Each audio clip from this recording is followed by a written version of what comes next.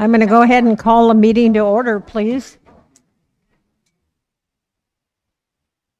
I'm going to call this meeting to order at 6:01 p.m. This is a regular meeting for Tuesday, August 18th, 2026.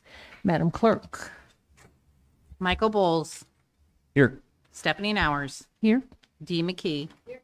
Maxwell Sumner is running a couple minutes late. Bill Gamble will not be present. Dimitri Bonoff. I'm here.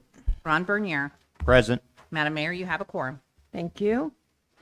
Is there anything any of the members would like to pull from the consent agenda? Yes, Assembly Person Hours. I've got a list. These are the N-Star additional costs ones. AM 26-105, AM 26-106, AM 26-108, 26-109, 26-110, 26-111, 26-112, and 26-16. Okay. Are there any other items that any of the Assembly would like to pull? I'm sorry. Assemblyperson Bowles? Okay. Okay. Are there any other changes to the agenda anybody would like to make? Assemblyperson Bowles. Thank you, Madam Mayor. I would like to move ordinance, where is it here? 26-095 to the top of the list under public hearings to be the first one discussed. Okay. 26-095. To be number one in the public hearings, right? It's the bottom of page 6. Any other changes? Do we need to ask if there's objection, Madam Mayor? Oh, okay. Is there any objection regarding moving the ordinance to be number one at the public hearings? I don't know if anybody heard you. Okay, all right. We'll try it again then. There's been a motion by Assemblyperson Bowles to move ordinance 26-095 to the beginning of the public hearings under the regular agenda. Is there objection? Okay, I haven't heard anything then. Let the record show that Assemblyperson Sumner arrived at 6:03. Are there any other changes to the regular agenda? I'm having trouble. And Assemblyperson Sumner, we did ask for changes to the consent agenda. There were a number of them, but if you had one, we could add it at this time.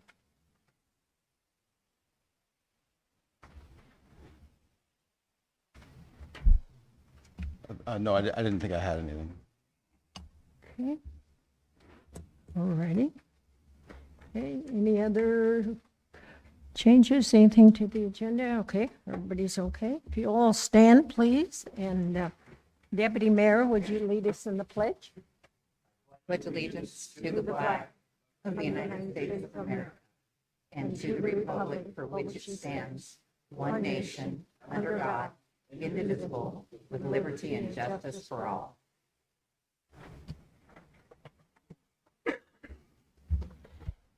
We do not have any meeting minutes to be presented.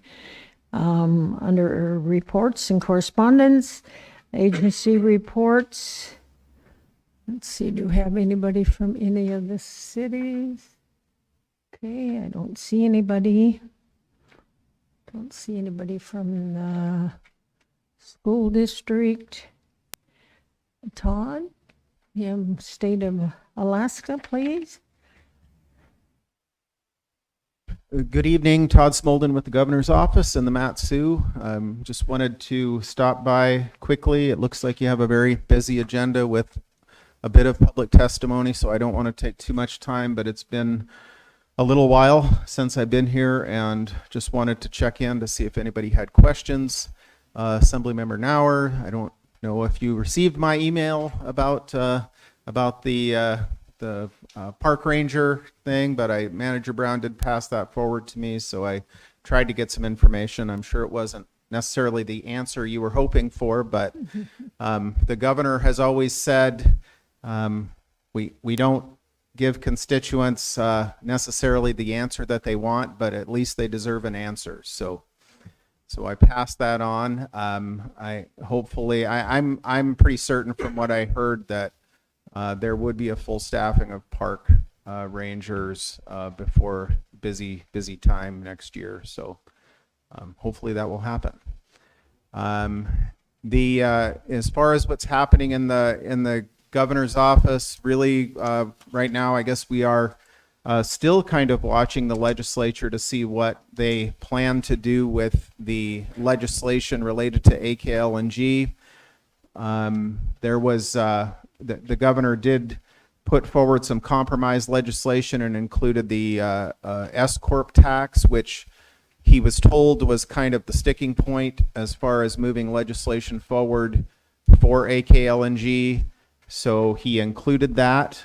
And then we were told that, well, the legislature wasn't going to meet. So we're a little bit, well, maybe he's not confused. I'm confused about that, since that was, we were told, was the sticking point. But then when that was changed, the legislature still decided not to meet. So they are having a resource committee, joint resource committee on Thursday. We'll see what happens with those discussions. Other than that, we continue to work on the governor's priority of reducing regulations through AO 360.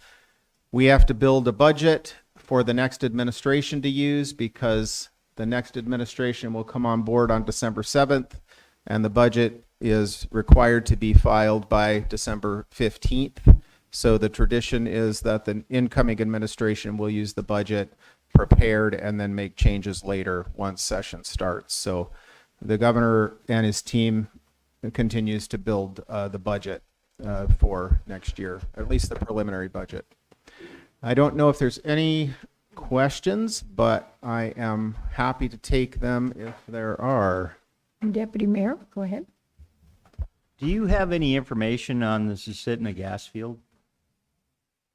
My through the mayor to Assembly Member Bernier.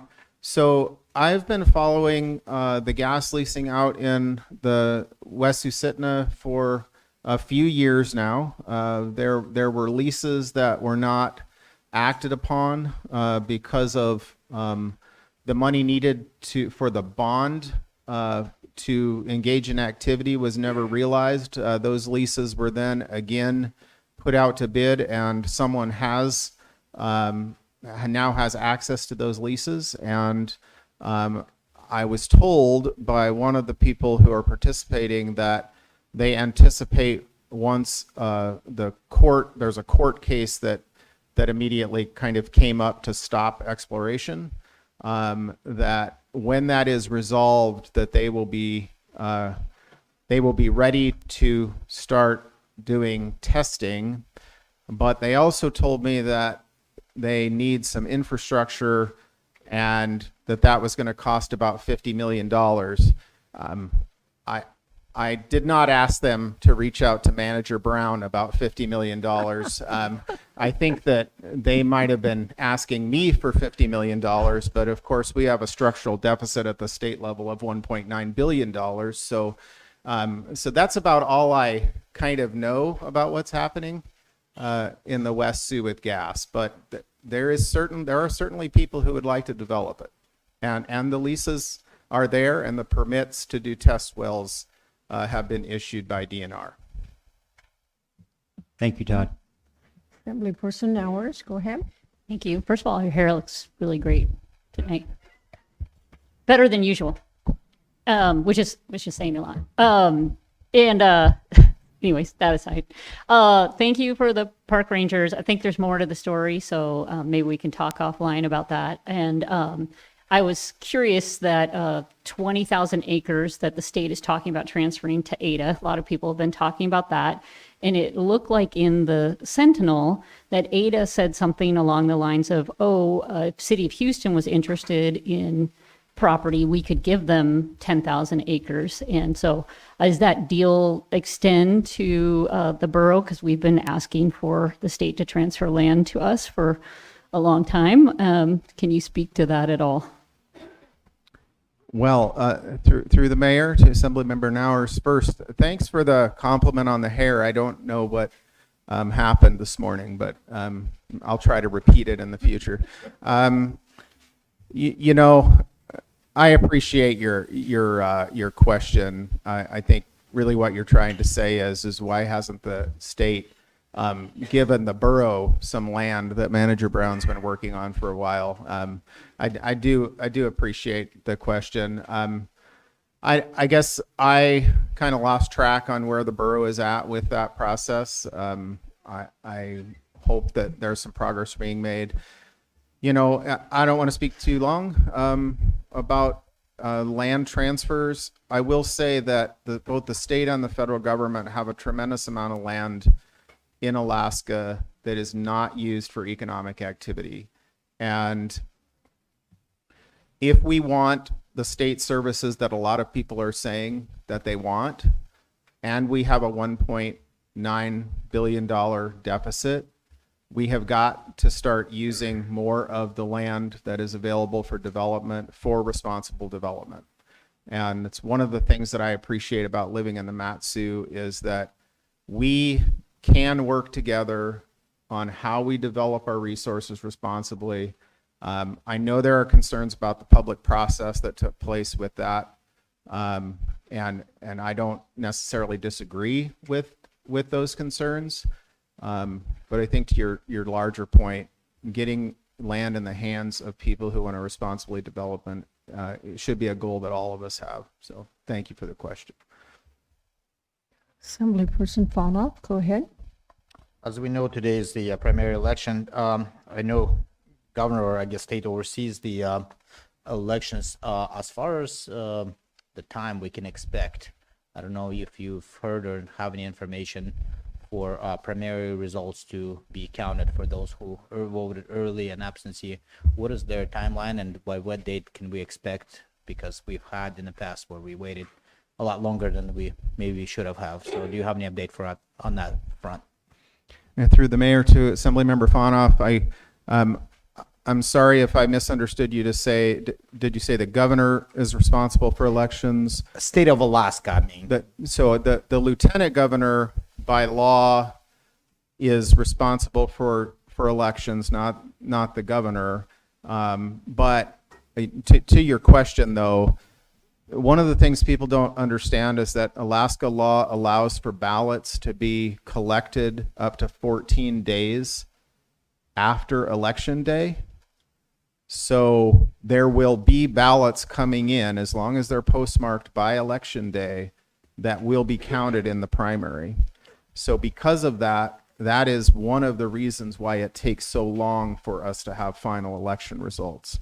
I think that ballots are counted throughout that time period, but especially probably in the governor's race, it might be difficult to know who those top 4 candidates are for a few days. But I do know that. Oh, okay. The clerk just reminded me that voting is going on behind the wall. So let's. Talk about candidates, No, proposition.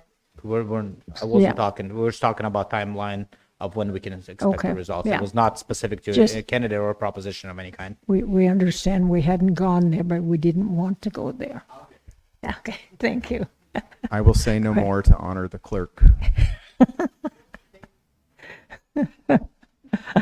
It takes a long time. That's the bottom line. Yes, it does. Any other question? Yes, Deputy Mayor. One last thing, as far as the ADA deal with it, is there a way we can convey to them that they should be interested in the Point McKenzie and West Susitna access area and not the Houston Willow area? Through the mayor to Assemblymember Bernier, I believe that ADA is currently working on a number of different things, some with the borough, some with other investors and other interested groups, Ambler, Point McKenzie, the port, And so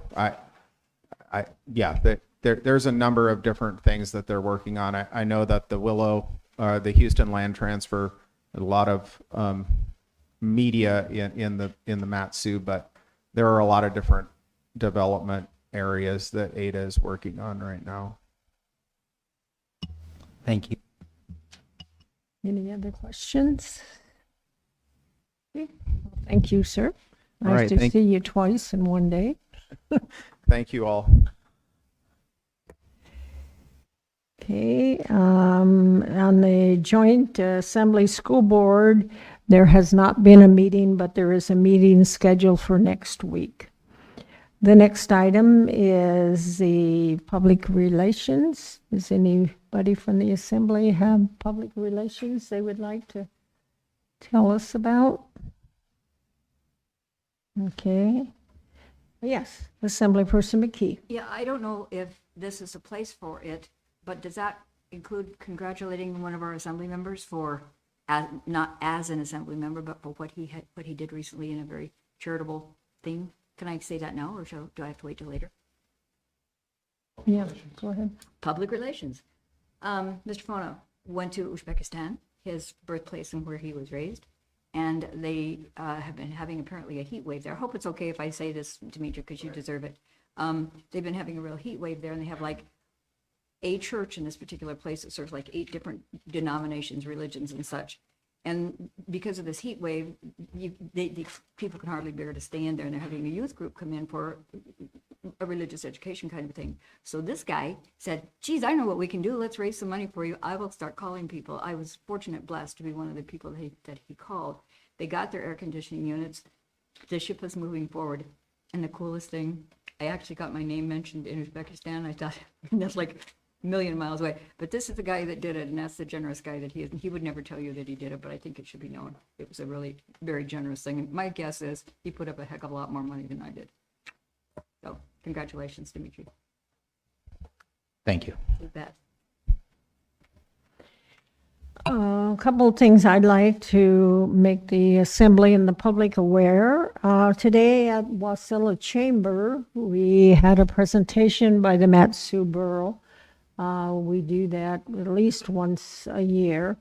I spoke, and then a number of the directors spoke, and there was an interactive survey that had been sent out. There's probably 160 people there, I guess. Place was packed. And we got some very good responses. I don't know if maybe they are aware, and if the Assembly would like to see the questions and how people responded. And so that went very well. One of the other things we noted at that meeting, as well as maybe you've already seen on Facebook, the fires in Choke, and Ken has, and Mike, of course, have sent some resources up there, just like we did to Fairbanks a couple of years ago. So we are doing some contributing. I believe there are 3 fire departments that have participated, someplace between 10 to 12 people. And so we're helping that area both physically, and I think everybody is praying for that area also. Okay. Mr. Brown, do you have a report? I'll be very brief, Madam Mayor. I just want to remind folks of the open house at Port McKenzie Friday and Saturday from 10 a.m. to 4 p.m. That's open to the public. So for folks that may have no idea what Port McKenzie is or what it's about, we open it to the public, bring folks in, give tours, answer questions. And so Friday, Saturday, 10 a.m. to 4 p.m. Thanks. Mm-hmm. Thank you. Mr. Attorney, report? Okay. Madam Clerk? Just the clerk's report is in the red folder. Okay. The next item is citizens and other correspondence. Are there any comments on the citizens and other correspondence from the Assembly? Okay, seeing and hearing none. Madam Clerk, would you please read the IMs? IM 26-157, informing the Assembly of the manager's signature on 5 grant applications for the online with libraries grants through the Alaska State Library. I am 26161, reporting the conclusion of contract for bid 25007B with Steppers Construction for a final contract amount of $6,776,465.36 for the construction of the Gateway Visitor Center project. I am 26169, informing the Assembly of the submittal of a statement of interest in submitting a match and gap funding grant application to the Denali Commission. Are there any comments on the IMs? Hearing none, they are presented. Next item is audience participation. It looks like we have a sign-up sheet. We will call on the people that have signed up first, and then it will be open to everybody, both people that are physically here as well as are online. And Michelle LaRose, is that?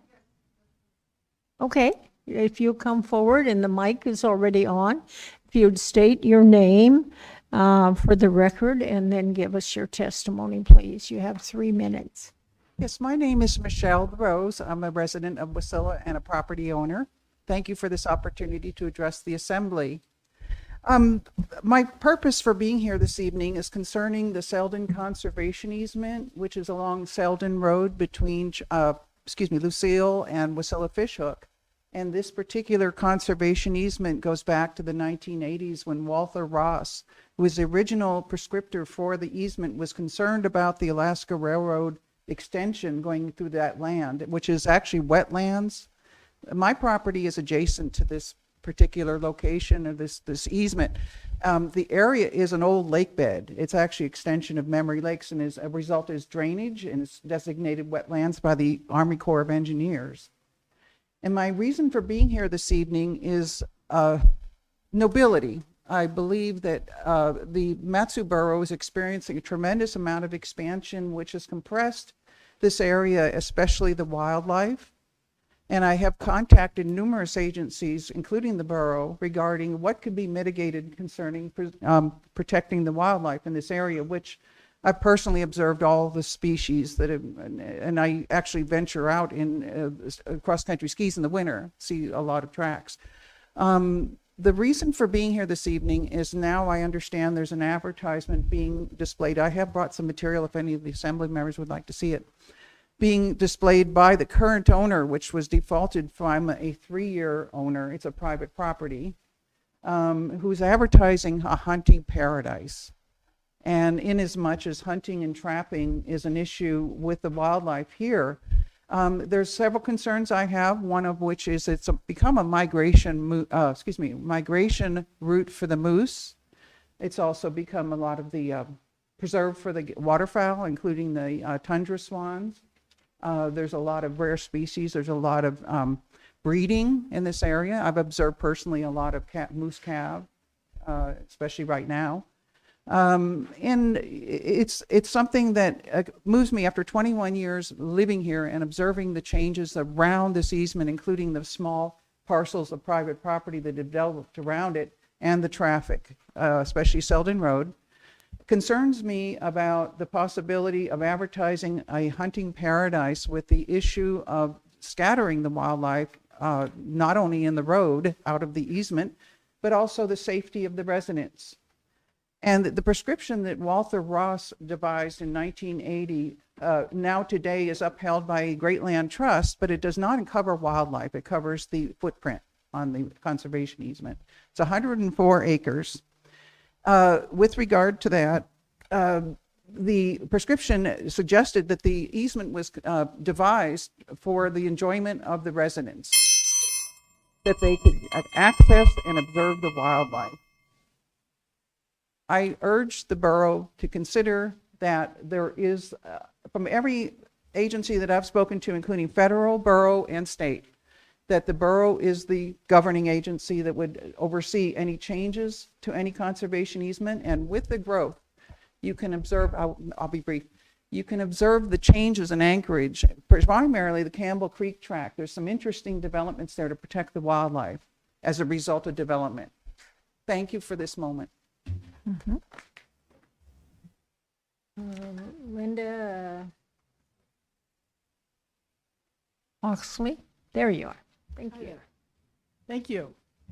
Good evening, Assembly members, Mayor DeFries, and staff. My name is Linda Oxley, and I represent Waco in these comments in support of the Zero Lake Coalition. We are here again to keep alive our strong concerns about the borough reclassifying the Zero Lake parcel to allow for a future shooting range.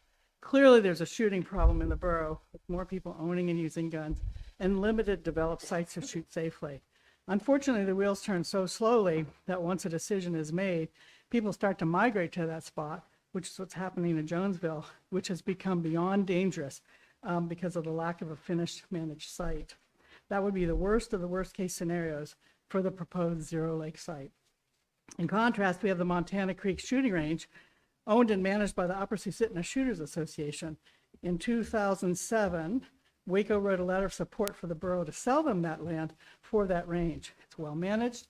Its location is excellent, accessible to all with a nominal daily rate. It has a 1,000-yard range, which will accommodate many, if not most, of the weapons on the list of usual guns that Alaskans use. If anything, the borough should do everything in their power to support this exemplar of a community group addressing a community need. We've given you a binder of facts about why the Zero Lake site is such a poor location, starting with it's located right next to properties owned, actively used, and being developed into full-time homes. At a minimum, no private property should suffer the devastating consequences that this type of development would bring. We've given you information on the lack of fire service coverage, the fires that have started at other firing ranges, describe the heavy use of the entire area for multiple types of year-round use by residents and visitors alike, and describe the parts of the cost burden that trying to address the necessary infrastructure will mean. We've advised you that the borough does not own any part of the trail, which is called a road. We've given you information on the danger posed to fish downstream from lead contamination, not to mention the sound pollution for miles around. We found a better, much better location, ready to go with road access, zoned for heavy industry, so that it could be developed much more quickly. Waco remains the bastion of support for the recreation and tourism industry that the area is currently revered for.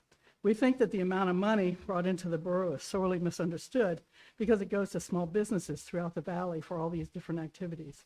And the borough needs its small businesses to be successful. Those are a sustainable industry. In summary, please vote this ordinance down about Zero Lake Road turning into a shooting range in the future. Our facts should have provided overwhelming evidence that this site is very poor to, in the future, develop into a range. We've given you another very viable alternative site. If you must continue to look at this site, please put a moratorium on the topic for 2 years to fully evolve the risks, the consequences, and any mitigation methods that might be required and useful. Thank you for your time. Darcy Morgan.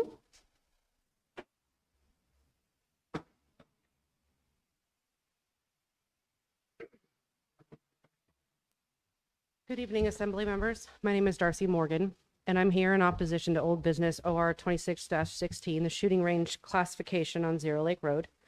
As you all know, my cabin sits less than a quarter mile or about 1,000 feet downrange from the proposed site. We are approaching a year of this process, and throughout that time, we've continued to raise serious concerns about the site, safety, wildfire risks, environmental impacts, potential lead contamination, poor access, and most importantly, the proximity to private occupied property. The problem is not the lack of information. The problem is the site. The proposal would place a public shooting range immediately adjacent to private occupied property. This is not a minor land use issue. It's an extraordinary decision that could set a troubling precedent. If this is approved, it tells every property owner in the borough that a public shooting range can be placed next to someone's home simply because government-owned land is available. We also cannot ignore that people already go up there and shoot informally, sometimes irresponsibly. But that's not a reason to formalize an increased shooting activity in the same location. Look at Jonesville. If anything, it shows why this is a wrong site, not why it should be further developed. There is a need for a shooting range. However, it should be built on a better site, one that is safer, more appropriate, and does not place residents directly in harm's way. We have provided information on an alternative location with safer conditions and easier access. We are not asking you to decide this based on emotion. We are asking you to look at the facts, look at the site, look at the proximity to private property, look at the wildfire risk, and look at the access. And ask yourself one question. If you were choosing the location for a shooting range today, knowing everything you now know, would you still choose this site? I believe the answer should be no. Sometimes the responsible decision is simply to recognize that the site itself is wrong. After nearly a year, please stop trying to make this site fit a proposal it was never appropriate for. Please protect the surrounding property owners and do not establish a precedent of placing a public shooting range next to privately occupied property. This is not the right site location. And as we now know, the other side of our property, one side will be a shooting range, the other side is the land transfer. So it feels like we're kind of getting attacked from all sides. So please shoot this down. We would like to move forward with developing our property. Thank you. Robert?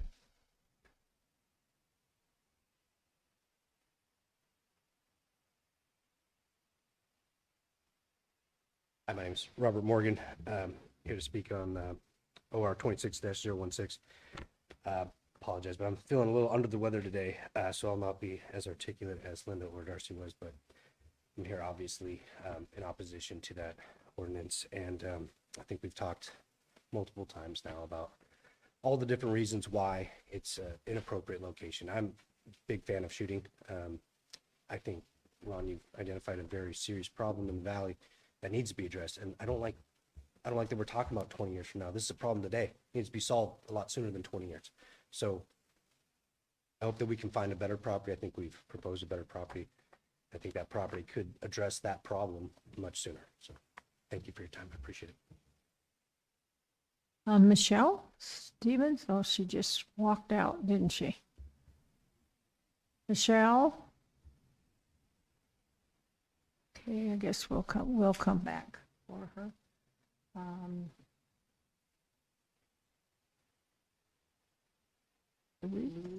Louise Condry. Oh, here she comes.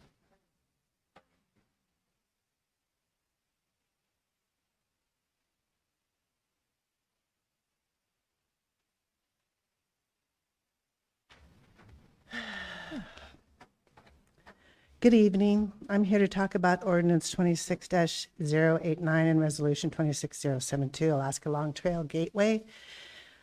Dear Mayor DeVeers and Assembly members, my name is Michelle Stevens and I am Vice President of the Alaska Outdoor Council.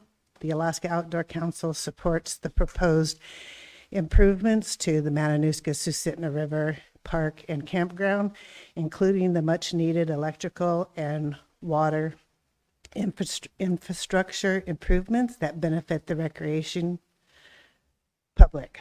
However, AOC opposes the $100,000 Alaska Long Trail Gateway portion of the project and asks that the Assembly to separate and remove that portion of the proposed scope of work. AOC would like clarification on how the $100,000 designated for the Alaska Long Trail Gateway will actually be spent. How much will go directly towards construction and installation of the gateway, and how much will be used for design, administration, planning, or other cost. In 2024, the Assembly adopted Resolution 24-056 expressing concerns regarding the proposed Alaska Long Trail and a potential National Scenic Trail designation.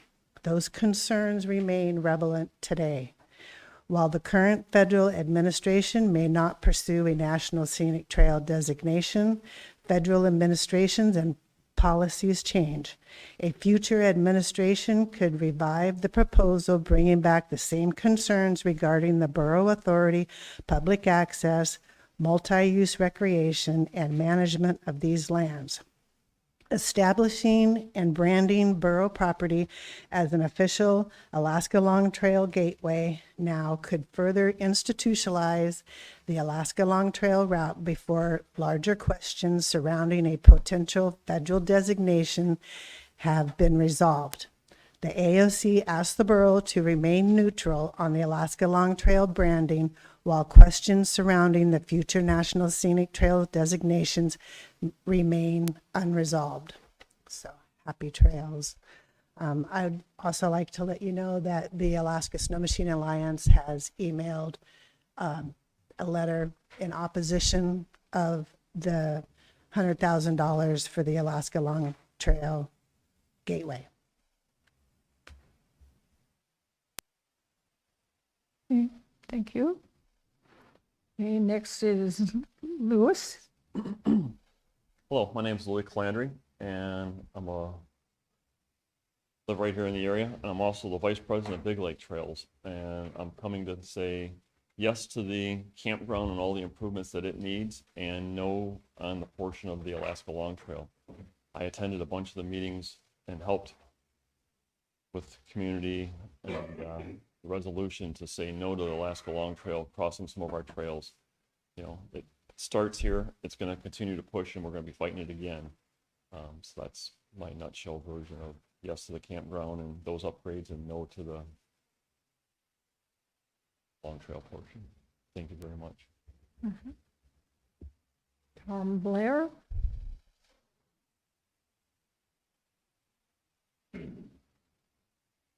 Good evening. I'm Thomas Blair. Let me get my notes here. I'm here in reference to the ordinance 26-016, the zoning issue.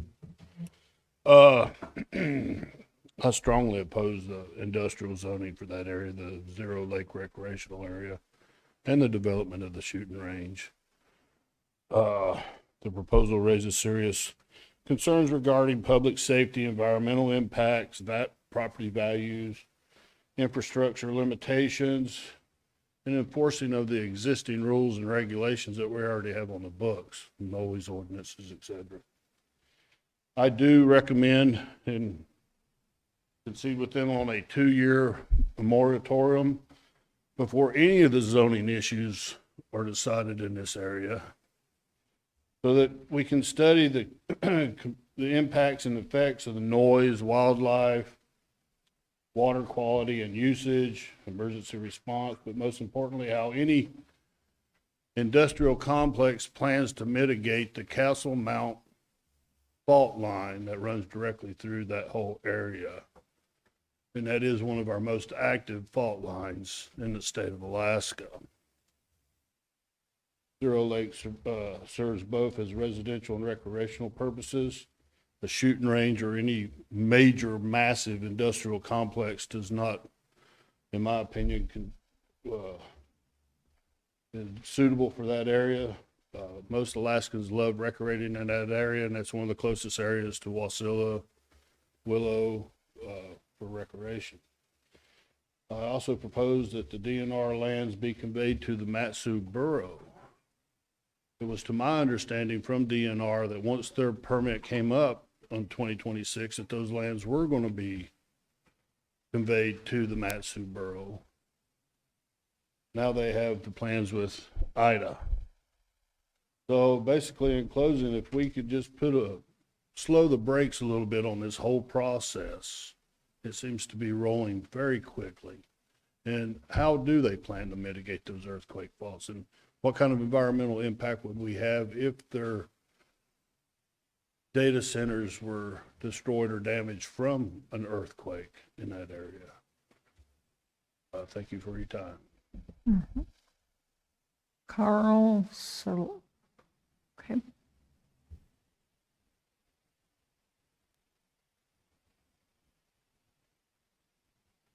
Good evening. My name is Carl Sadlowski. I am here to beat a horse that should be dead. However, to that horse, I say nay to the Zero Lake shooting range at this point. Thank you. I'll be here all night.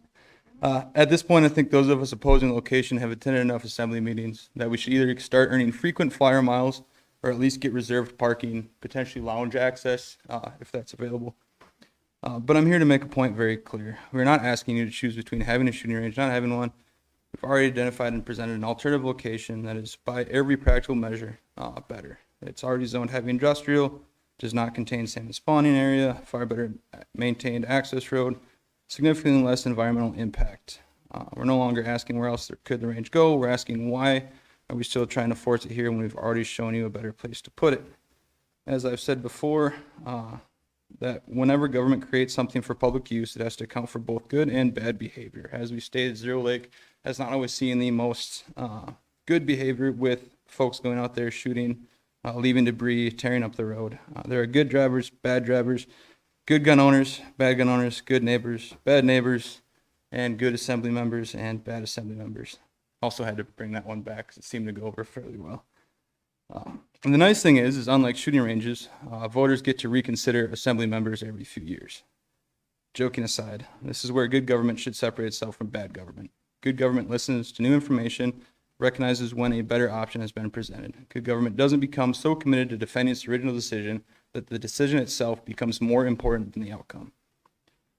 Continue to pursue the more controversial, environmentally sensitive location isn't simply a question of whether a shooting range is needed. It's now a question of why this location is being preferred over a demonstrably better alternative. I support a shooting range. I support gun ownership. And I support spending public money to build something that can serve this community for generations, especially from the standpoint that my property taxes went from $1,300 last year to $2,400 this year. I would like to see all my extra funds that I've generously donated go towards something that's beneficial for everyone. I just don't support spending money I don't support spending that money forcing a good project into the wrong location when a better one is sitting on the table.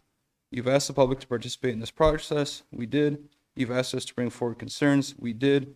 And rather than simply complaining, we bought you an alternative. And we did the due diligence process on your behalf to help make an educated decision. Now that we're asking you to seriously consider it, because at some point, listening to the public has to mean more than simply giving us a few minutes at a microphone. This is democracy. The people have spoken. Please listen. Thank you. Jackie?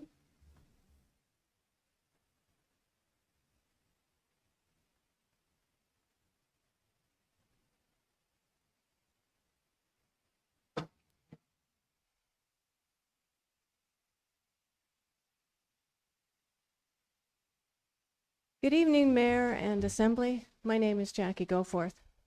I want you to know that despite what anyone tells you, there is an effort in the country right now to sexualize, groom, and confuse our children on their genders. It is being fomented by teachers' organizations and by nonprofits. I give to you a handout to prove this. The first one is from hightops.org. And as you can see, their goal is to indoctrinate young children by focusing on grades 5 to 8 to catch kids when they're starting puberty.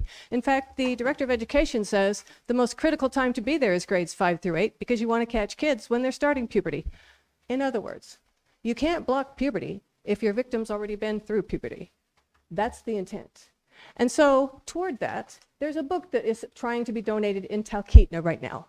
And 2 of the library board members flagged it. It's called The Gender Will. You have a copy of page 33 in your hands. And as you will notice, the top person is a juvenile, naked, with male genitalia, who's wearing the sign that says she. And you'll notice on the bottom, there's a female who's wearing the sign of he. And then for some strange reason, one of these people is wearing a sign that says they're a tree. This is what they want to put into the Talkeetna Library for Children as a nonfiction. Now, you think it's not the American Library Association nonprofit? Well, let's see exactly what they're doing. Here's their lesbian Marxist past president, and what is she teaching? How to queer the libraries. And if you think their chapters, the American Library Association has chapters called Friends of the Library. The Friends of the Library are entrenched into most libraries. They actually think they own the place. They have an agreement with the American Library Association that says they get to use the building, they get to use the staff, they get to use the office equipment, they get to use the storage. I've seen it. I'll be happy to give you another copy. And this is what the former president, who recently resigned, of Sutton Friends of the Family Library had to say. And I'd really like to read from her entire transcription, which is on the back of this page. Sex and gender. Biological sex is not as simple as saying XX or XY. Human sex characteristics include chromosomes, hormones, gonads, reproductive anatomy, and secondary sex characteristics, and naturally occurring variations that include XXY, XYY, XXX, and XO, and a mosaic of chromosome patterns. She said this in a supercilious tone of voice without one hint of proof. And if you think that it's not the friends of the family, friends of the library, I have this book for you. The very opening line is, when Aiden was a boy, his parents told him he was a girl. And to know where it came from, it was generously provided by the Wasilla Friends of the Public Library. Thank you. Linda?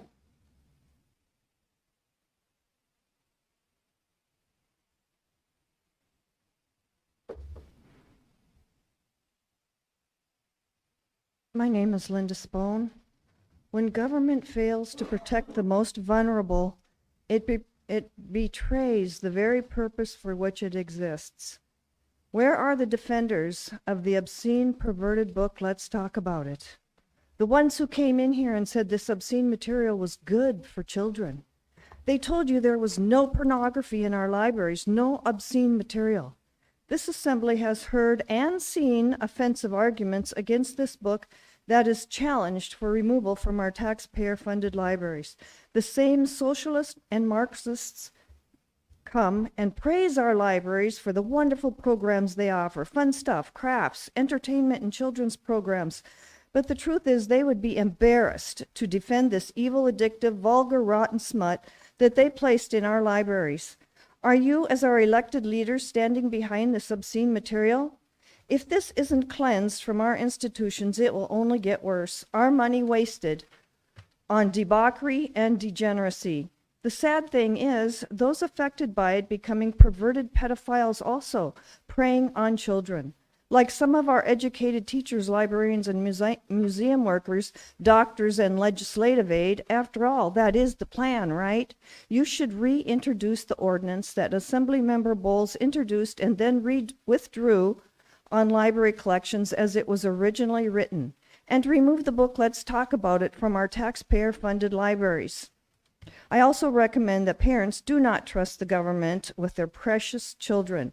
I pray that God will destroy this evil in our country, state, and the Mat-Su borough, in our institutions, schools, libraries, and in our government. I pray for protection for our children, minors, and families through the shed blood of our Savior, Christ Jesus. Thank you. Also, I have an extra copy if anyone would like to see what we're complaining about. Chris?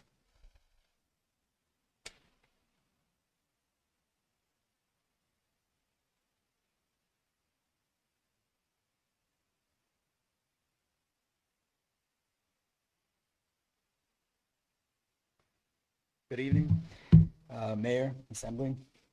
My name is Chris Leasing, lifelong Alaskan business owner, and I'm president of Eureka Trails, Inc. I'm here to speak on Ordinance 26-089 and Resolution 26-072. I'm here tonight in support of our fellow trail organizations and the people who work hard to maintain and protect recreational access throughout the Mat-Su. We absolutely support improving Matanuska River Park and campground, good infrastructure, safe access, and well-maintained trails benefit all of us. However, I believe the $100,000 Alaska Long Trail Gateway portion should be separated from these improvements. There are still legitimate questions about the future designation and what that branding could mean long-term. We can support better trails and better facilities without committing the borough to something that deserves its own discussion. On behalf of Eureka Trails, I respectfully ask you to fund the needed improvements, but keep the Alaska Long Trail Gateway portion separate. Thank you for your time. Holton? Keaton, is that what it is? Oh.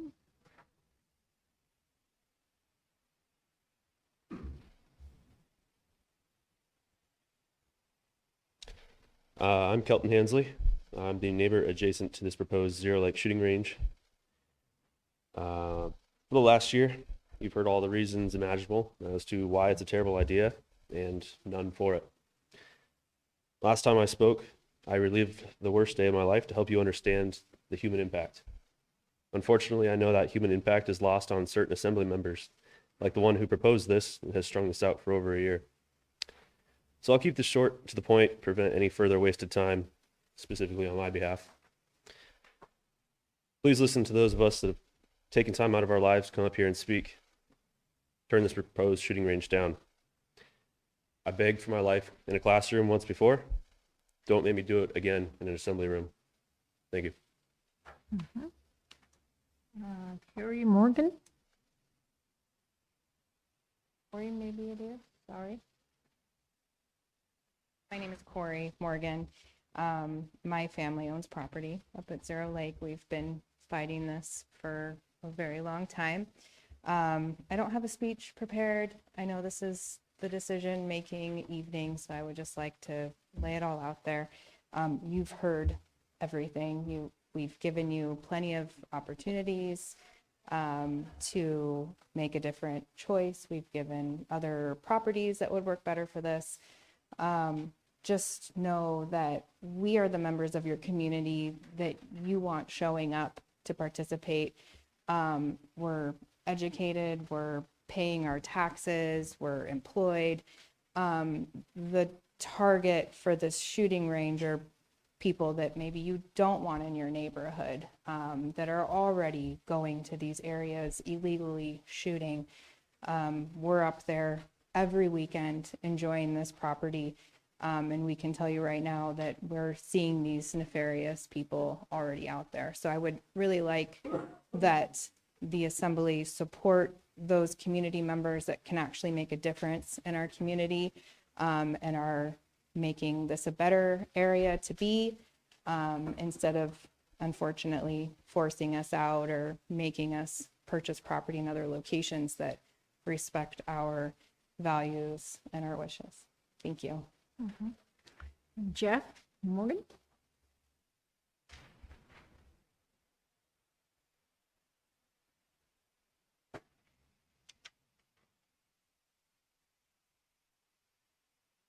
Hi, my name is Jeff Morgan, and I am very much against this Zero Lake Road situation. We've come up and we've talked to you guys. You've heard it all. You've heard it all. There's no more information to give you. I know that there's some assembly members who are just hard-headed, but I'm begging the rest of you, please be considerate of those of us who actually live there and utilize the area. Thank you. So that finishes and the people that have signed up to testify, and now we'll open it to anyone else that you haven't testified, but you would like to testify not only on that issue, but any other issue or any issue that's on the agenda, or even if it's not on the agenda, you're welcome to testify. So anyone else want to?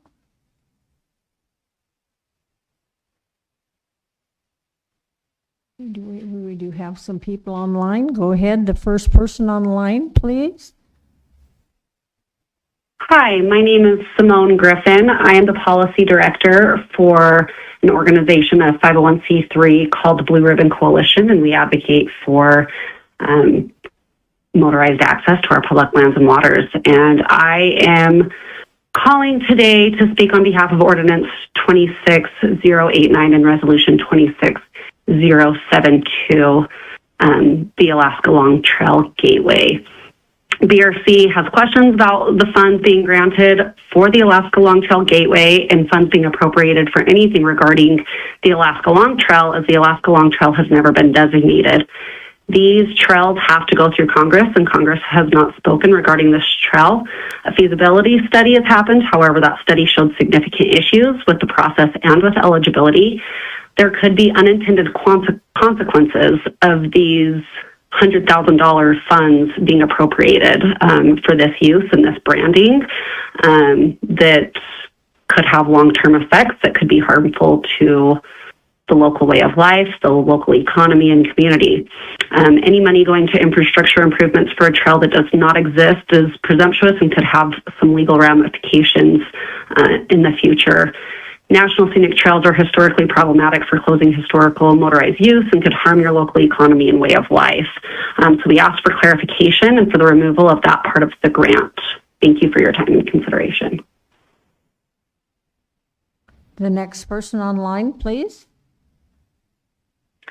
Good evening. My name is Esther Huddleston, and I'm speaking in regards to Resolution 26-072. I support the Rasmussen Foundation for the Matsu River and Park and Campground upgrades. However, I am asking the Matsu Borough Assembly to make an amendment in opposing the $100,000 to the Gateway Alaska Long Trail. Back in 1980, President Carter confiscated over 140 million acres of land from our state and created a whole bunch of national parks. Ever since 1980, state of Alaska has had multiple lawsuits to be able to exercise Alaska state rights. The Matsu Borough barely has funding to fix roads.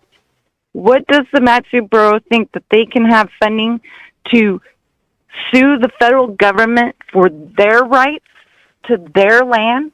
I know you passed a resolution stating that you support the Alaska Long Trail, but you maintain the rights. But how can you, the borough, have the funds to sue to keep your rights? I say no to the Alaska Long Trail because that braided long trail through the Matsu Borough will become your braided plague. You will lose access to logging, mineral development if it becomes a federal national designated trail. People won't be able to access their cabins because they won't be able to take their snow machine or four-wheeler across the trail. The Alaska Long Trail is a plague. I say no to the $100,000. Don't let them open the door, put their foot in the door, shut it down before it becomes a problem like the state fighting their rights to our land. And I just wouldn't support this. It's a bad mistake. And please make an amendment to eliminate that $100,000 towards the Alaska Long Trail. Thank you. Bye. Or go ahead, whoever's next online, please. Yeah, this is Michael Blakesley, and I'd like to speak on the ordinance 26-089. I support the proposed improvements to the Matanuska River Park and Campground. However, I'm opposed to the Alaska Long Trail Gateway portion of the project and ask that the Assembly remove that portion from the scope of work. In 24, the Assembly adopted a resolution 24-056 expressing concerns regarding the proposed Alaska Long Trail and potential National Scenic Trail designation.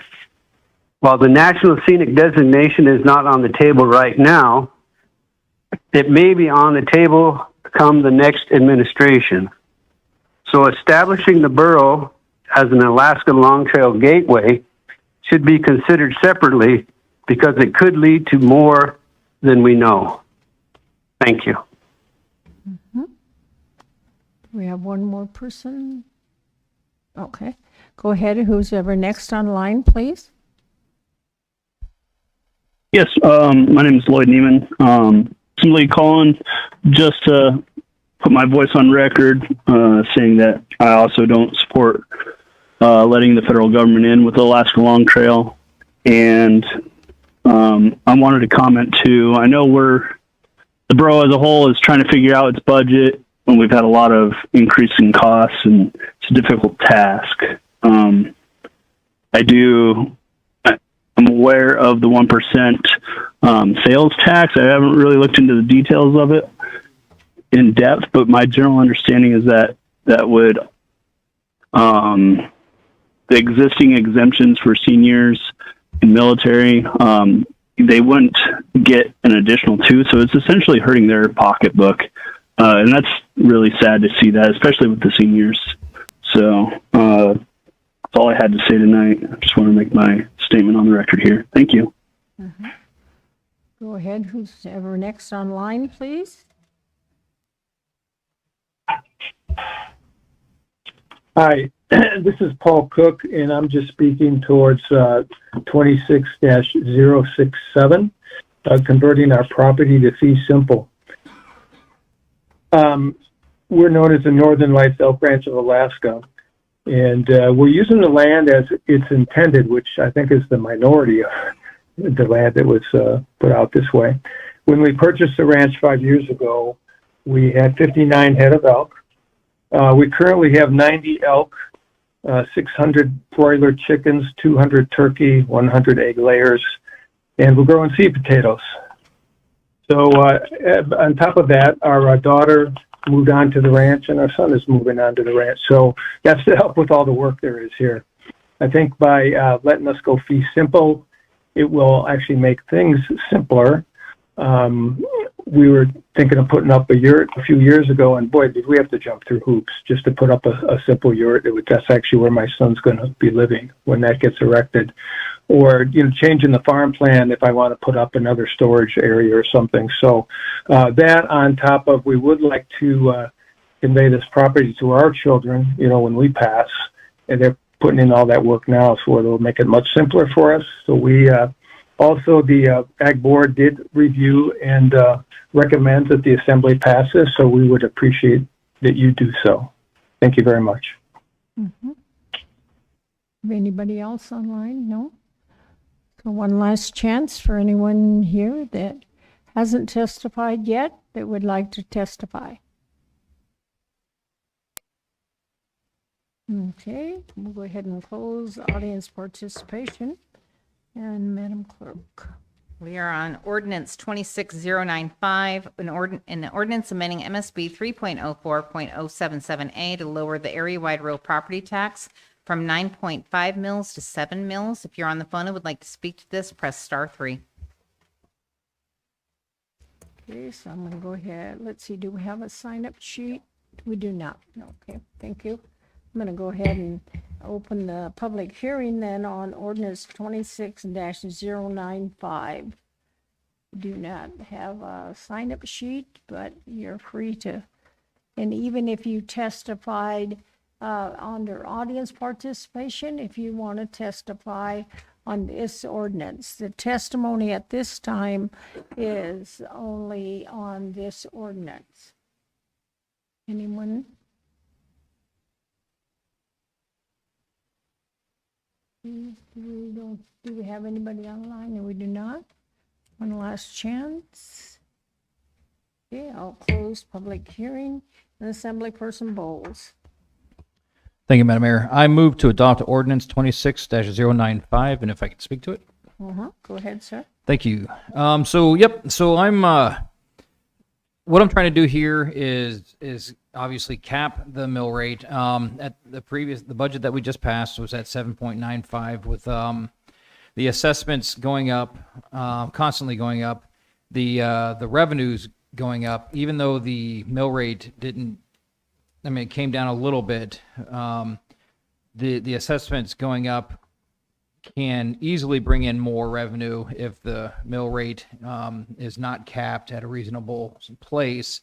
Right now, the cap is 9.5, and not to say that the borough manager is ever going to propose a budget at 9.5 mils. I don't think that's going to happen. We have a very good manager, a fiscally responsible borough manager. But in 2 years, he may retire, and we may have a different looking assembly. And so I'd like to get ahead of that if possible with our 5-year plan that the tax assessor has discussed at these 5 years of assessments going up at particular rates. I think it's reasonable to try and protect residents from potentially large increases of property taxes in 1 year. I think 7 mills, in my opinion, is reasonable. It'll likely, with the increases in assessments going up, it'll likely bring in plenty of revenue, close to what we brought in last year. And I hope that my fellow assembly members will consider that and move this and pass this ordinance. Thank you. Okay, thank you.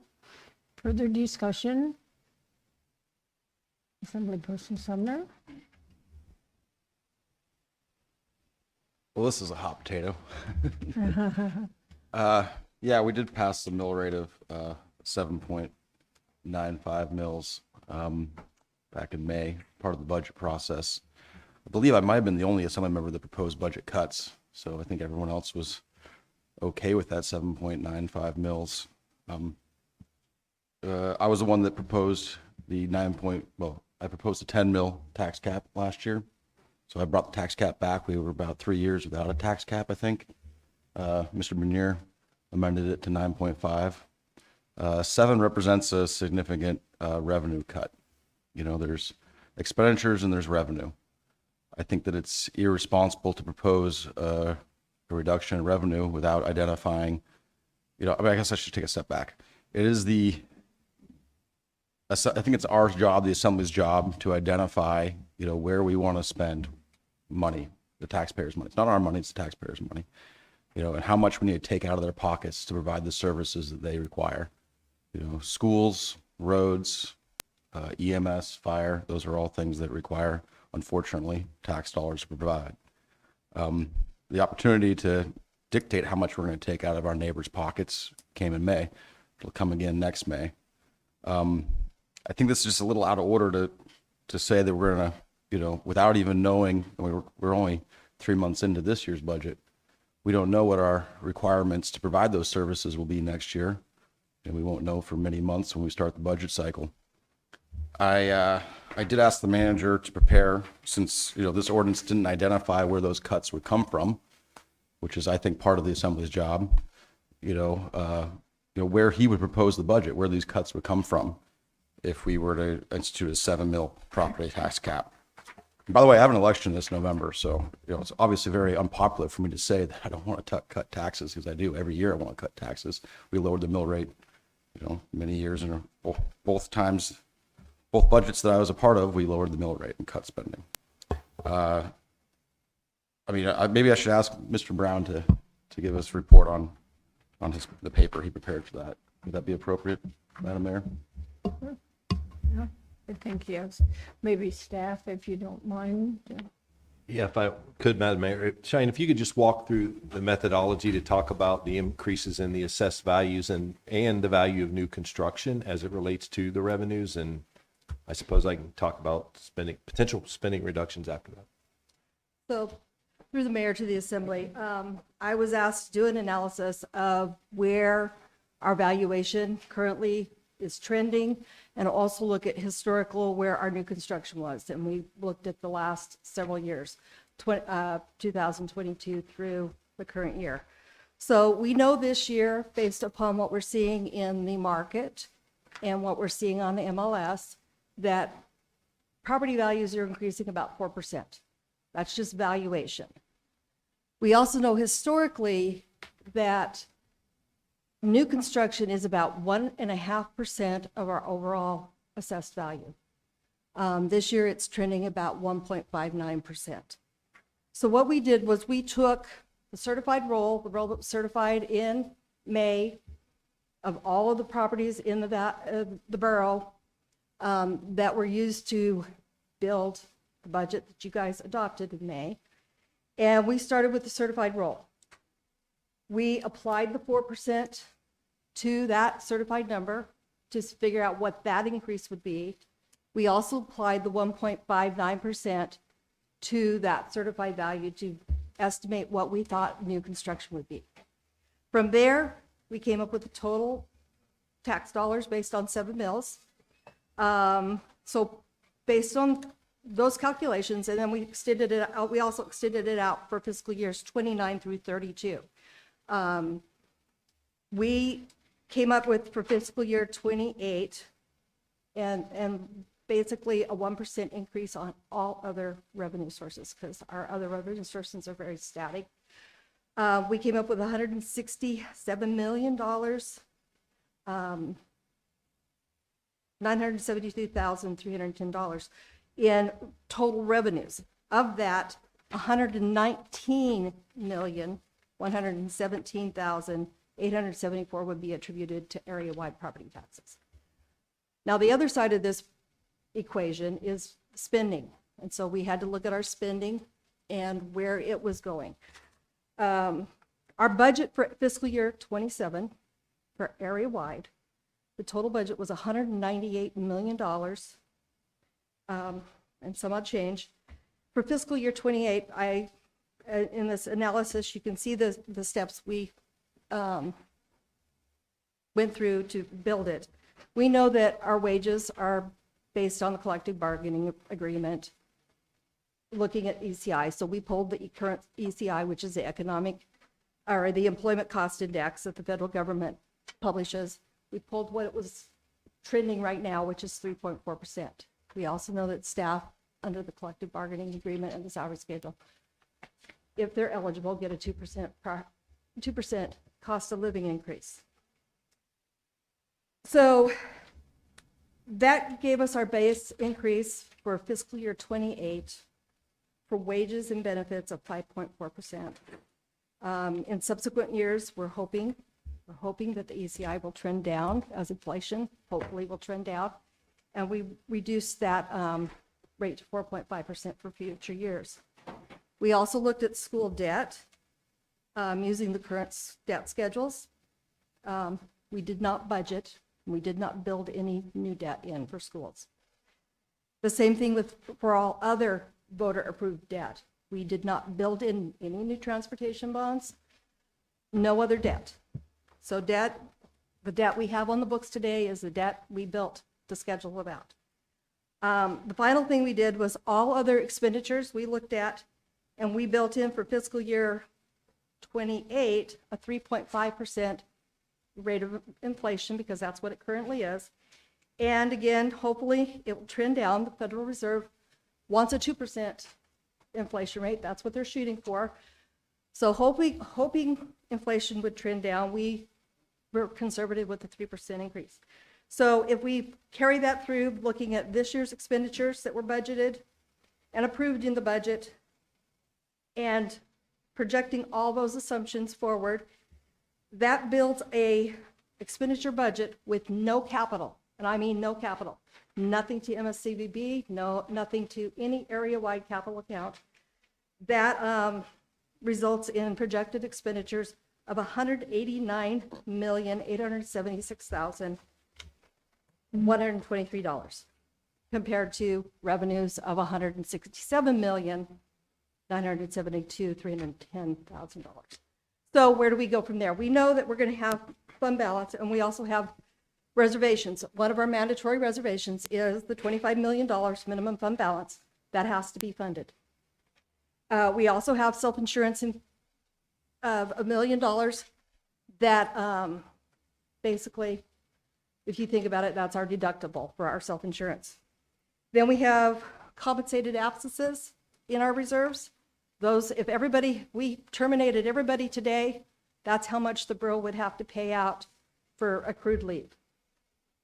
There's a small amount that's been in there for a while for assembly projects, and then we also have $1 million reservation for major maintenance and renovations.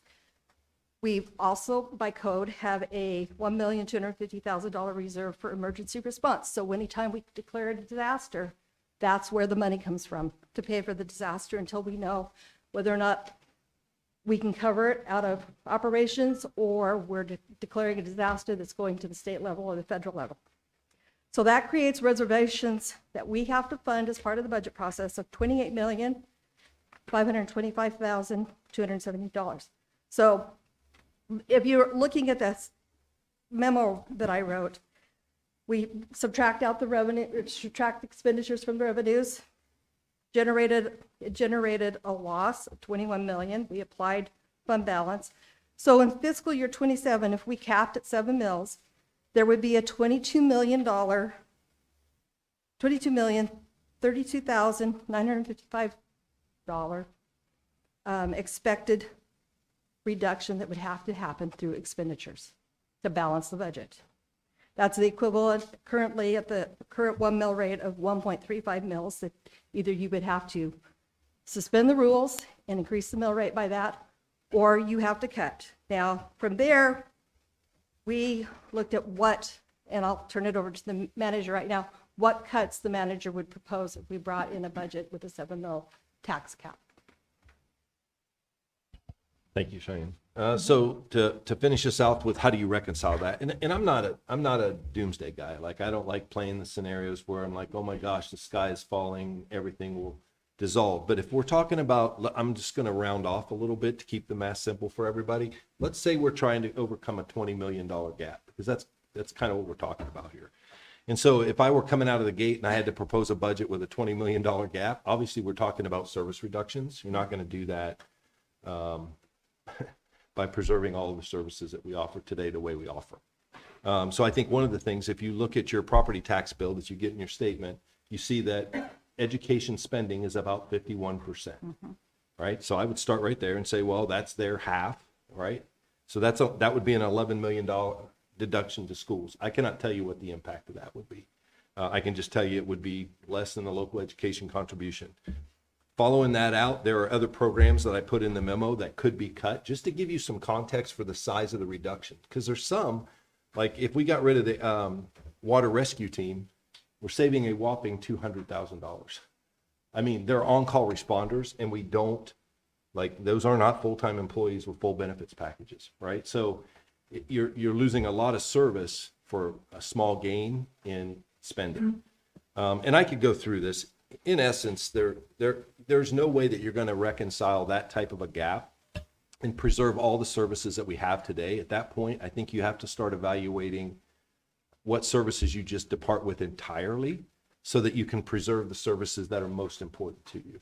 And so, I'm not trying to create this scenario where, it's like, oh my gosh, the sky is falling. But if you're trying to find $20 million in reductions, I mean, our budget, and I get it, it's pretty big in the big scheme of things to your average person. But that's going to have a significant impact. Like, it's not like a 1% reduction in the budget. We're talking about something that's much more significant and that we would have to reduce. So I simply try to provide that for some context so you can understand the magnitude of it, because what the 7 mil tax cap essentially does is directs me to prepare a budget that does not exceed 7 mils. So my job would then be to work with staff and figure out what I would even put on the table for you to consider out of the gate, and then you'd have to figure out what you want to do with that. Assemblyperson Bowles. Thank you, Madam Mayor. So a couple things. You mentioned the MLS and increase, it sounds like, in property values according to MLS, and MLS is where property real estate sold. My concern is the increase in assessments, property assessments for property owners, last year going up 15% across the board.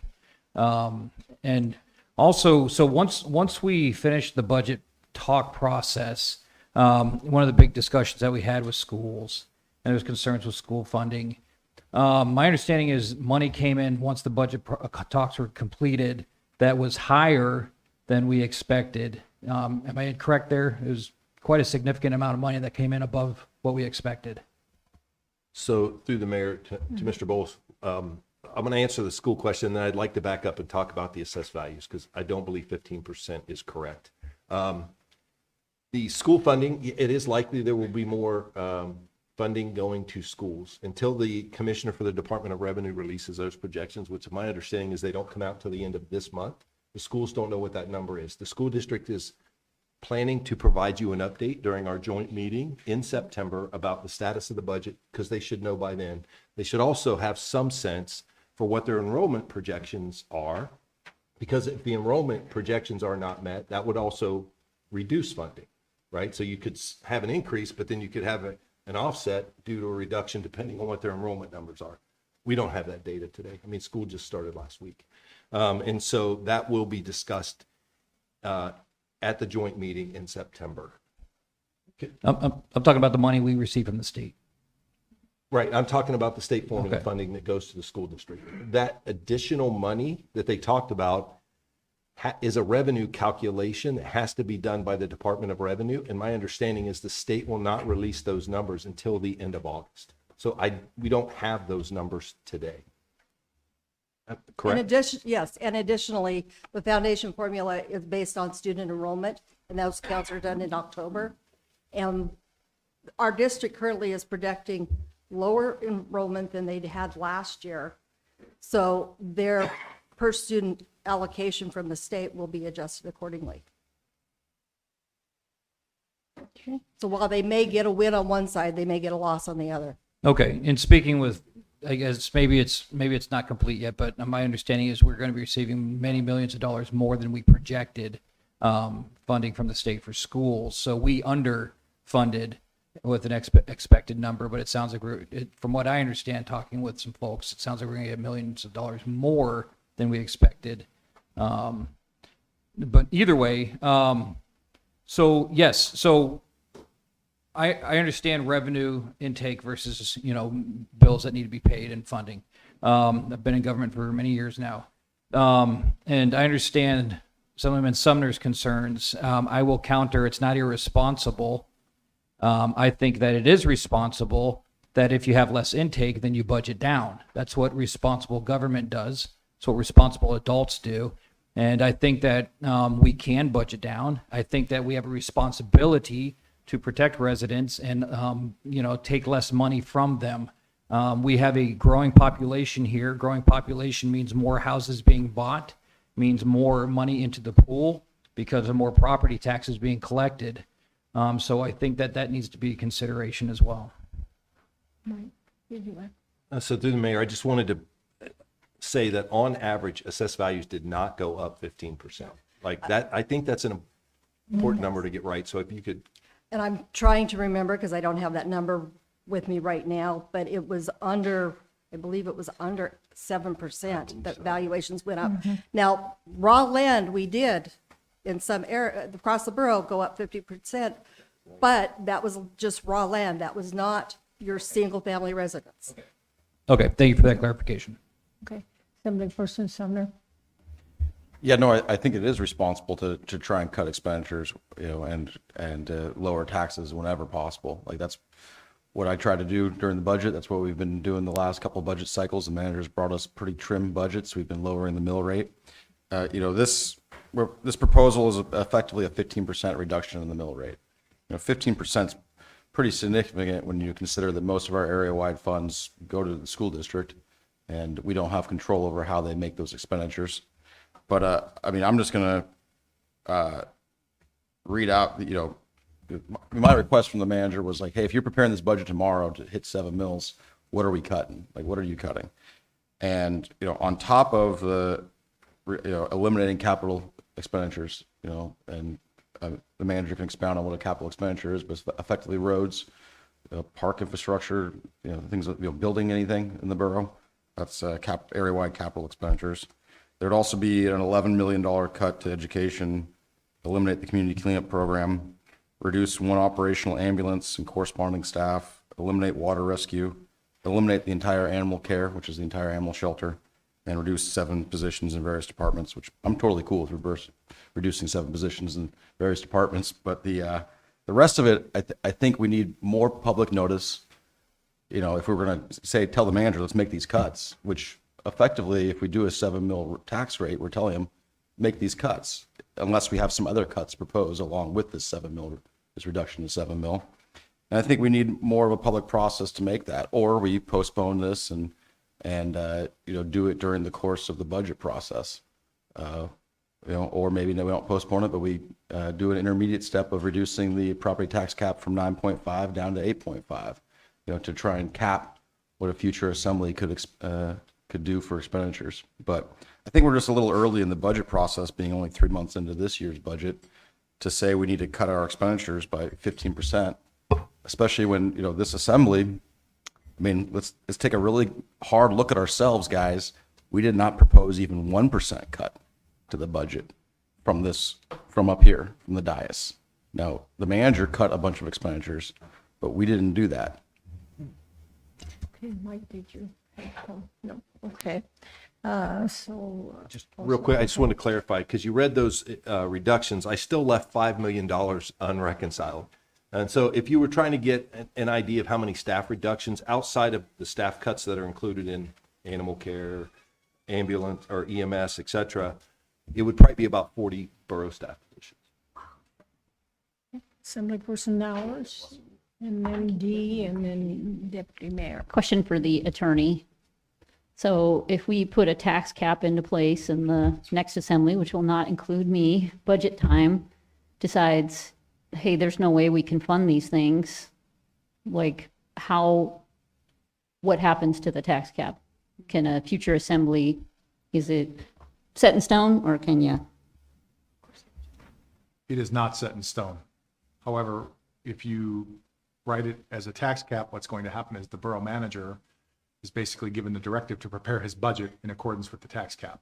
So they'll come in with a 7.0 mil cap and potentially all the cuts. But if the assembly says we need 8 mils, there's nothing to keep them from making it 8 mils in the budget process. That is correct. Okay. So just, a couple of thoughts. I mean, I appreciate, like, there's a lot of numbers thrown around, and I know the goal is to try to keep budgets under control. And I think to Max's point, the way to do that is to make the actual cuts. Like, I can sit there at my household and say, I'm going to cut 10%. But reality might be I got to do the car repairs, and inflation is going up in grocery prices. So I just don't see this being a way to get there. It's not hard and fast. You haven't identified the cuts that you would make to do this.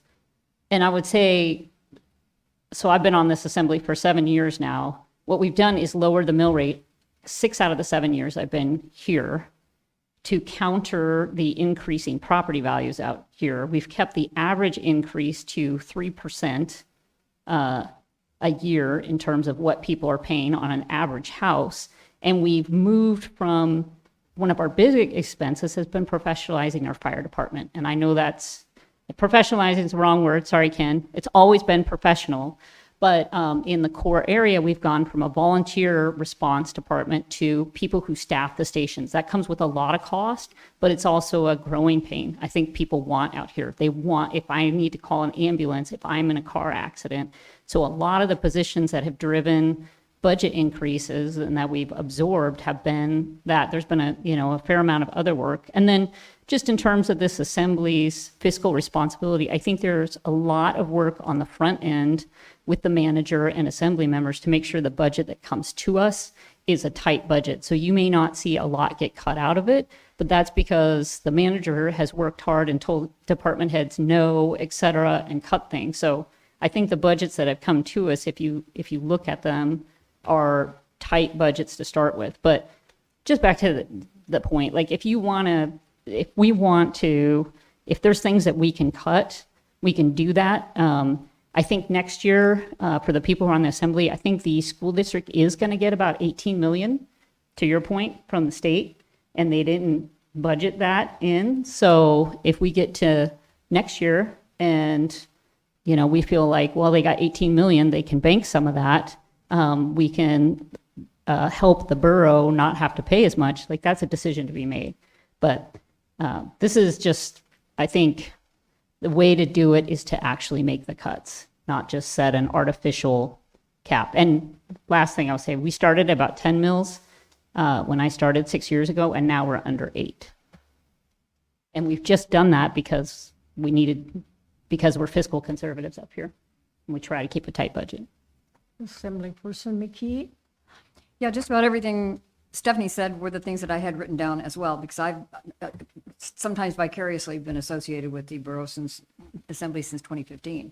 And I've watched every year, almost every year, these come down and down and down. And that's admirable. I also think a cap is a cap. It doesn't say, let's shoot for the cap in our budgeting. We don't, we want to shoot for below the cap. I mean, that, we don't, if you put it up there, doesn't mean you're going to get to it. It means you don't really want to get to it. Maybe you won't have to get to it, but you got to have that leeway to take care of some of these things you're talking about. And I looked, as soon as I saw this, I thought, why are we even still talking about it? As soon as I saw these kinds of cuts and such, why is this even still, why we would think it would have a perv moving forward, I can't tell you. Because some of those things, you know, you look, I know the school district has got to lower its sites one of these days. We're not there yet. I've never seen it do that, but there's always hope. But the fact is, if you lock yourself into a cap, then it's like you, all year long, go and take money out of your piggy bank, and you get to the end of the year where you really have to start dispersing this stuff, and you shake the thing and it's empty. And then you've got to go into emergency mode and say, oh geez Louise, we really screwed up. Now we've got to do something right here and right now to be able to meet it, to make the cuts, or to raise the cap or whatever. So I'm not much of a gambler. I just think this is a crapshoot, and I don't think we can afford to do a crapshoot with the budget. You don't have to make the cap, but you shouldn't make that cap go lower and hamstring yourself. But thank you, Stephanie. Everything that I was looking at, you obviously said it, and I absolutely agree with what you're talking about. Deputy Mayor? I was actually going to ask Cheyenne, the mills over the last dozen years, I know wasn't it up like 13% at one time? I know I came in on November 21, and so 22, everything we've dropped every single year. Through the mayor to Assemblymember Bernier. Yes, in the borough's history, the mill rate has been as high as 13 mills. I can actually provide the historical mill rate for area-wide to the mayor or the manager to disseminate to you. I have it going back to as far as you want. I have it going back to 1964 when the borough was formed, so I can give you the historical mill rate.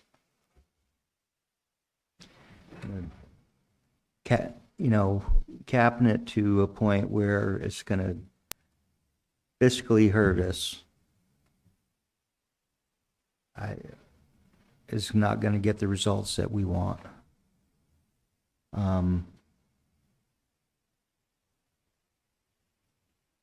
I would amend your motion to a 9% cap.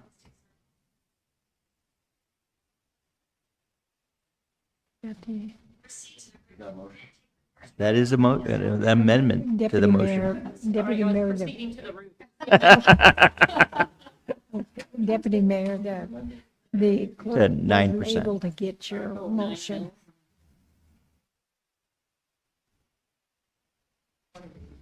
That's what we're at. Okay, you have the amendment now? Okay, so now the discussion, excuse me, the discussion will now switch to just the amendment. Okay? Assemblyperson Bowles? Thank you, Madam Mayor.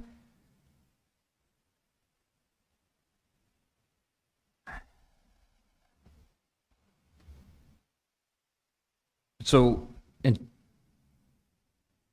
okay, just to the amendment, I have a secondary amendment of 7.5 mils.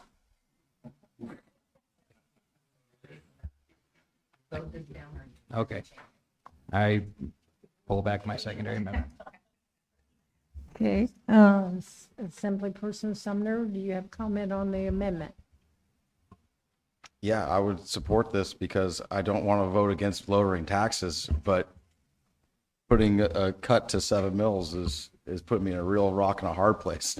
So, yeah, 9 mils.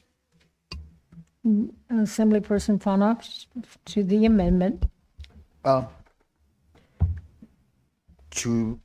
guess to an amendment, but on the report on the page 3, when it comes to year 27, no, it would be 28. It's 7 plus that the equivalent over there is 1.35. Is that correct? Through the mayor to Assemblymember Planoff. Yes, that 1.35 mil is what the mill rate could increase to cover the shortfall. Okay. So as I was thinking, I think Mr. Bernier just, what? Okay. No, no question. No? Can Can I remain? You're not Continue? been noticed by the chair. Go ahead. Okay. Assemblyperson I think Mr. Breer just beat me to it on that number. I think we're all kind of crossed mind. I mean, it's looking at the all the way to 32, 7 plus 1.72. So pretty much 9 is the number. We always have unexpected things happen, and I think we need to be honest with ourselves. There's things that we need to sometimes, come up with additional money for certain things.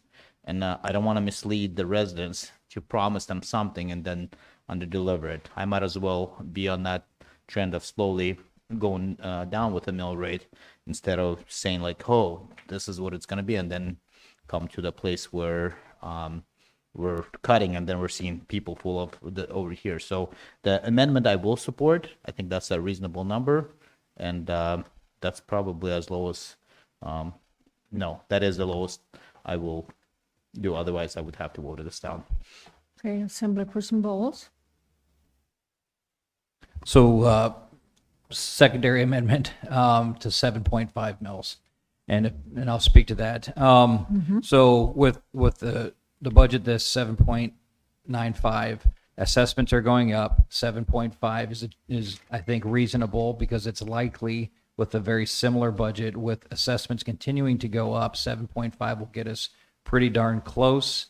And I understand concerns that you don't aim for the cap. I agree. We should be aiming for lower, but 7.5 I think is reasonable. It I hate to use the word forces. It'll lead the manager to budget according to 7.5 or lower, and also to the point of cutting from the budget. I just wanted on the record that those discussions did happen prior to those meetings. Assembly members spoke to each other, and we came to the meetings with understandings of areas of cuts. So those discussions did happen, and cuts happened prior to those meetings. So It's a little scary when you talk about Assemblyperson meeting before the assembly meeting and making some cuts. That's a little bit scary, guys. Right, so, anyway, so any further discussion on the secondary amendment? Assemblyperson Bowers, and then I'll move down the line. I just want to clarify, I had conversations with the manager. There was no agreed upon. I don't think that was what Mr. Bowles was implying, but just to clear the air on that. And on the 7.5, I just, again, like, I just don't feel like we're doing anything effective. The real way to do this is do cuts and find other ways to fund our government. One of those proposals is on the ballot for people out here to decide, which is the sales tax. So I think we already have the things in place. This is just not really doing anything to help us. Assemblyperson Sumner, go ahead. Yeah, I didn't mean to imply that no one on the assembly had any hand in lowering the budget of the mill rate. I was just saying, because I think every single assembly member has had a conversation with the manager where it was like, yeah, lower the mill rate, Mike. Let's make some cuts. My implication was that we got 7.95 and we couldn't cut it anymore, without sacrificing services. So we didn't, and so now this proposal's, proposing, sorry, 7.5% would be less than the 7. That's what we're talking about right now is the secondary amendment. But it's the same thing, cutting to 7.5 is a place where we didn't get to before and we all wanted to. So, yeah. Assemblyperson McKee. I don't remember which one of us said it, but I don't even know why we're talking about this tonight. We spent months talking about the budget and reducing the mill rate and getting all this stuff done. That's what we did for months. Why are we discussing this now? I think we have to throw the whole thing out and we'll talk about it at budget time. I call the question. Okay. Is there objection to calling the question? Don't see any objection, so Madam Clerk. If I can get the members to vote on the secondary amendment. Madam Mayor, it has failed with Assemblymember Bernier and Bowles in support. Ready, so now we're back to the primary amendment. Is that correct? Okay. And would you read that again so the assembly and the audience knows now what we're discussing? The primary amendment is striking 7.5 and inserting 9. Okay. So now the discussion is on the primary amendment. Yes, Assemblyperson Palmer. Question to Cheyenne again. On the page 3, the lines that are projecting the reduction of cost services, 22 million all the way to 27 million dollars on that line. Does that after or before taking out the capital? There is no capital budgeted in any of those lines. So capital for fiscal years 28 through 32, the capital budget for area-wide is 0. Okay, so in my understanding, after removing the capital for 2028, it would need to be approximately 8.35, correct? For the mayor to assembly member Phaneuf, yes, that is correct. And if we kept the same capital amount of 13 million, let's just say, where does that number will end approximately? The rate, mill rate. That is not quite a full mill. A full mill right now is $16 million. So it would be a portion of a mill. Like 0.8? Probably. So, I don't have a calculator, so don't quote me on but it. so basically it would need to be let's say 2.1. I'm just gonna say. So let's be careful with this amendment. With the 7 plus the 2, we might already be very thin if we want to keep the capital in there. So I'm also starting to reconsider my support for this amendment, because I definitely think one of the things that is super important is to invest into the capital. This is something that people expect of us. The roads is, as we're growing, we're expecting the more revenue from new construction. But what about the roads that get all the wear and tear?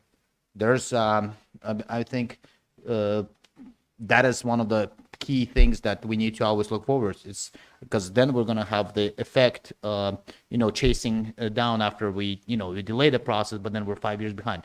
So considering that number does not have capital in there, I would warn you even against this amendment. Okay, further discussion on Assemblyperson Hours. Just say, like, this is just having a conversation about we want next year's budget to be this. You can do this same thing in January, direct the manager to present a budget that has a certain mill rate. Like, we will know a lot more in January when we start this process again. So I'm with Miss McKee. Like, I mean, all of us can sit around and pick what we're going to spend next year, but all sorts of things might happen in the meantime, and you can do this in January. Assemblyperson Sumner, go ahead. I call a question. Okay. Is there objection to calling the question? You object? No? Okay. All righty. So, Madam Clerk. If I can get the members in the room to vote on the primary amendment. It has failed with Assembly Member Sumner and Bernier in support. Okay. So now we're back to the main motion, right? Okay. Assemblyperson Bowles. Thank you, Madam Mayor. Assemblywoman Hours, I appreciate your comment. My thought there is District 1 seat is going to be empty. District seat 2 is going to be empty. And we're going to have new assembly members in these seats. And then potentially we may have re-elections for 2 other seats. We don't know. This very well could be a very different assembly come January. this very well could be an assembly, and granted, they can change this ordinance potentially, but this is me trying to get ahead and try to put something in place in case a future assembly really is tax heavy and tax hungry. That's all I'm trying to do here. So I appreciate your comment, but January is going to, quite frankly, could very well be a very different looking assembly. So. Assemblyperson Sumner. Call the question. Okay. Objection? Any objection to calling the question? Okay, Madam Clerk. If I can get the members to vote on the main motion.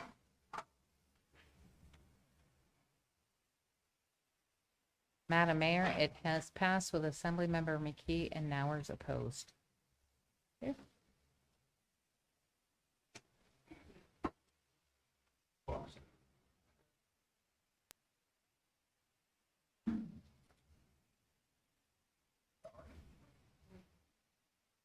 I make a motion to reconsider. You move to reconsider, Madam Mayor? Okay. Is there any objection to reconsidering? Any objection to reconsidering? Yes. Okay. I move to postpone the reconsideration.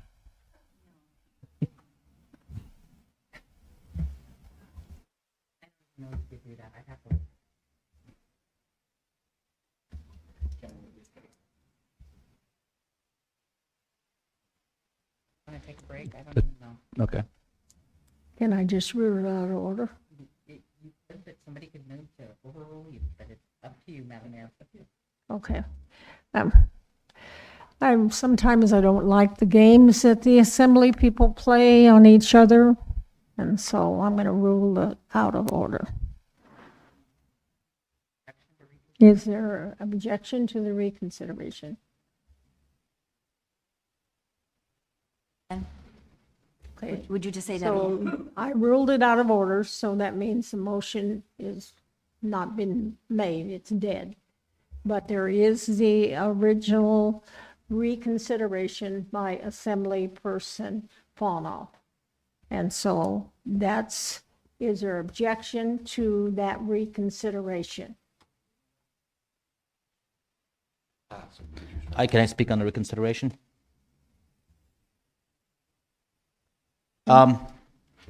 It's easy to press the button and be a winner here and feel good about it and run on something. But I also understand the reality that could come with this next spring. And I'll tell you this, these are the list that was provided, 6 items. It was still 4.7 million short. So for that, it was good to support it, and for temporary, maybe there was a win there, and it currently is, but I want to be responsible and say, I'm going to change my vote. Okay, Assemblyperson Bowles. Thank you, Madam Mayor. So I appreciate everybody that supported this ordinance. I hope that more assembly members will support this, and then next January, if needed, the future assembly can then raise the mill rate at that time or reconsider this ordinance. Thank you. Okay, further discussion on the reconsideration? And apparently there is objection. Is there to the? If I can get the members to vote on reconsidering. For reconsideration passed, Madam Mayor, with Assemblymember Bowles opposed. We are directly at the main motion right now, back on the main motion. Okay, so you're back on the main motion as originally presented.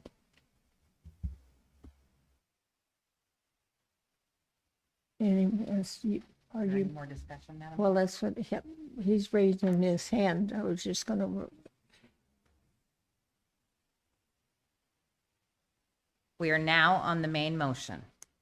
And move to postpone the legislation. Okay, I move to postpone the reconsideration. The legislation. The reconsideration's passed. You can only postpone the ordinance. Okay, I'm sorry, go ahead, Assemblyperson Fawnoff. Question to clerk. If the amendment that was proposed at the 9 if I was to propose it again, it does need to be the same, different number slightly, or it can be the same number? Go ahead, ma'am.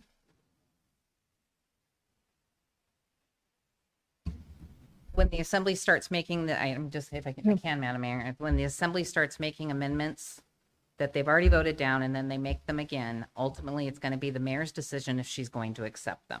Because you can continue to make the same amendments repeatedly, and then the assembly is repeatedly voting over the same amendments. Thank you. Okay. Is there objection then to the main motion? Yes, I see a head nod over here. If I can get the members in the room to go ahead and vote on the main motion. So this would be passing the lowering from 9.5 to 7.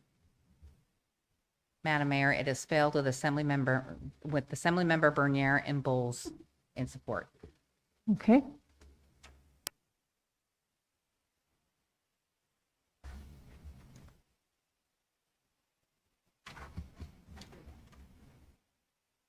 Sure, go ahead, ma'am.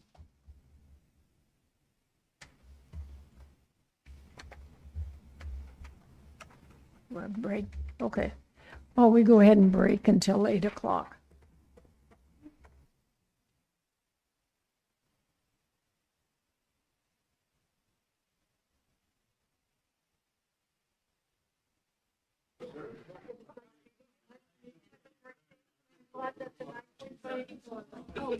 Break is until 8 o'clock.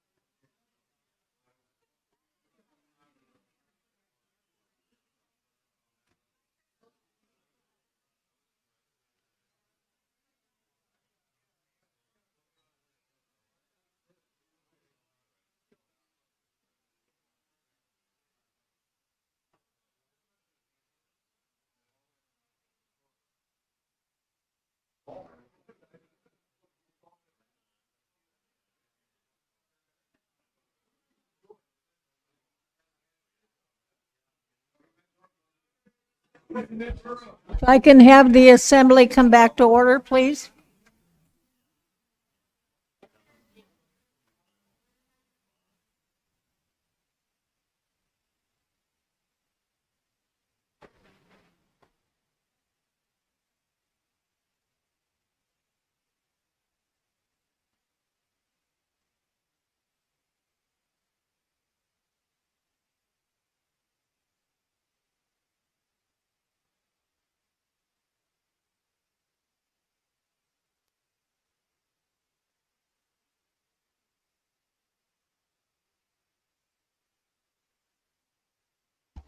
Alrighty. So I'll go ahead and call the meeting back from the break. Madam Clerk, will you read the next item on public hearings, please? Ordinance 26081, an ordinance changes school board terms from 3-year terms to 4-year terms, providing for transitory terms to align school board and assembly district terms, and to submit the question to the qualified area-wide voters at the November 3rd, 2026 regular election. If you're on the phone and would like to speak to this, press star 3. We don't have a sign-up sheet. I'm going to go ahead and open the public hearing. Anyone that would like to testify on ordinance 26-081, and your testimony at this time is restricted to that ordinance. Do we have anybody? We do not have anybody online. Okay, I'll close the public hearing, and Assemblyperson Sumner. Oh, I'm sorry. You're right. Well, the amendment was by, oh, I'm getting ahead of myself. Sorry, Assemblyperson Fanoff. I move to adopt ordinance 26081. Would you like to speak to it, sir? Yeah, I think there were several of us here who originated the effort to align all of our borough stuff, elections to align with the state. There was efforts back in a while back when Ms. McKee, before I was even here, collected signatures to change the date, which was historic moment, which ended up being turning out a lot more voters to the polls, which was a great success. But we still have off-year elections that's with a very low turnout. It also costs a lot of money to do that. So we were able to have the change for the assembly and for the mayor because it was within our jurisdiction. But then we lobbied and asked state to make the change on the state level, and they finally have done it. And this is would be great success. What we've been going towards for many years. It would ultimately people will have to approve on that, and we will have to make sure we, depending on the number of budget, number of how proposition. I don't want to confuse that with any state propositions. So after we'll start the discussion. I want to see how we could, whether change a number or change it to a letter, so it's a lot more clear, because this is gonna help out turnout, save on election, and it is finally something we've been going for many years too. Assemblyperson Sumner. Yeah, I'll take that as a segue for my amendment. I move to amend ordinance 26-081 by making this proposition number 1. I agree with Mr. Fanoff. This is a great ordinance. I'm really glad that we're able to do this for all the reasons he said. I think that this has been a long time coming, so I think that it should probably be at the top of the proposition list. I'm not opposed to changing it to letters if we can do that, but I think it should be the first, which is what this amendment would do. Okay, discussion now on the amendment to change, to insert, and Madam Clerk, do you want to say where it might be inserted? Or is it just at the beginning? Madam Mayor, it's in the proposition language. It says proposition number, and then it leaves a blank line. So Okay. this amendment would make that blank line turn into a number 1. Okay. Assemblyperson McKee. I guess before I go any further, then tell me what that's going to do. My intent is that this is the first proposition people read while they still have their attention span intact before they get to a bunch of dense tax language. So they actually give this some due diligence and thought. Yeah. And also, this has been the longest time coming out of all the propositions. So I think deservedly it should be at the top of the list. Question to Okay, clerk. Assemblyperson Fanoff. Question to clerk. What's so far we do have the tax proposition. Do we have the alcohol proposition? Oh, have those been assigned a number yet by you, or that's to be determined? Through the mayor, Assembly Member Fanoff, what I usually do is I take, and this has happened before where Assembly members have made amendments to make propositions certain numbers, but I take them in the order they're adopted. So the first proposition right now would be the alcohol tax, and then I would go in the number that they're adopted. However, if this amendment passes, then I would make this the first proposition. Okay. One of the big things that we did have a confusion with is the numbers, ours versus the state. And I think there was discussion last or the previous year to change ours to potentially to the letters. And I would like to see it, because right now I almost want to make a secondary amendment to make this a proposition number 2 for different reasons. Because with a state, because it might benefit, but to make it clear to the voters and be transparent with them, I do think it's good to show a clear distinction. And so whether you retract that and we maybe propose going into letters, then I think there's going to be less confusion, or I'd have to change that number on that. I mean, Assemblyperson, were you trying to get my? Yeah, my question's for the clerk. I think that she Somewhere. knows what I'm going Okay. to say I didn't is know how if do she we was- change these things to letters? All you need to do is say, I want this to be Proposition A, and then ask me to letter them. Madam Mayor, can I amend my amendment? Yeah. I want to change my amendment to proposition letter A, number A. I don't, yeah. Okay, so the motion on the floor now is to change it to Proposition A, or number A, or A. What good does that do us? Yeah, well, if you put one at the top, that's kind of like right up there with A. Well, I What think did I miss what there? if I remember what not only Assemblyperson Ponoff is talking about, but last year, well, that would have been 2 years ago, I guess, where we had 1 and 2, and so did the state have 1 and 2. So when people were, Okay. yeah, trying to encourage people, they had to be sure to say, was Matsu Borough number 1, and so Yeah. at that time, we had talked about doing it, but we had never done anything about it. So, That's true. yeah. Yeah. So Assemblyperson McKee, you have more questions? or you No, I'm okay? just thinking that would clearly delineate what a state one was and a local one was, so I'm okay with that, because when you get in there, that's your last shot. So yeah, I think letter would be Okay. good. Further discussion on the amendment? Is there objection to the amendment? Okay, don't see any objection to the amendment. So now we're back to ordinance 26-081 as amended. Discussion, Assemblyperson Palmer. Question to Alani is now that we changed this one to letter, is the pattern we're going to keep for the rest of the things, in your opinion? Do we need to make a separate motion or direct you to do for the other ones to continue with the letters? Or because then now it would be super confusing. Some of them as a letter and some of them as a number. So I'd like to kind of clarify that and discuss this if somebody opposes, but I would like to see all our propositions to be in a letter. Through the mayor to Assemblymember Fonoff, I think this amendment passing gave me clear guidelines to use letters.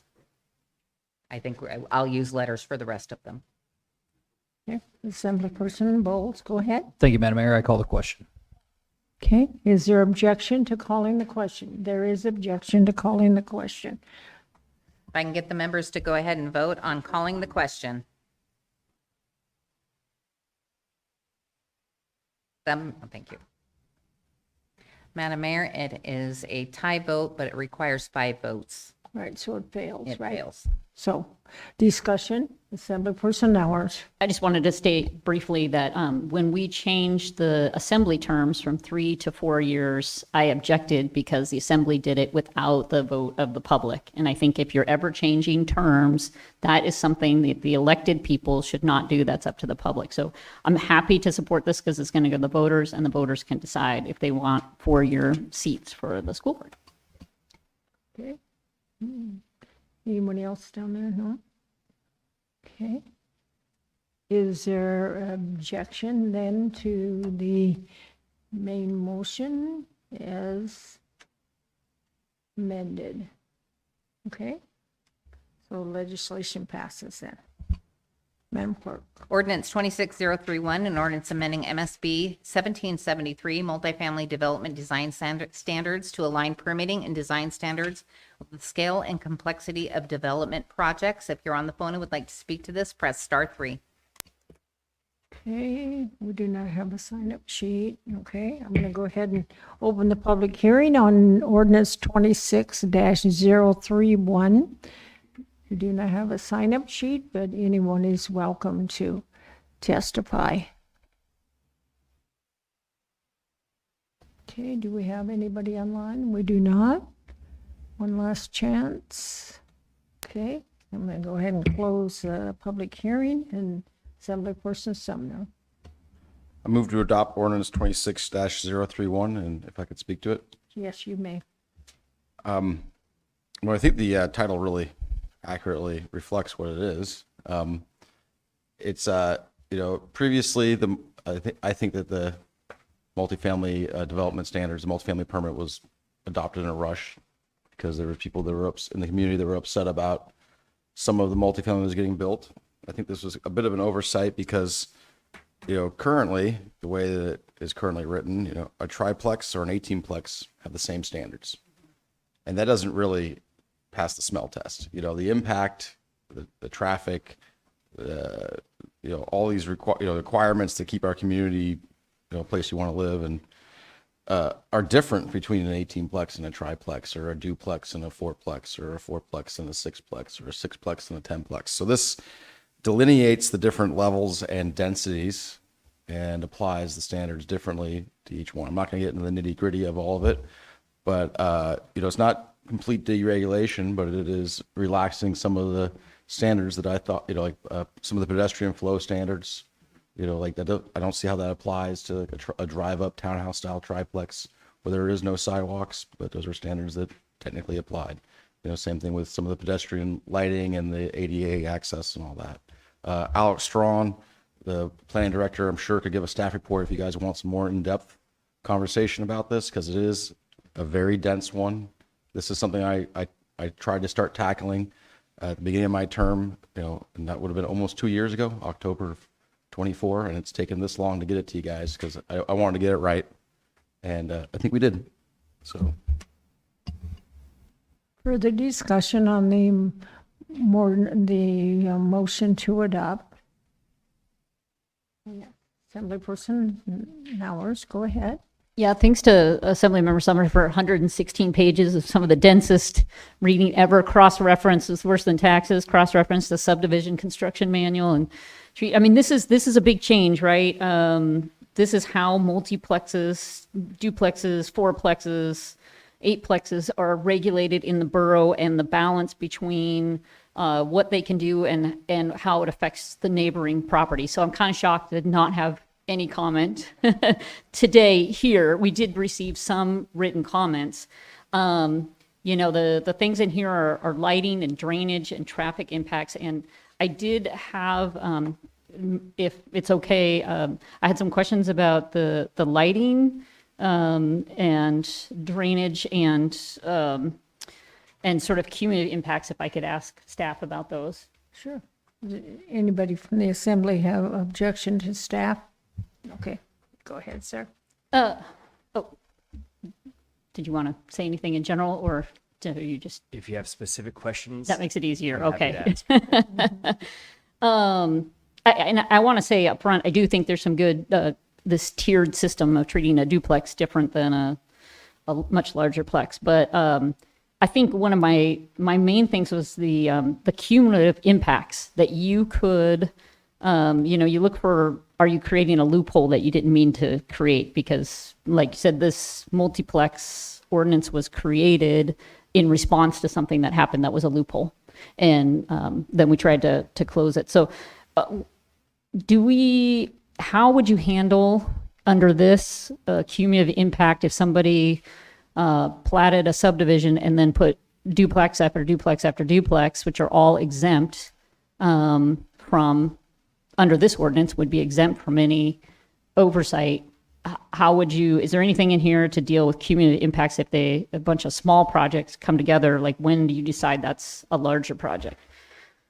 Yeah. So, to some member Nowers through the mayor. So that loophole already kind of exists. The only time a duplex is actually required to get a multifamily development permit is if it's less than 40,000 square feet. So conceivably, if you have a 10-acre parcel, you could divide it into, say, 10 parcels and put a duplex on every single one of them. And that you could do that without a permit currently under existing code. Okay. But the goal of this is to come up with a tiered system so that we treat these bigger developments, have bigger impacts, how they should be treated. It just seems like that's a gap we might want to tackle. And I can forego my next questions if we want to have a discussion about that. And then I do have some additional.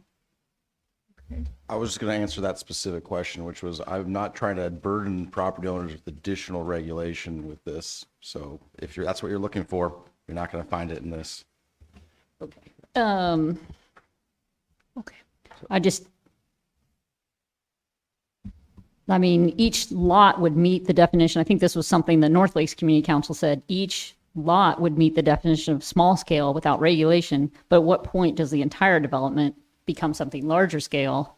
And it sounds like right now there's nothing in there. We don't have anything right now, and unless you're putting a 12-plex on one property, you can do 6 duplexes and have the impact of a 12-plex, and you wouldn't be treated the same as somebody who did a 12-plex. Yeah, that's right under existing and the proposed code.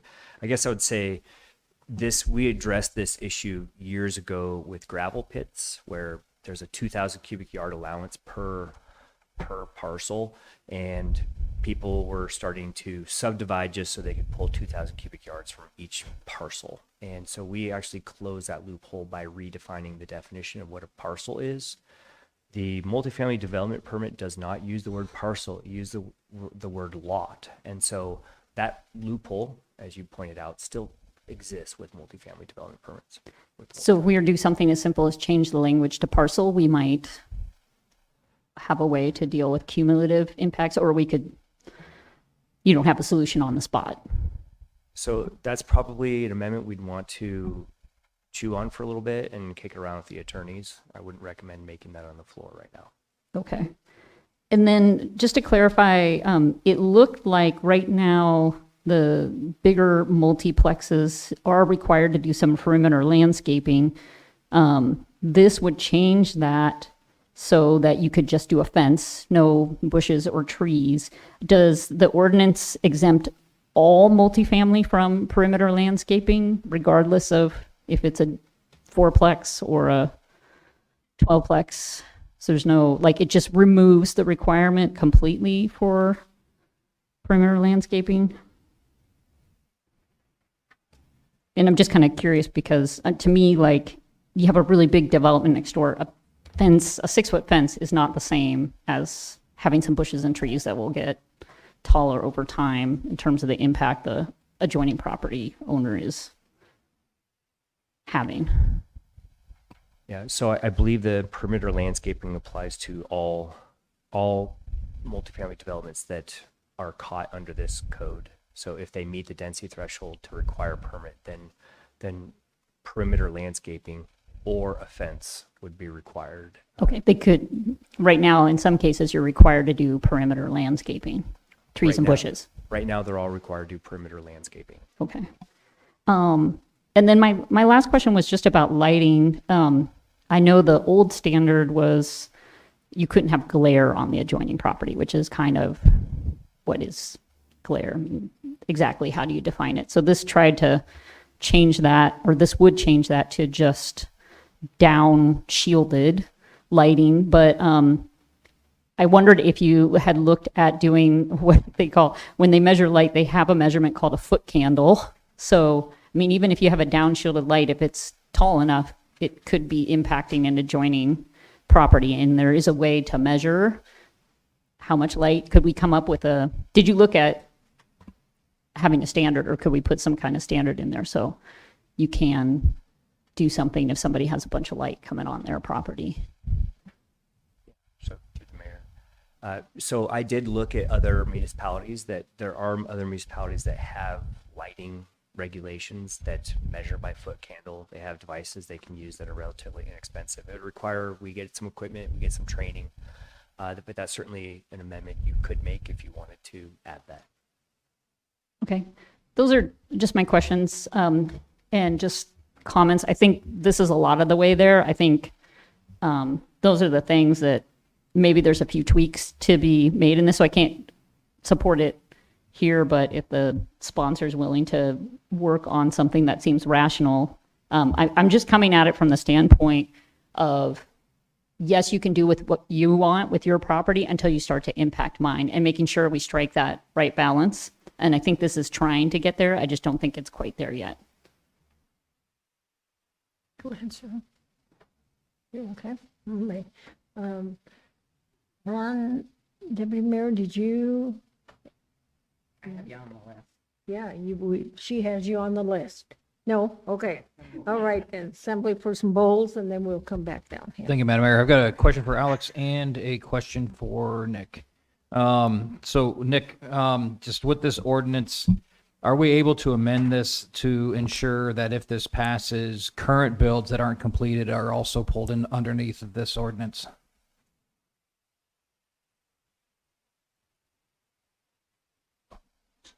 You mean permitted projects that are underway right now? I guess Correct. they could come in and talk to Alex about amending their permit. I don't know. It would depend on what they were permitted to do and what they are seeking to change. Some of them might be allowed to change and some of them may not be allowed to change. And it would depend a lot on what the specific development is and what it was they were seeking to change. For example, if this requires shielded lighting and they were already permitted to do not shielded lighting, we could not force them to do shielded lighting if you change this tonight. So I would like to amend this to incorporate as many of these changes as possible because this is a very large change where possible. And you and I spoke on the phone about this earlier, and if you could possibly recap the concerns as far as fire safety. Okay, so you'll see on the informational memorandum attached to this ordinance that there's a couple of names missing that I wish were on here for signature. One is the Public Works Director and one is the Department of Emergency Services. We were in a meeting not very long ago when it was brought to my attention that the EMS director had not reviewed this, and so I gave it to them. They do have some concerns that I personally would like to explore that have not been explored. So that was a concern that was brought forward, that this could have implications on fire code review. So I'd like to move to go ahead and postpone this until after the EMS director and Public Works director have both reviewed this and given Alex their feedback on this ordinance, if possible. Because I think that's very important. Do you prefer time certain, ma'am? Okay. it So needs to be in Alex, time how long certain. do you think that would be? First meeting in October would work great. So I'd like to postpone this to the first meeting in October. So that with the intent that the EMS director and Public Works director both review this ordinance and provide us with the report. That would be October 6th, Madam Mayor. Okay. Ready. So there's a motion now to postpone until October 6th. Assemblyperson Sumner. Yeah, I don't think in fact, I'm positive that nothing in this legislation affects the jurisdiction of fire and life safety, because if you have, if it's either fire and life safety has to issue a permit for occupancy or they don't. And, single family and under fourplexes, they do not have the purview of reviewing the plans, or do they have to issue an occupancy permit? This doesn't change that. It doesn't restrict any of their powers or the restrictions or their bureaucracy. So I don't know why it would be necessary to weigh in on fire and life safety. So I mean, this has been a long time coming. I think that, this is the way the multifamily permit is currently structured is restrictive to development.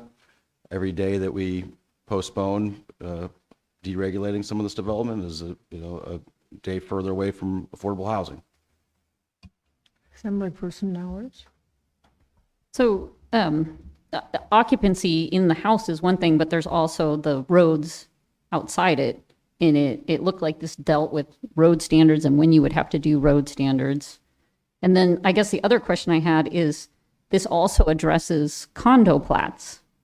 So condo plats right now are you can subdivide properties and skip all the review that other subdivisions go through. And I don't actually understand what this, it seems to open an additional door for those condo plats to do more development without ever getting review. And those you don't have to build, you can build substandard roads. So I do think there's having EMS weigh in if there is any concern or not, I think is really important before we move forward with a change and then end up with not safe places where EMS is going to struggle to get into. It seems like it's not, it's a month to get that feedback. So I guess that was another. It does seem to have some application, and waiting a month to get EMS to weigh in, I think, is important before we move forward. Assemblyperson Bowles.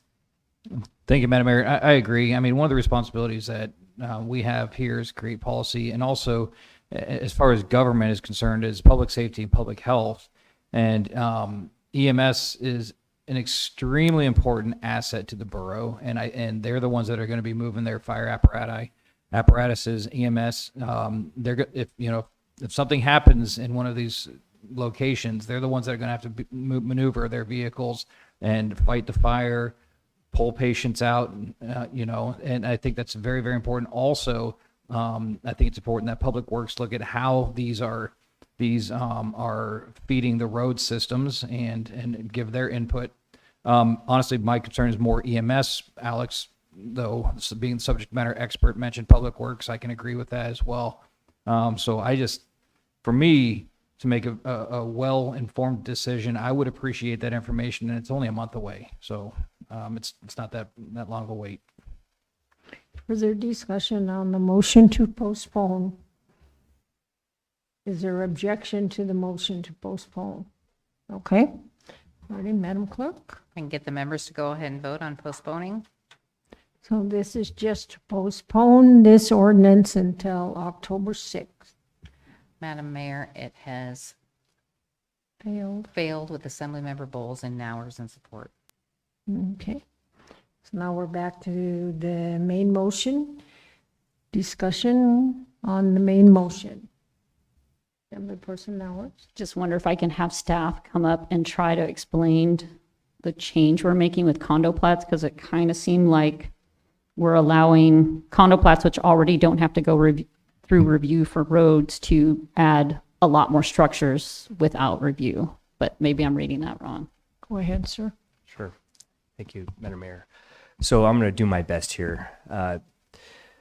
There's state law that allows the division of interest in land through a condo plat process. We call it condo plats, and Nick's grinning at me because I'm butchering the language here, but essentially you can go through a state process where you can hire a surveyor to draw up something that looks like a subdivision with some things that look like roads. They're not actually roads. They're not actually separate parcels. They're division of interest in a land, and you can essentially go file them, and they become so. And the only thing that we have in our code right now, so these don't get captured by Title 43, and the only thing that we have in our code right now is multifamily regulations. And so a 100-some unit condo will come through, and we will say, you need to get a multifamily development permit because these units that you're creating are considered dwelling units. And so we then process a multifamily development permit. And it's very awkward for us as staff and as for the applicants, because the code doesn't really fit that type of development. It's really our subdivision laws that address that type of development, not our multifamily laws. So it is a very awkward dance that we do when we actually require a permit for these things. What this ordinance does is says that if your units that you're creating are 40,000 square feet or more, they're essentially treated as lots, and they don't go through any review, and they're not subject to this ordinance. If they're less than 40,000 square feet, then they're considered dwelling units, and they have to go through the multifamily ordinance. So this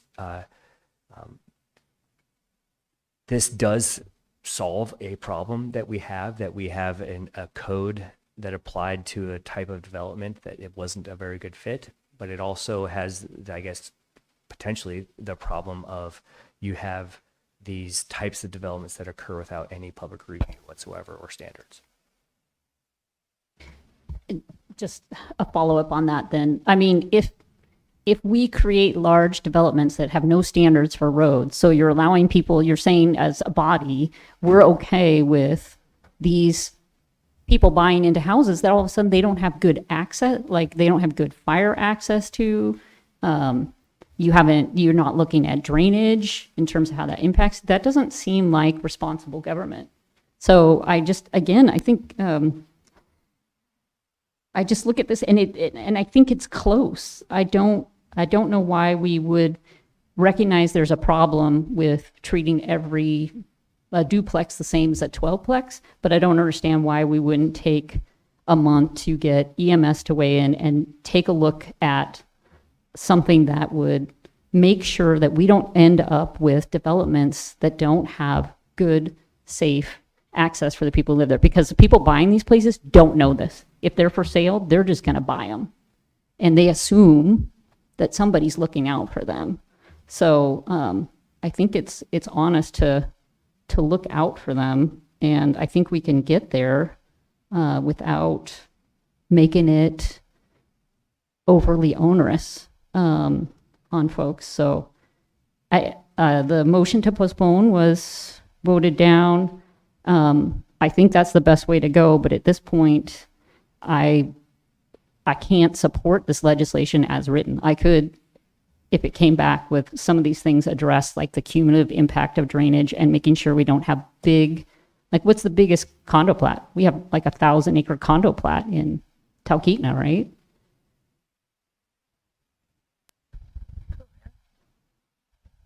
So through the mayor, so there is a very large condo plat up in Talkeetna. I'm not sure the total acreage. It's hundreds of units, though, hundreds of lots and big, long private roads. We're not talking about one or two little small places. I think this is important. I think we should do it right. If the sponsor wants to reconsider a motion to postpone, I definitely entertain that. But otherwise, I can't support this. Okay, Assemblyperson Bowles. Thank you, Madam Mayor. So I agree. I'm 100% behind development, but responsible development, and without knowing the impact on public safety and public health. So I'm thinking back to when I was 20 years old, Columbia, South Carolina, renting an apartment. I never thought about, I wonder if a fire truck could get here. That's just not something that, maybe some young people think about that, but, me renting an apartment, I never thought about that.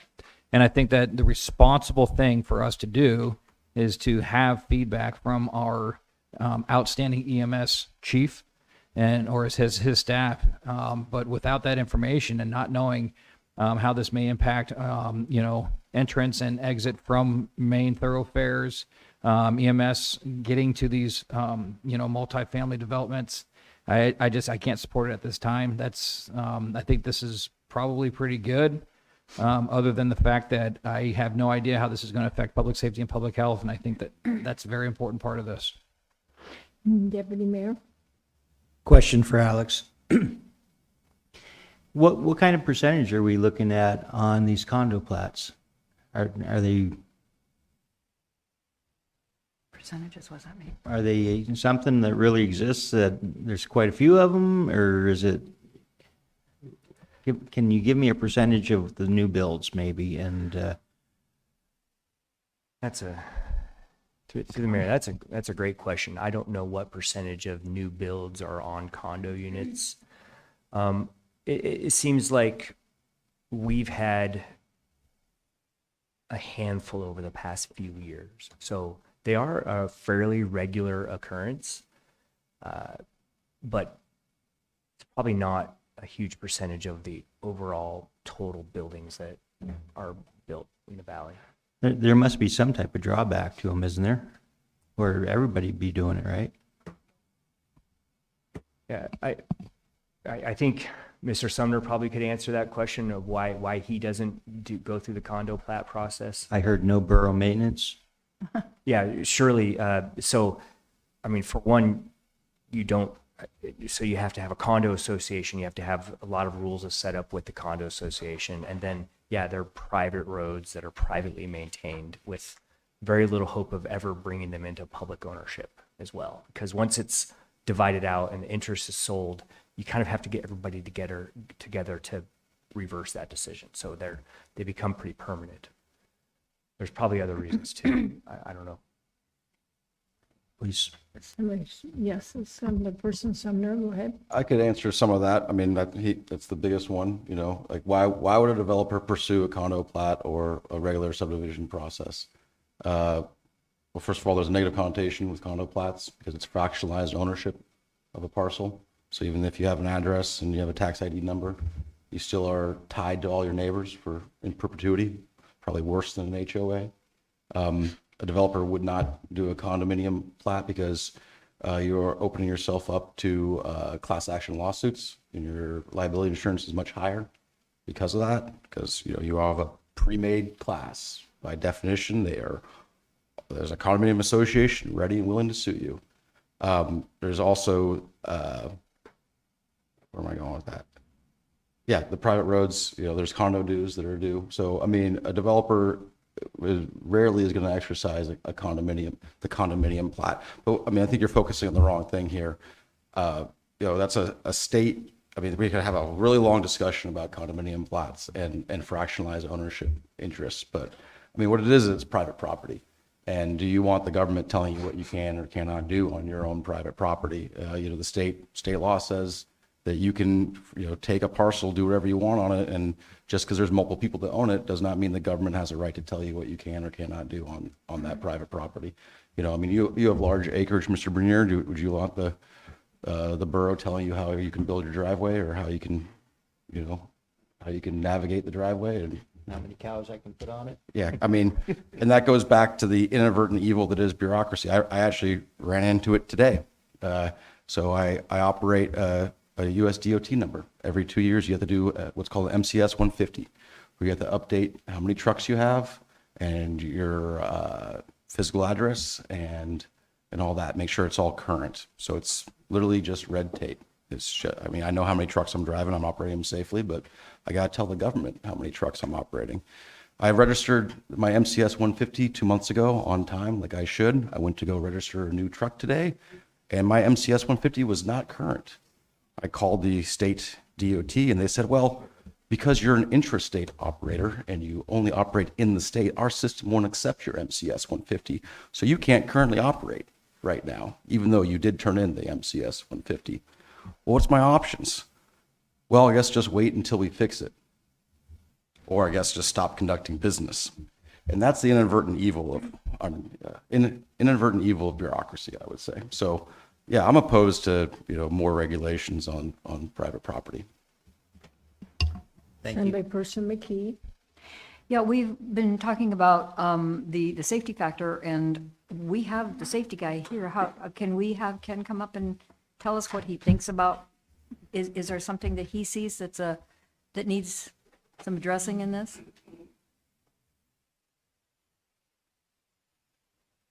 Go Through ahead, the sir. mayor, Ken Barkley, Director of Emergency Services. I haven't had time to review this thoroughly, so I really can't comment on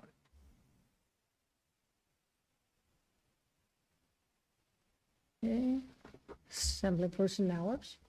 I think that's the argument for taking a month to get it right. But, there's a, yes, bureaucracy can go too far, but that's not what we're talking about with this. We're talking about making sure we do it right so that people who buy in these neighborhoods have safe access to their places and that you don't pawn costs onto other people. Because the other thing about these condo plats, if you put 1 million people in a neighborhood and they start piling onto the main road, somebody's got to upgrade that road.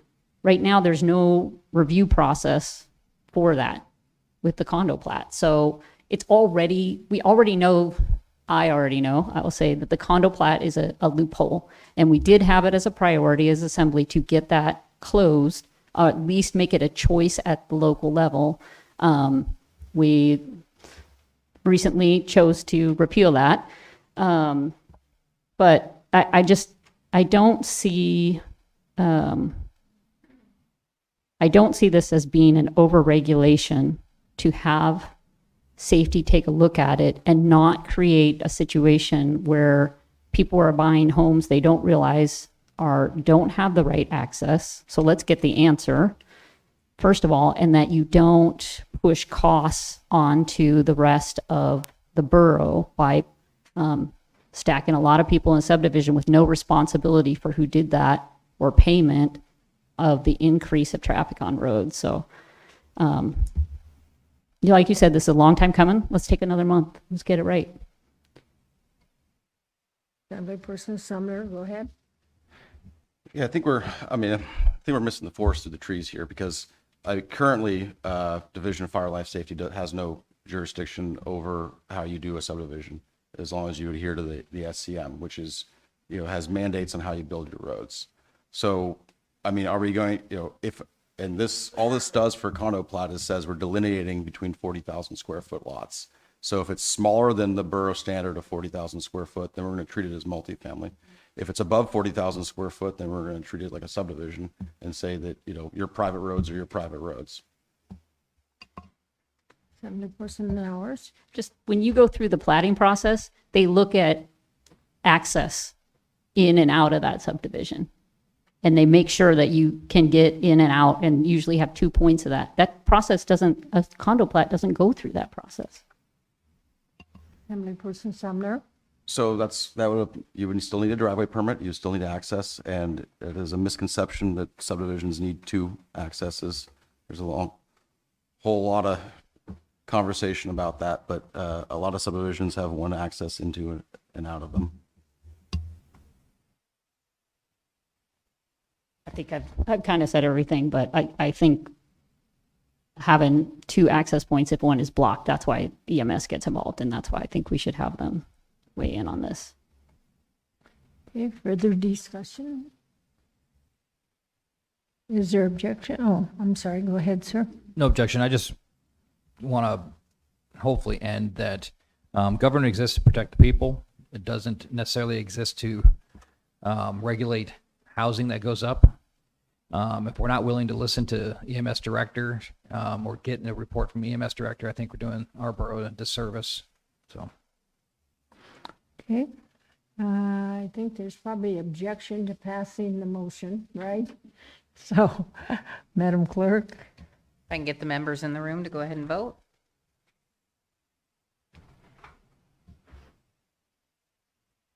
Madam Mayor, it is passed with Assemblymember Bowles and Assemblymember Nowers opposed. Okay.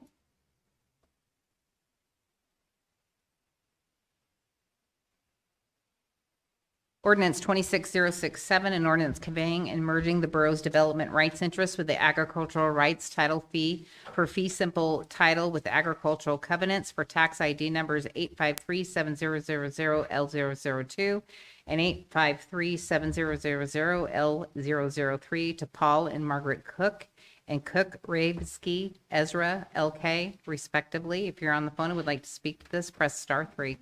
Okay, we do not have a sign-up sheet.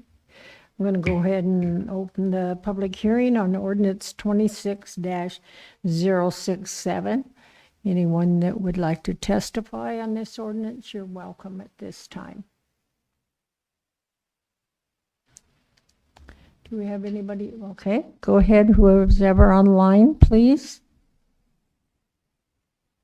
Hi, good evening, Assembly members and Madam Mayor. My name is Amber McDonough, MCD ONO UGH. I'm a neighbor of Paul Cook, the owner of the Northern Lights Elk Ranch, who testified earlier. I'm in favor of ordinance 26067 to convey the borough's development rights interest in their land to a fee simple title with agricultural covenants. The Cooks are active in farming in the Fishhook area, and they are a multi-generational operation, raising elk, turkeys, meat, and laying chickens, and growing potatoes. I hope you will vote in support of this ordinance to facilitate their current and future ranch developments. Thank you. We have anybody else online, sir? No? One last chance for anyone here. Okay, I'm going to close the public hearing and Assemblyperson Bowles. Thank you, Madam Mayor.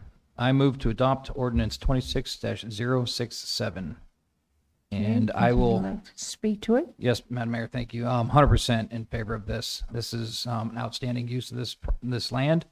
I hope we pass this unanimously. It's a no-brainer. Okay, anyone else would like to weigh in, conversations, anything? Is there any objections to the passage? Okay, seeing and hearing none, then the ordinance becomes adopted. Ordinance 26088, an ordinance to retain for public purpose 3 parcels which were acquired by the borough through tax foreclosure. If you're on the phone and would like to speak to this, press *3. Okay, we do not have a sign-up sheet, right? So open public hearing on ordinance 26-088. Anybody don't see any movement? Do we have anybody online, sir? We do not. We'll go ahead and close public hearing, and Deputy Mayor. I move to, am I amending it first? You're adopted. You have to. I move to adopt ordinance 26-088. And I move to amend ordinance serial number -26-088 by striking parcel 1 from the ordinance. Rationale, balance was paid in full by the property owner. Okay. So discussion on the amendment? Is there any objection to the amendment? Seeing and hearing none, then the amendment passes. Discussion on the ordinance as amended. Yes, go ahead, sir. What is the property being used for future use?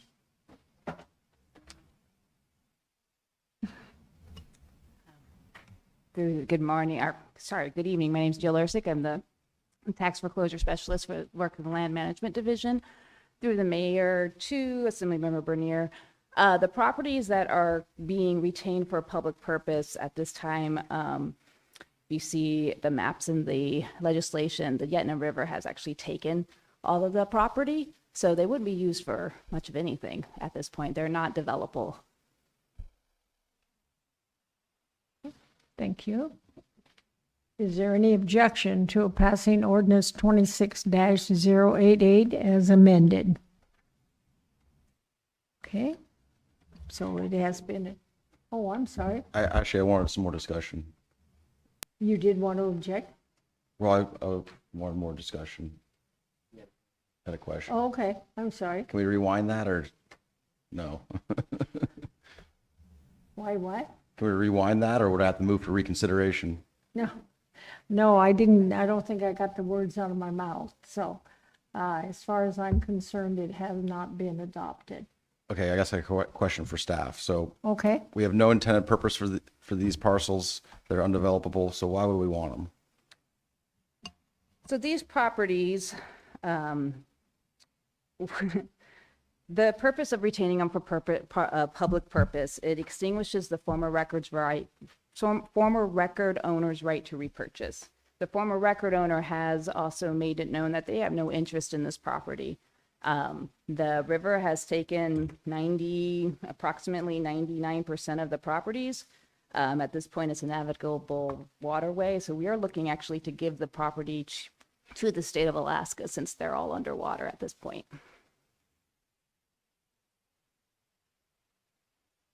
Okay. So objection to passing ordinance 26-088 as amended. Okay, seeing no objection, then the legislation has been adopted, Madam Clerk. Ordinance 2689, ordinance accepting and appropriating $300,000 from the Rasmussen Foundation for the Matanuska River Park and campground upgrades in the Alaska Long Trail Gateway installation with accompanying resolution 2672, a resolution approving the scope of work and budget for the $300,000 grant from the Rasmussen Foundation for the Matanuska River Park and campground upgrades in the Alaska Long Trail Gateway installation. If you're on the phone and would like to speak to this, press *3. Okay, I'm going to open up the public hearing on ordinance 26-089 and resolution 26-072. And if you testified under audience participation and would like to testify on this again, you're welcome to do that.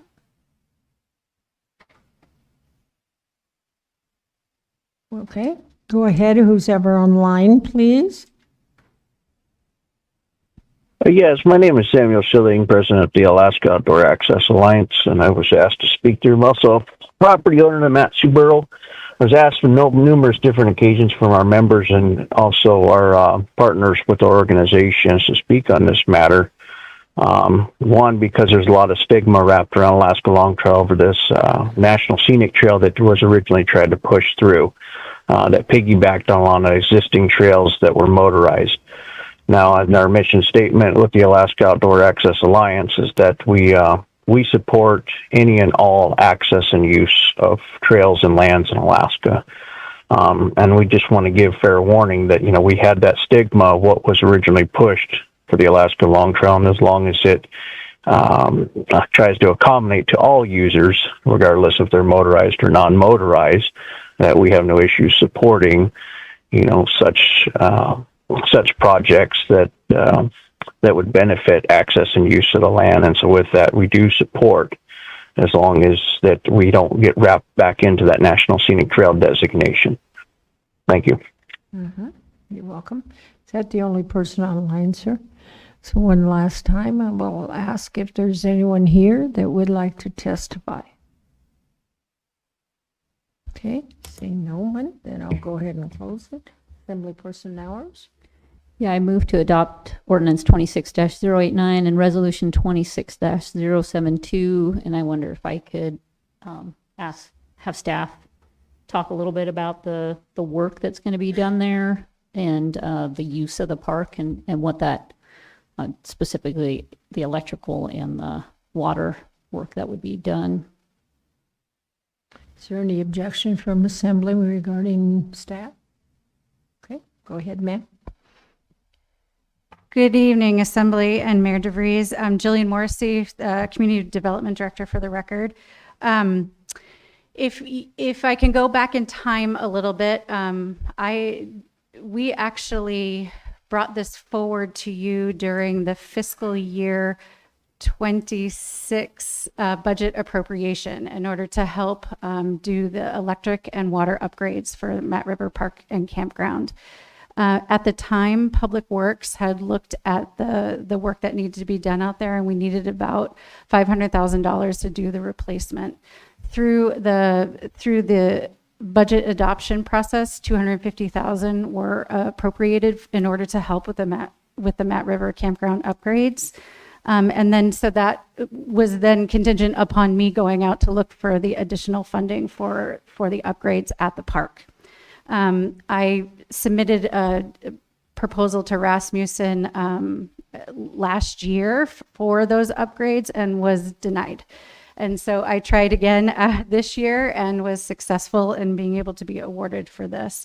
So the work that will be done out there is for the grant that was currently approved or by the Rasmussen board was currently we're working on the electric upgrades, and that's going to be done with the $250,000 that you approved through the capital budget.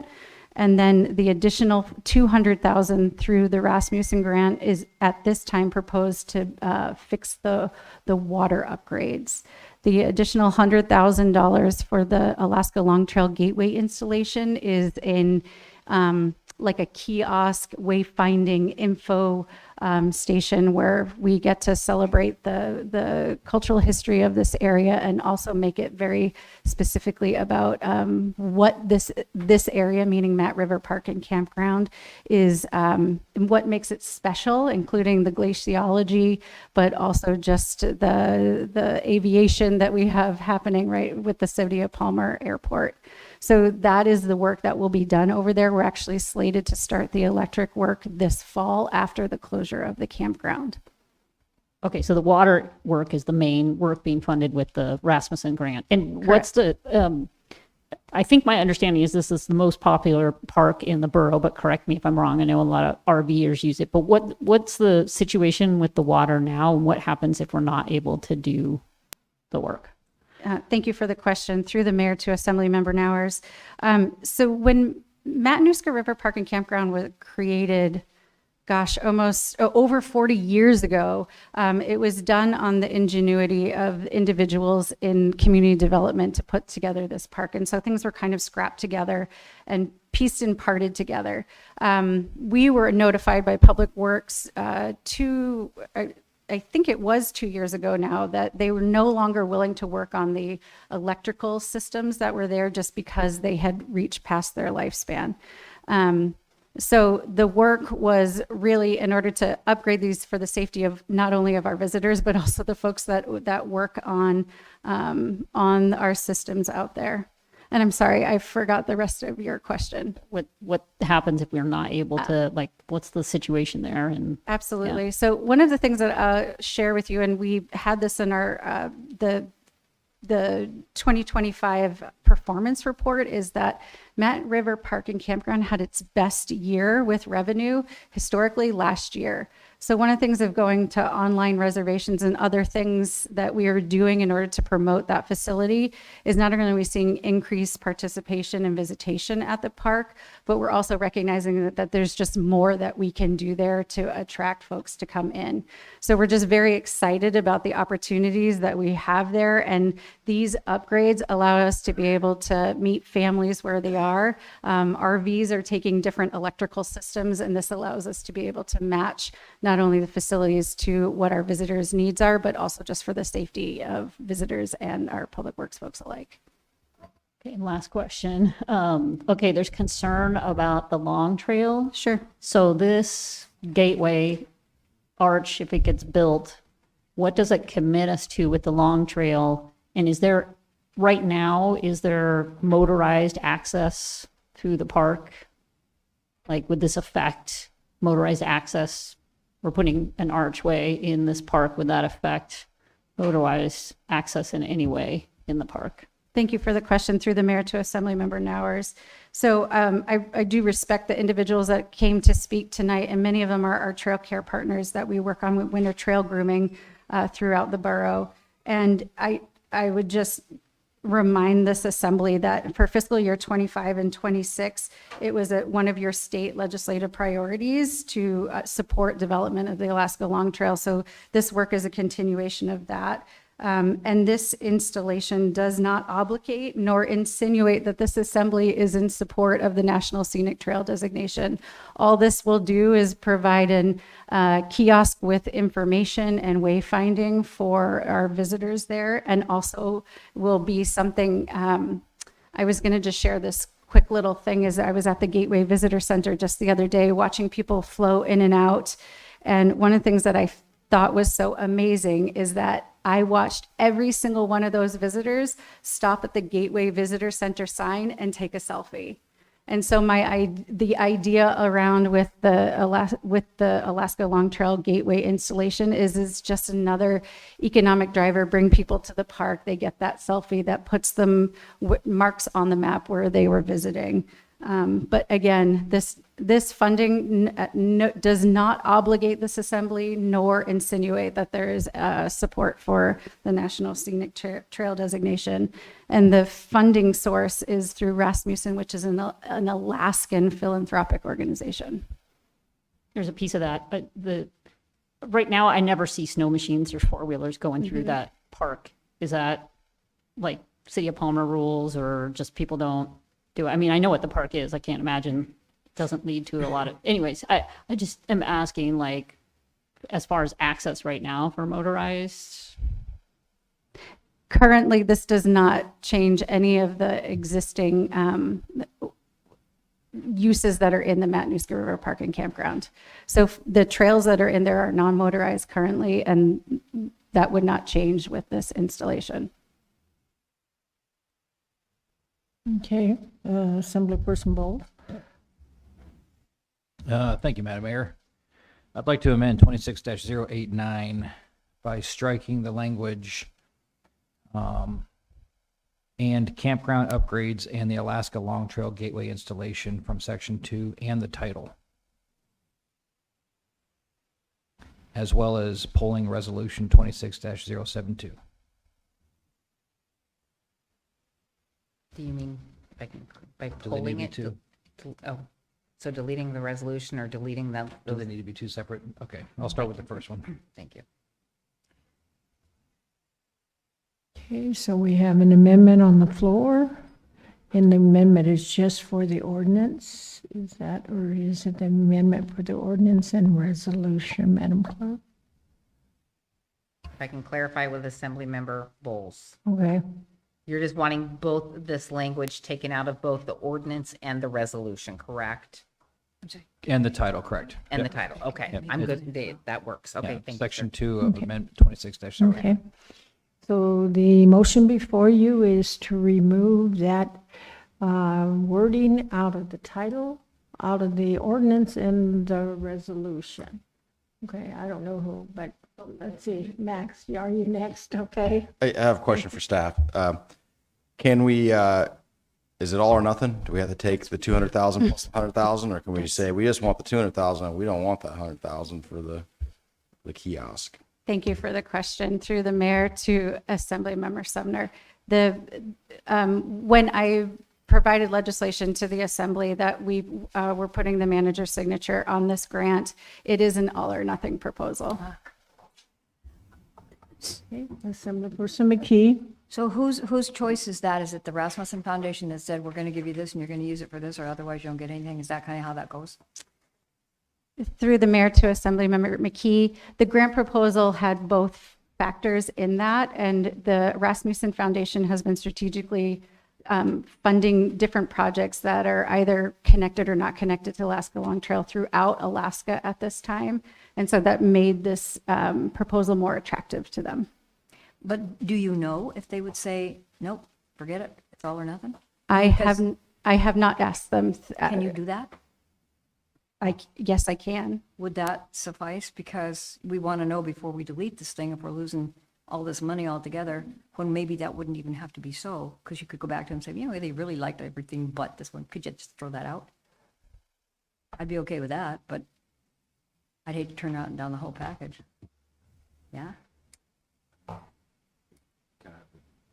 That's a crapshoot. Oh, sorry. Okay, Deputy Mayor, you had your hand up before. I was going to say, under scope of work in the RS 26-072, it specifically quotes 200,000 for the electrical and water systems, and then the 100,000 for the Alaska Long Trail Gateway.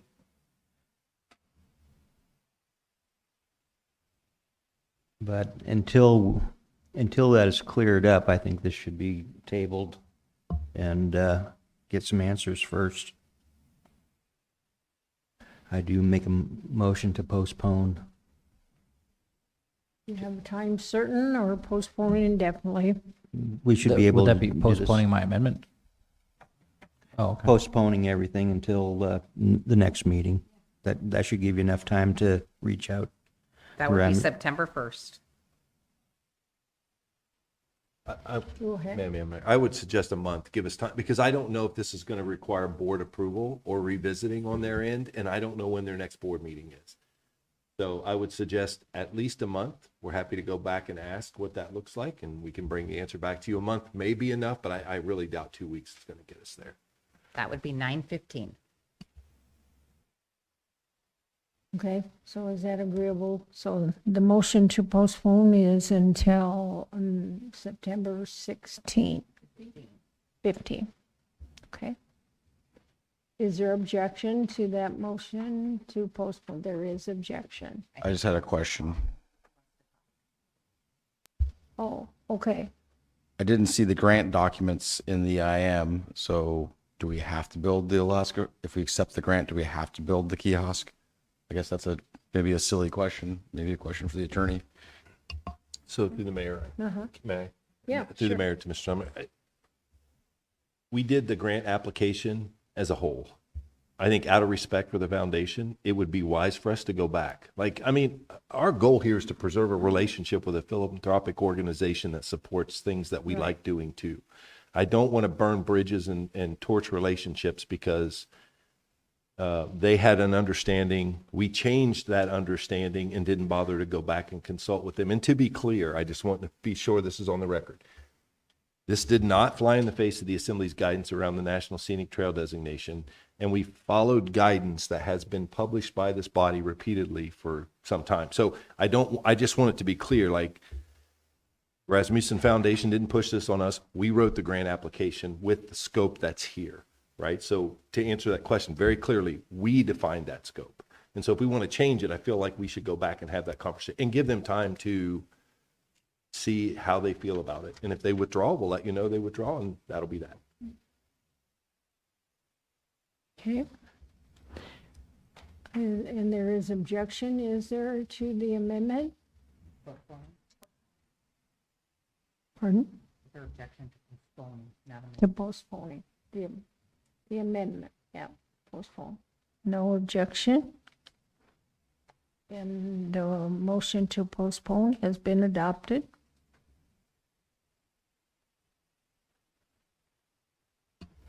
Ordinance 2690, an ordinance accepting and appropriating $1,537.50 from the Alaska State Department of Fish and Game, passed through the Palmer Soil and Water Conservation District. The accompanying resolution 2673, a resolution approving the amended budget for the Caswell Creek Caswell Lake Rehabilitation Project. If you're on the phone and would like to speak to this, press *3. Okay, we do not have a sign-up sheet. I'll open the public hearing on ordinance 26-090 and resolution 26-073. Is there anybody that would like to testify on this ordinance or this resolution? Do we have anybody online? We do not. Okay. I'm going to close the public hearing, and then Deputy Mayor. I move to adopt ordinance 26-090 and resolution 26-073. Okay, would you like to speak to it?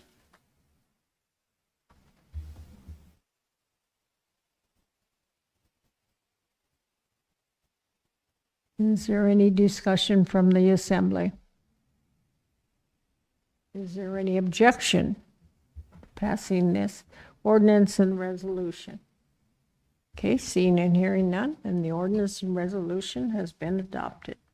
Ordinance 2691, sorry, Madam Mayor. That's An okay. ordinance approving the land classification of a borough-owned property, tax ID number 27N05 W18A001, near milepost 123 of the Parks Highway is reserved use land for the purpose of a shooting range. If you're on the phone and would like to speak to this, press *3.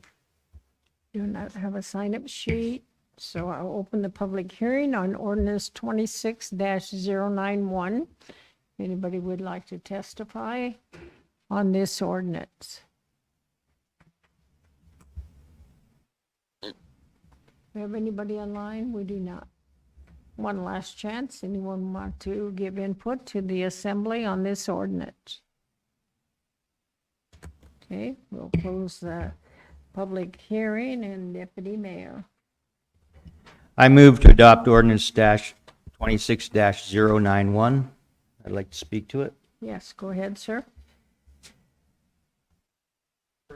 This spring, we came up with trying to find properties for future gun ranges, to classify them as future gun ranges. This does not mean that we're getting ready to build them or putting money aside for it. It's just classifying the property as a future gun range, 20, 30, 40 years down the line. That way, if somebody wants to move or build property or anything like that, they can say, hey, there's a future gun range coming. We know this. Right now, there's one up at mile 91, 92. People down here in the core area typically will not drive that far. It'd be nice to see 20 miles apart of some sort. We got one at Maud Road, one being built at Jonesville. And so I had staff come up. We looked at borough property. I think this one's on 400 or 500 acres. And we're not asking for 400 or 500 acres. These are small, several acres, up to 5 acre type things.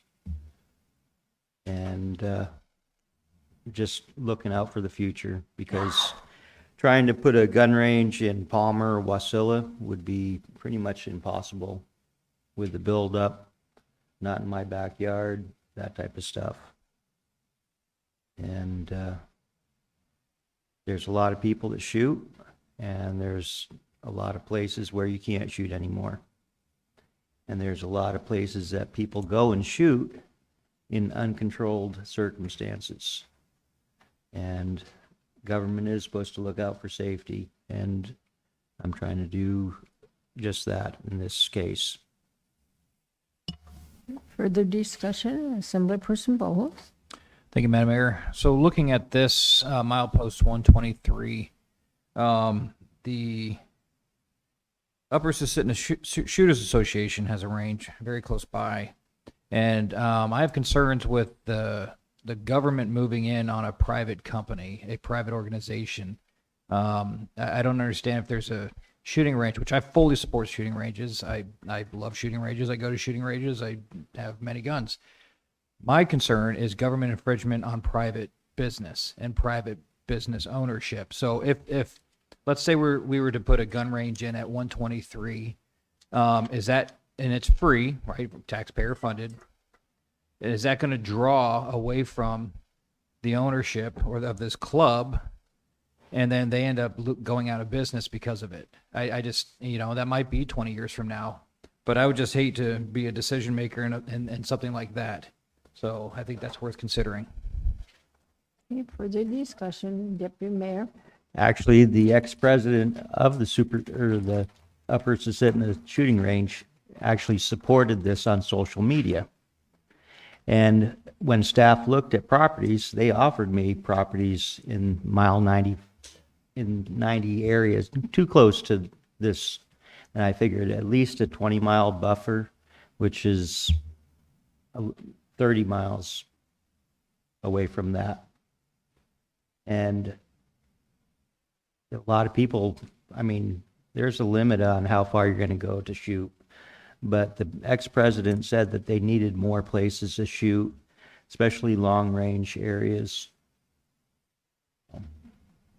And I basically, when I was trying to get staff to keep them 20 to 30 miles apart, because most people will travel 20 miles to go shoot.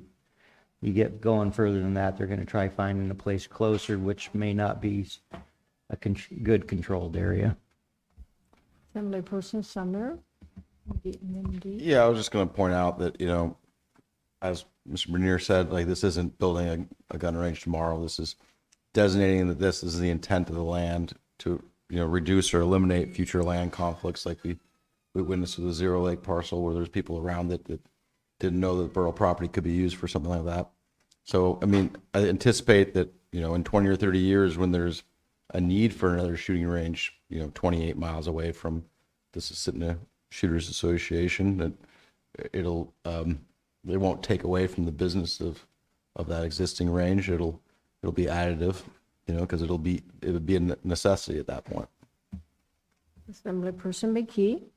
I think too, if you're looking that far ahead, the folks that currently own the one down the road could say, we're going to turn our property into, I don't know, a cemetery. We don't have to worry about them bothering anybody. That's just to play a joke sort of thing there, but it does say life is so uncertain. All we're doing is saying, this is it, everybody. If you're going to build, because we've got people scream bloody murder, as well they should, who are property owners on the Zero Lake thing, but this lets everybody know, you know what, you might not want to do it. It gives them a heads up. So I'm with it. Assemblyperson Hours. Yeah, there's 2 gun ranges in Palmer. Both are by my house. One is Noel Woods one, and the other is a law enforcement one. And then there's a bunch of unapproved ones that were going at 10 o'clock last night, but hopefully doing it safely. It just, again, makes me laugh because this is actually zoning again, right? We're trying to avoid conflicts by getting ahead of them. So, from a certain standpoint, it makes sense. And of the 3 proposed properties, this seems like the best one. But I did have a question about, there was like 4 property owners who in the documents made it sound like they go across this property to access 123, that they use the property for their access, and it wasn't clear from the documents if they have legal access. So I don't know if that's a staff question. Peter?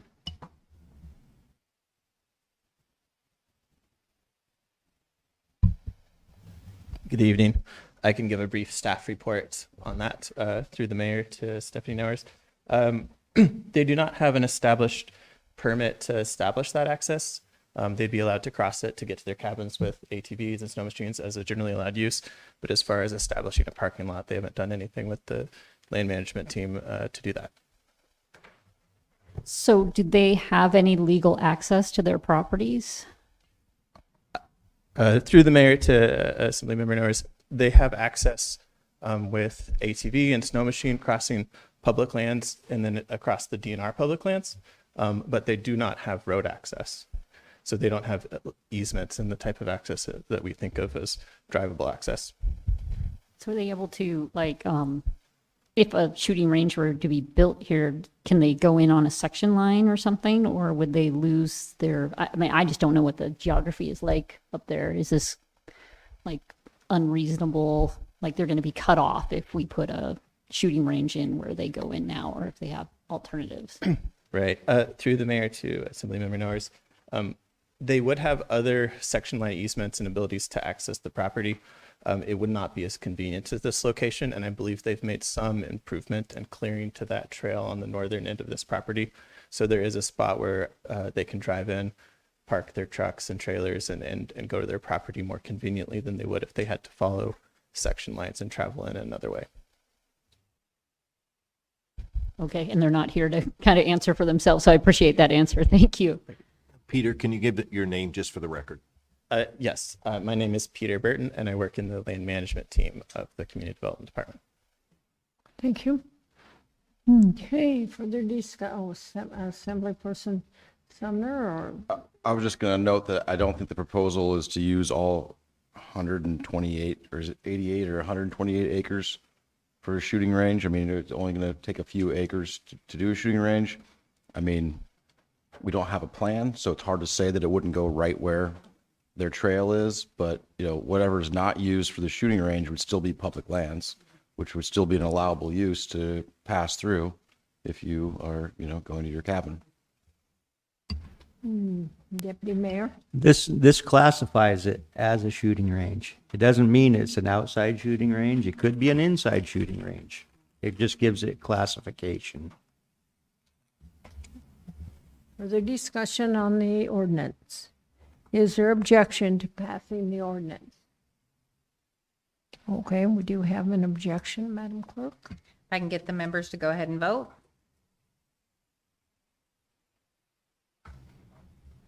Passed with Assemblymember Bowles opposed. Okay.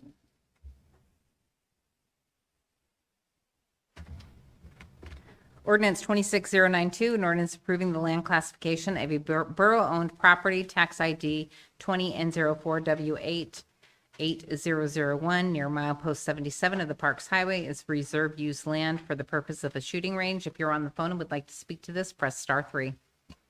Okay, we didn't have a sign-up sheet. I will go ahead and open the public hearing. Anyone is welcome to testify on ordinance 26-092.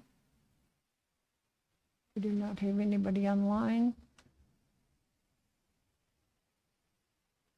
Okay, I'll go ahead and close the public hearing. And Deputy Mayor. I move to adopt 26-092. And I'd like to ask staff report on this one. Mm-hmm.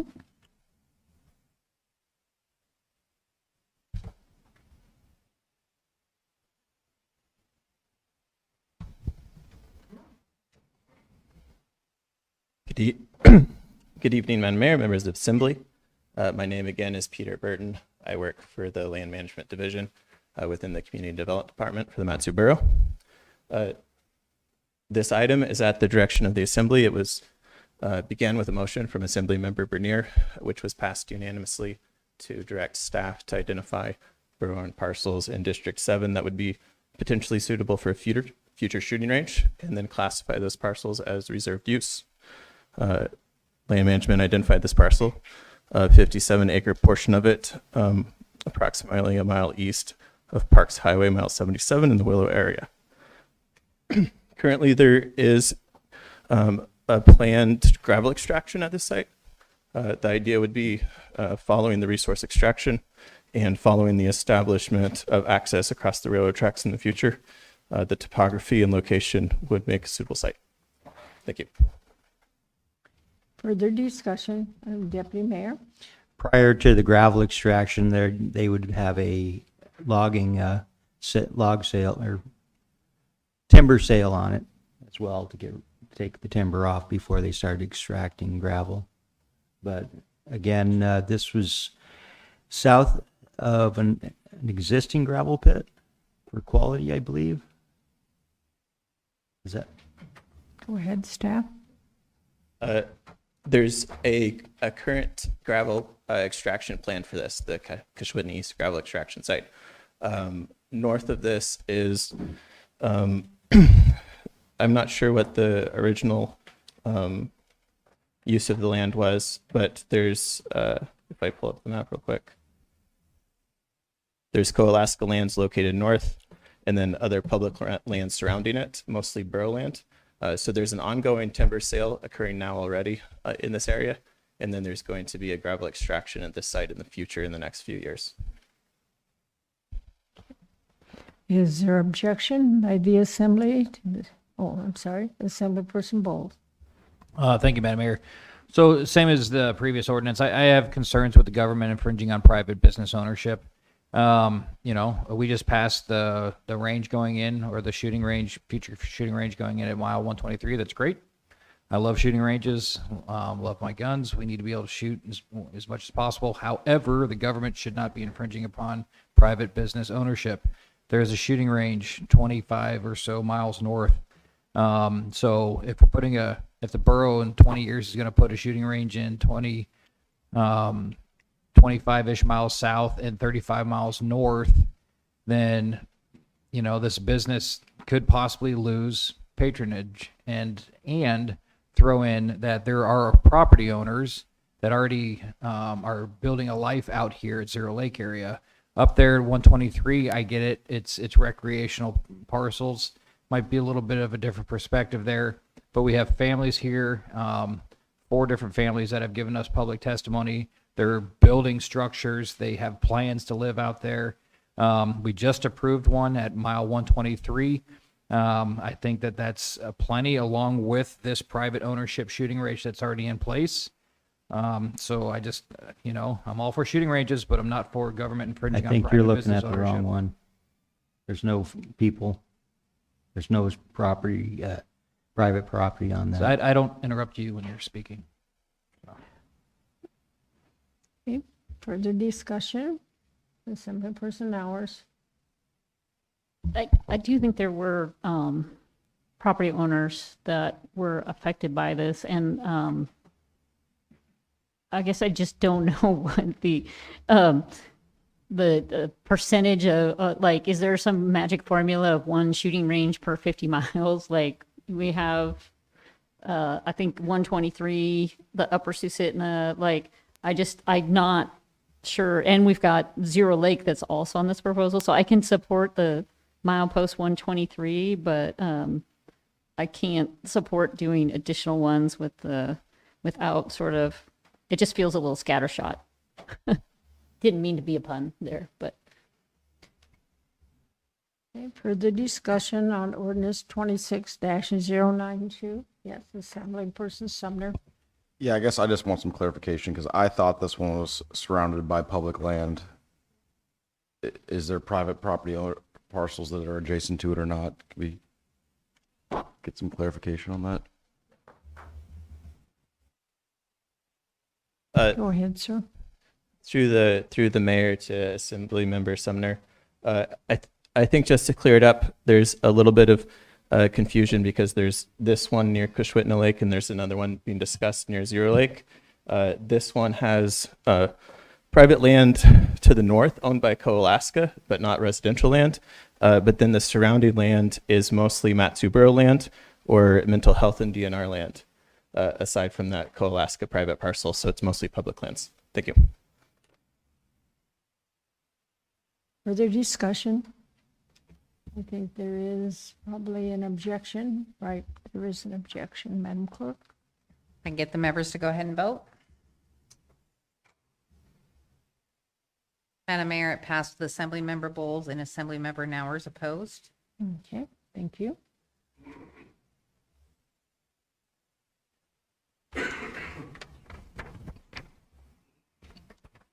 Ordinance 26093, an ordinance accepting and appropriating grant in the amount of $100,000 from the Alaska State Department of Natural Resources, Division of Forestry and Fire Protection for a project for disposal of debris from Firewise clearing projects with accompanying resolution 2675, a resolution approving the scope of work and budget for an Alaska State Department of Natural Resources Division of Forestry and Fire Protection grant for a project for the disposal of debris from Firewise clearing projects. If you're on the phone and would like to speak to this, press *3.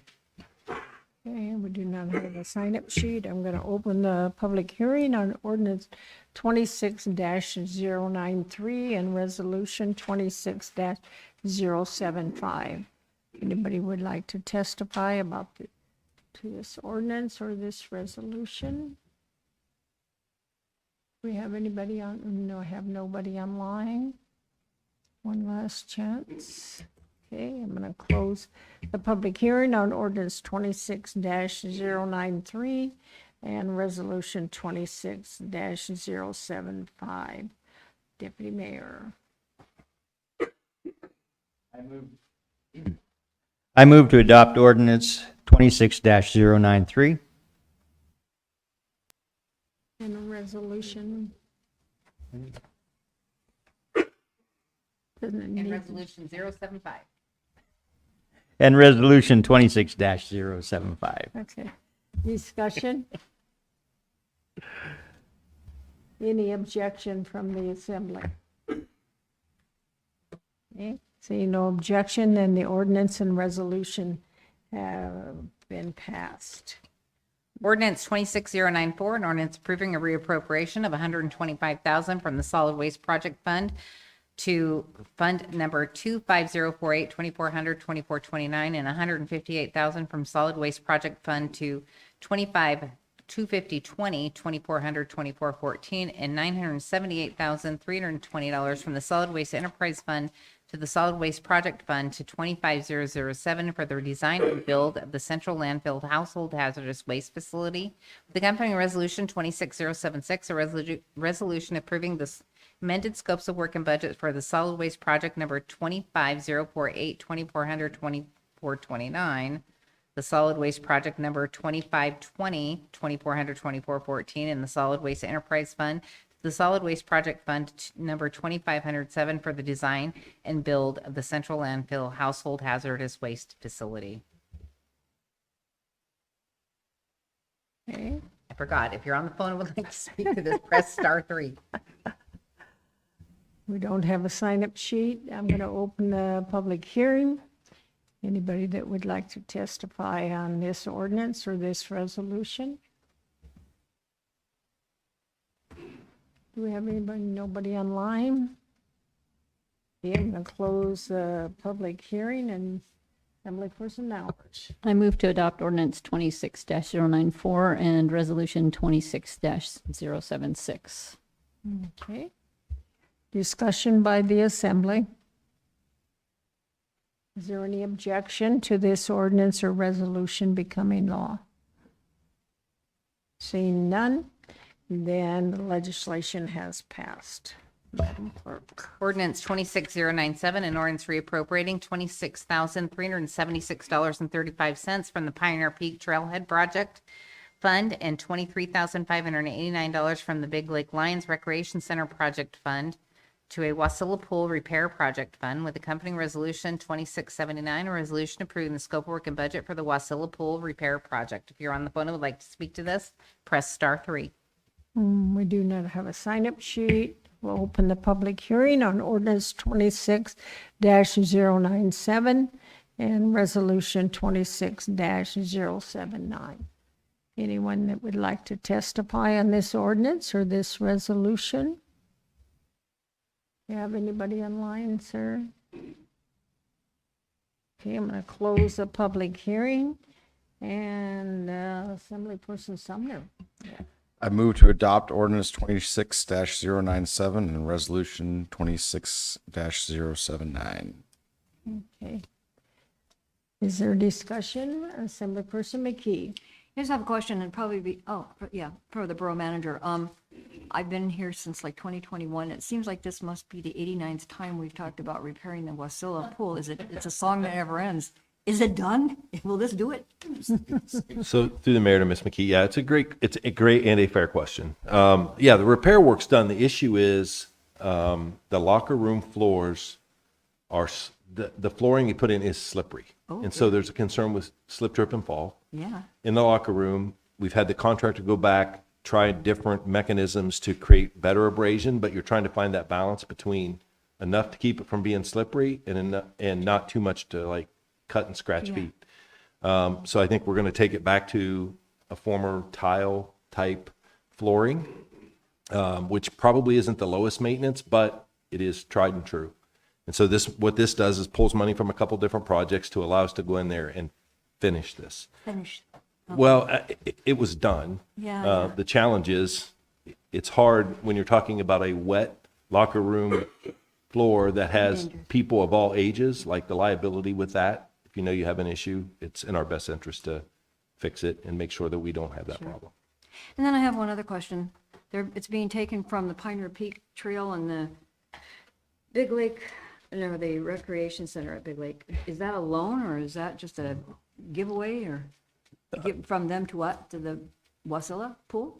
So through the mayor to Ms. McKee, no, they're existing project funds where like the Pioneer Peak Trailhead is complete. So that's leftover funding. And so, no, this is funding that exists already. Okay. I'm not sure specifically what the Big Lake Lions was, but I think what Jillian was looking to do is solve the problem quickly, which meant, the budget's set. So we're going to have to pull from another project if this is more important to get done. So that's what this does, is realigns the funding to make it possible. All right, thank you. Assemblyperson Sumner. So, I mean, I've done work in commercial bathrooms, and there's almost always a certification that's necessary for slip resistance on the flooring that you install. So I guess my question is,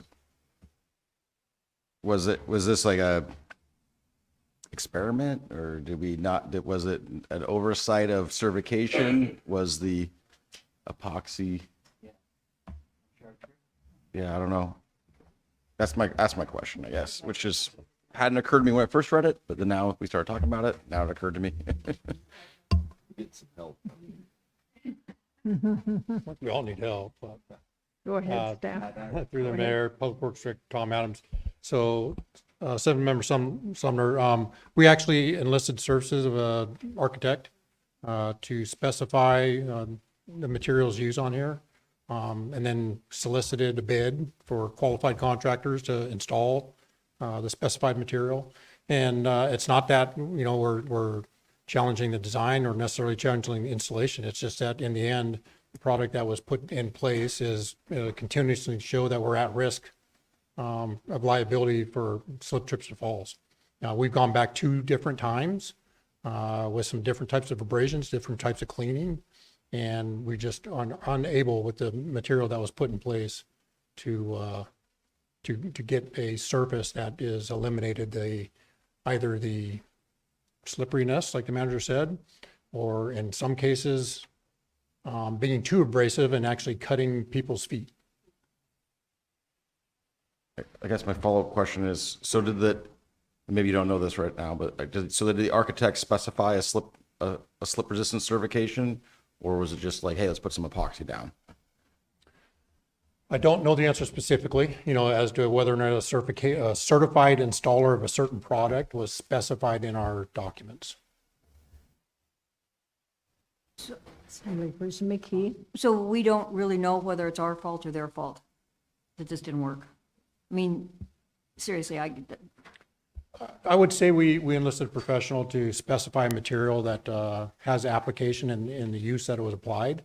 And the installer put it down as the way it was specified and instructed put down. And in this case, we're just finding that the material isn't working.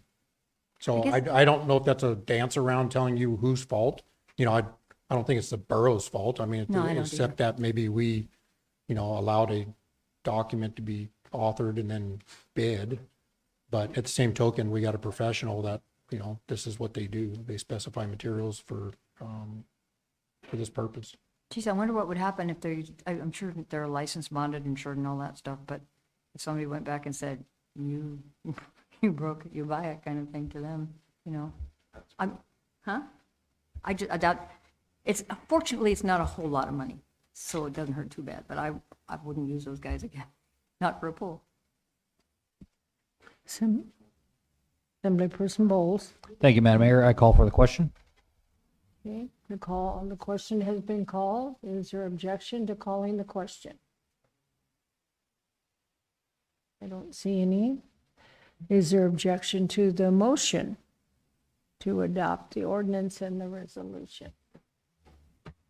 Okay, seeing no objection, then the ordinance and resolution have been adopted.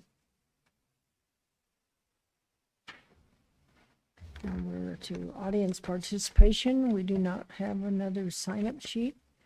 On this audience participation, if you didn't testify under the first, you're welcome to testify here.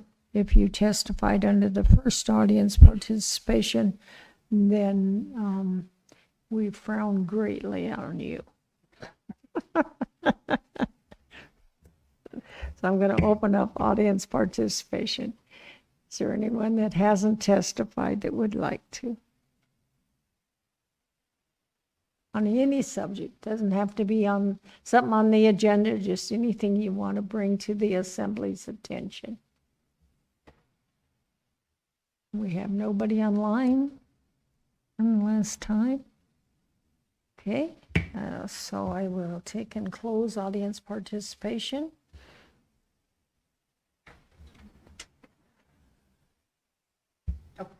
Consent agenda. Sorry, Madam Mayor. Yeah, so we're I don't know how many consent agenda we have left because we pulled a bunch, but you got it all, so you go for it. Resolution 26074, resolution authorizing the manager to sell the Goose Creek salvage timber harvest. Resolution 2683, resolution amending the scope of work and budget within project number 347-6600 Meadow Lakes Road Service Area to reallocate funds from Saska's Meadows Subdivision and Sylvan Road Pavement Preservation Projects to North Edgewater Drive Pavement Preservation Project. Resolution 2685, a resolution amending the scope of work and budget within project number 347-6600 for the Meadow Lakes Road Service Area to reallocate funds from Treasure Island Subdivision roadway improvements to Hermiker Drive and Spring Drive Improvement Project. Resolution 2686, a resolution amending the scope of work and budget within South Colony Road Service Area to reallocate funds from the France Road improvements to Crimson View and Heavenly Meadows Street improvement projects. AM 26103, authorizing the manager to enter into a memorandum of agreement with the Alaska State Department of Transportation and Public Facilities regarding the transfer of Stringfield Road. AM 26104, authorizing the manager to sign an amendment to a memorandum of agreement with the Alaska State Department of Transportation and Public Facilities regarding the transfer of local roads in connection with installation, operation, and maintenance of lighting as part of the Glen Highway milepost 34 to 42. AM 26107, approval to provide the Christmas Friendship Dinner Incorporated $5,000 for the annual Christmas dinner from the Assembly Reserve. AM 26113, approval of utility relocation cost of $100,867 to GCI Communications for the Mayflower Lane Improvements Project in the Bogard Road Service Area and extension of the project completion date to December 31st, 2027.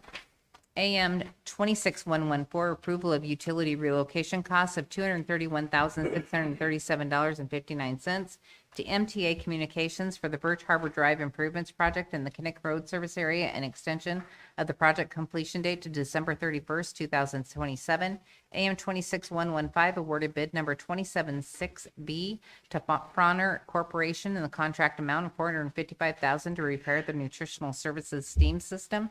And AM 26117 awarded bid number 277B to Swelling General Contractors in the contract amount of $1,770,440 to construct Bradley Road Bridge replacement. Deputy Mayor. I move the consent agenda as read into the record by the clerk. Okay, is there any objection? Yes, Assemblyperson McKee. Yeah, I guess I probably should have pulled the amendment about the Christmas dinner so that I could talk about it. Can I just, I don't know. I mean, we know it because, It's, the motion's on the floor to adopt it, so, Can I move to divide the question? okay, Can I divide AM 26107? okay. Is there objection to dividing the question? Okay, so that one now will be taken. Is there objection? I didn't think so, sorry. Okay, so the question is adopted, so it will be taken up later. I We're mean, going to vote two different things. okay, The first segment is all the other consent agenda except AM 26107. That is on the floor right now for adoption, Madam Mayor. okay. Is there any objection then to? Okay, seeing no objection, then the mass ones that haven't been removed pass. Okay, now. Now we're on the second segment, which is AM 26107, Madam Mayor. Okay. So, Assemblyperson McKee, if you will move to adopt it. It's already on the floor. we got it Okay. on the floor. We can discuss it. Okay. So I'll be All right. really brief. And most of us have read this, I'm assuming, but just for the rest of the folks that don't know, this is a really huge deal and they've been doing it like forever. They have everybody as a volunteer. They serve 3,500 to 4,000 individuals every year. They do takeout. They deliver to people who are homebound. Nobody gets paid to do this. It's all done with things like this, just the whole town kicking in and saying, some folks don't have Christmas dinner. Let's make it so that doesn't happen. So I just wanted to say that and give a shout out to those people that put in so much time, because I know several people that work on it and they don't have Christmas at home with their families. They go and do this. This is how they spend their time. And I think that's pretty worthwhile. I just wanted to give them kudos and a shout out. Okay, further discussion? Is there any objection? I see a couple lights on. Okay. Ready, so it is passed then, and then we have some other ones, right, ma'am? We do. AM 26105, approval of additional utility relocation cost of $57,914.10 to N-Star Natural Gas for Fern Street Upgrade and Pathway Phase 1 in the Fairview Road Service Area, pulled by Assemblymember Nowers. Person Howard, You have to move it. you need to move Move it. and AM then we can 26-105. discuss it. And Yeah. we could take these all together if you want. You want me to? Yeah. Okay, sure. Unless anybody objects. No. Good idea. Okay, then let me read them all. Okay, I just read 105. Now AM 26106, approval of additional utility relocation costs of $220,624.38 to N-Star Natural Gas for the Crimson View and Heavenly Meadow Street improvements in the South Colony Road Service Area. AM 26108, approval of additional utility relocation costs of $31,527.37 to N-Star Natural Gas for the Kinnick View Drive and Kinnick View Circle Improvement Project in the Greater Butte Road Service Area. AM 26109, approval of additional utility relocation costs of $80,277.67 to N-Star Natural Gas for the West Hermiker Drive and South Spring Drive Improvements Project in the Meadow Lakes Road Service Area. AM 26110, approval of additional utility relocation costs of $65,716.44 to N-Star Natural Gas for the Adele Circle and August Circle Improvement Projects in the Midway Road Service Area. AM 26-111, approval of additional utility relocation cost of $94,928.86 to Instar Natural Gas for the Jolly Creek drainage improvements in the Big Lake Road Service area and extend the completion date to December 31st, 2027. AM 26-112, approval of additional utility relocation cost of $98,749.57 to Instar Natural Gas for the Birch Harbor Drive improvement project in the Knick Road Service area, including an extension of the project completion date to December 31st, 2027. And AM 26-116, approval of additional utility relocation costs of $44,207.49 to Instar Natural Gas for the Helen Lane reconstruction project in the Bogart Road Service area, pulled by Assemblymember Nowers. Okay, and let me ask Deputy Mayor, will you move for extension on time, please? I move to extend our meeting till 11 o'clock. Okay, is there objection? Okay, all right, now Assemblyperson Nowers, go ahead. Okay, so I'm going to move all those that the clerk read into the record. And then the reason I pulled this, we've been talking about budgets, and reading these made my eyes pop out because NSTAR basically doubled the cost of all these projects to the tune of almost $700,000. On average, they doubled the cost. It looks like at the last minute, and in the what they said to the borough was, we discovered a estimating error. And then my understanding is they waited till the end of the project and said, oh, you gotta pay us this much more. And this is $700,000 out of the RSA budgets. Just on one project alone, on Crimson View, the project went from $160,000 to $389,000, and that money to pay that additional cost would have to be stolen from France Road, which is slumping and has a major. This goes to the Pathway School, so it's a important road. It's fallen off the edge. And it also has a really bad intersection. You're trying to get onto the Palm Whistle Highway. And I know we've got contingencies in place for utilities. And they're supposed to tell us, I think, if they go above 15%, they should give the borough some warning so we could have a discussion. So I guess the question I have for staff is, what happens if we just say, we're not going to pay this amount? I feel like if we don't push back, this is okay. They just can tell us whatever the cost is and we're going to pay it, is what it feels like. So can we tell them, no, we're not, you didn't tell us you're going over your 15% and you're going to have to do a better job internally. It's your error. Go ahead, staff. Through the mayor, some member Nowers, Tom Adams, Public Works Director. The answer is yes. This body can direct us to reject payments. And it's kind of why we're here. We had several projects that we had letters of agreement with the utility that established the fact that they provided estimates that we relied on making good decisions and set a 50% cap on overages without prior written notice. Projects were constructed and completed, and then we received bills from the utility, and like you said, in excess, sometimes 2, sometimes nearly 3 times as much as the estimate they provided. Our staff, Public Works, rejected payments, just as our letter of agreement said we could. And you can imagine the response that we got from utility. So we had a meeting with utility. Basically, they acknowledged their errors and providing estimates. There's 3 specific projects that, they went through construction and now we have these overages. And most of these other projects were in earlier forms of development. And so they just updated estimates, and now we can, even though they're impactful to other projects, at least we have the opportunity to budget our projects and make decisions about moving forward with them or not. Unfortunately, with several of the projects, we don't have that advantage. So, long way of answering your question, but yes, if these were to be denied tonight, then we would effectively not be making payment to the 3 that have invoices due.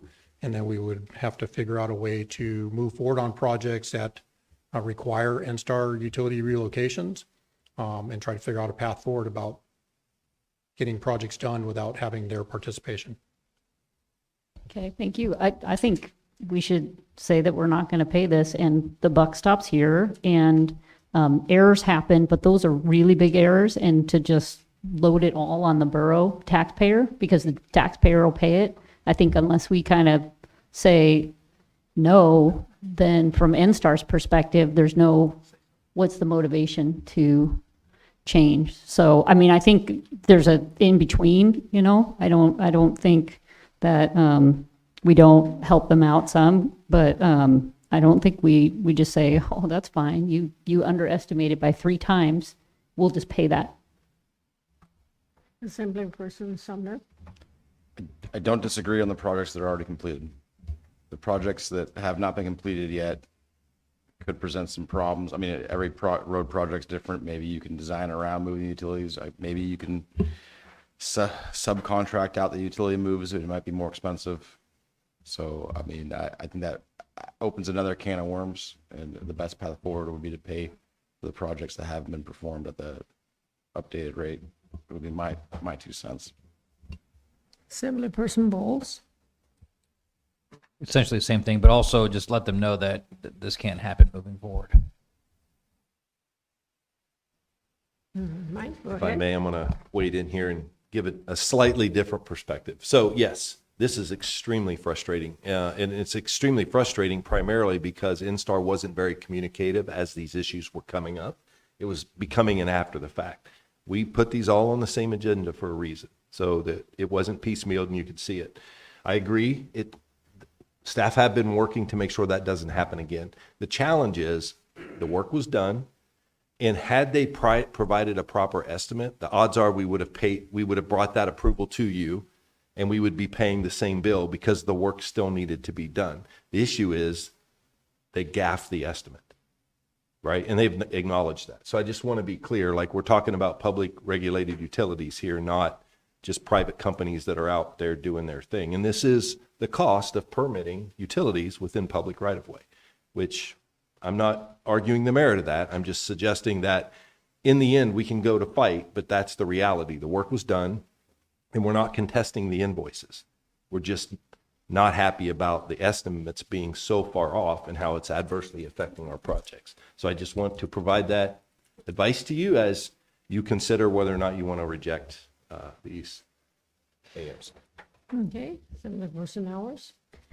I guess I feel like they're just in general, their estimates are often off, and there are real reasons for that, but also what's the motivation for them?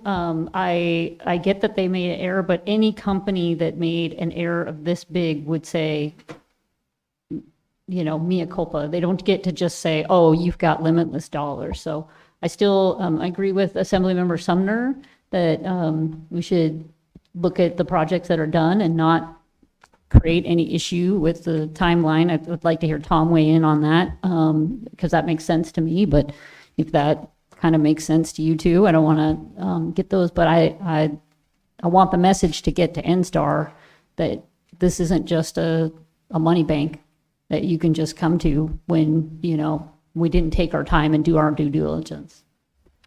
So through the mayor, if I might, believe us, we're not very thrilled about these changes either.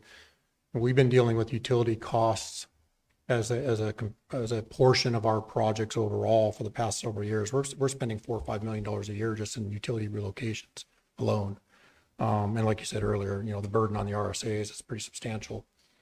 But I think to Max's point, to Sumner's point, you know, we could certainly contest this, but we have other projects that we need their willing participation. This is not like a utility where we have a choice to go elsewhere to get their utility relocated. We require NSTAR to be a partner in doing so. And if we were to pick a fight, you know, by not paying at least 3 of these invoices, it would definitely have an impact on our ability to advance other projects that we have not yet started.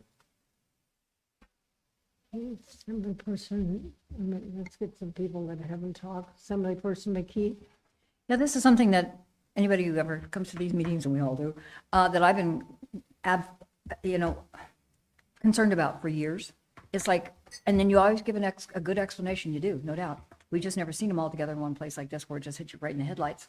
And I agree with everything that Stephanie said, but we're between a rock and a hard place, because if you don't pay them, then they don't have any competition. So, I don't know. I don't know where to go with this, other than maybe amend it to just pay those that are completed and then chat about the rest of the stuff. Would that work? I think the mayor's letting me in first, Mr. Sumner. And actually, the attorney suggested this, and I'd be totally fine with this approach. You could move to continue and invite Instar to come and discuss. I will tell you, I've already reached out to their vice president, and we've had a conversation about this. And I told them what would be on the agenda tonight. They had an opportunity to be here. So this isn't going to be a surprise. But if you want an Instar rep, I will reach out to them if you want to continue this, and we can continue this conversation at the next meeting. And I'll add to you, we had a meeting with several pretty high-level folks at Instar in a room, and they got the message. They were pretty embarrassed about where we are at right now. And they made some changes internally to get us some revised estimates that are more accurate. Now, do they swing the ball too far? Do we get a little bit more too conservative in our estimates? I would probably expect so for a period of time. But, like the manager said, I think the message has been made. We won't know until next summer when we start doing our projects again about how accurate their new estimates are.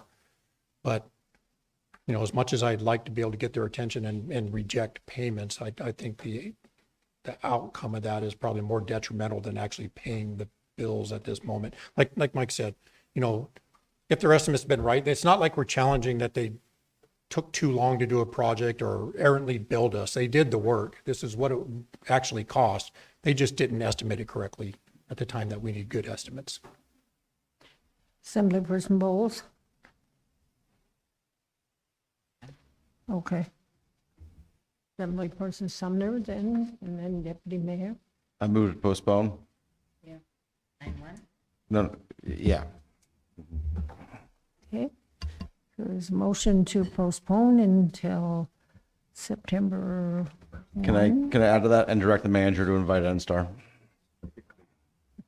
They need to make their case. Okay. Mr. Sumner, can I interject? I mean, there's only 3 of these that actually have invoices that are over, that we're working on payments. Many of the other AMs here are just rebalancing projects that haven't started yet based on revised estimates. So perhaps we could go ahead and take care of those and then just leave on the table the discussion about the willingness of this body to make payment on invoices that far exceeded their estimates. Madam Mayor, can I amend my motion for that? Include that. Madam Mayor. As long as the clerk has it. No, at this point, you'd have to withdraw this. We need to divide the question, know what AMs now that we're talking Yeah. about. Can I and withdraw do that my differently, motion? Yeah. I would like to motion to divide the question, and I need the AM number. So, Madam Mayor, if I may Okay. help the clerk Can- here, AM just a 26106. minute. Just a minute. So is there objection Oh, to sorry. withdrawing his amendment? Is there objection to dividing the question? Gotta know the AM numbers first. Yeah. So there's 2 out of the 3. There are forthcoming legislation that aren't on tonight. So one of the 3 that I mentioned is in forthcoming legislation. So on the agenda tonight are only 2, AM 26106, that is the Crimson View and Heavenly Meadows subdivision. AM 26-116 is Helen Lane. Those are the 2 jobs that have been completed and have change orders that exceed our estimates. So divide the question for those 2. Okay. Madam Clerk, are you okay? Yeah, I'm fine. I Okay. just want to know, are these the ones that you're wanting to be approved tonight or not be approved tonight? Those were the ones we would withhold approval and postpone to the next meeting. Okay. Assemblyperson Sumner, are you okay then with his definition of what we're doing? Okay, Assemblyperson Bowers. Okay, so there's additional ones coming, but they are not completed projects. They're revised estimates. Through the mayor, some member hours, no, one of them is a completed project. The Midway Streets project is another project that we just did not have legislation prepared in time for tonight. Okay. But it is a completed project where the estimate was more than 130%. And at this point, if we just held all the payments until the revised estimates, is it going to slow any projects down if we wait 2 weeks? I guess it depends on the utilities' reaction to the hearing that we're not going to make payment. Okay. They may certainly okay. not do more work until we resolve this issue. Because, and this is why it speaks to dividing the question. I think there's a bigger issue too with just having a conversation with NSTAR about bringing costs down in general, like beyond just this error. This is like a constant thing. And one of the questions I do have is I've heard they use external contractors at really high rates.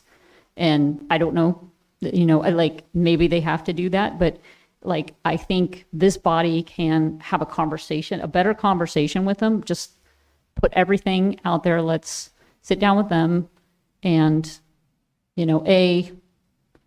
this error happened and you can't just make the borough make it go away. B, what else can you do to bring costs down? Because this is really driving cost projects. And C, like from our position, we're a pretty big partner with them too. We do natural gas LIDs, which enable all sorts of people to hook up to their lines, which is a monopoly. So I don't think, it's not I don't want to be a bad partner with them, but this is a big budget cost for us. And I think this body can send that message by not dividing this question, just holding these all, and we're going to have a conversation and hear from the vice president. So I'd rather not divide it and just go forward, since I don't think it's going to hold up any projects. But I do like the idea of having them come and discuss it. Further, yes, somebody, person Sumner, go ahead. I mean, yeah, I don't want to hold up the projects. That was the rationale for advancing the ones that are revised estimates and withholding just the invoices until we can talk to NSTAR, maybe negotiate a middle ground. And yeah, I do. NSTAR does have a single contractor that buries their gas lines. I mean, that's a further discussion. Maybe you can talk to Tom about it. NSTAR puts a lot of their gas lines in the right of way, not in the utility easement. I don't know why that is, what the rationale or reason is for that. But if you have a utility in the right of way and you have to do work on the right of way, a lot of times you got to move it. But. Further, is there any? What's the problem? Oh, well, can we at least move on the motion? No, you need to have a break right now. Okay, so let's have the vote. Is there any objection to the amendment? To dividing the question. I thought. Oh, okay. So there is. Okay. If I can get the members in the room to go ahead and vote in dividing the question. Madam Mayor, it passed with Assemblymember Nowers opposed. Okay. Alrighty. So we need to let's take a break till 10:15 then.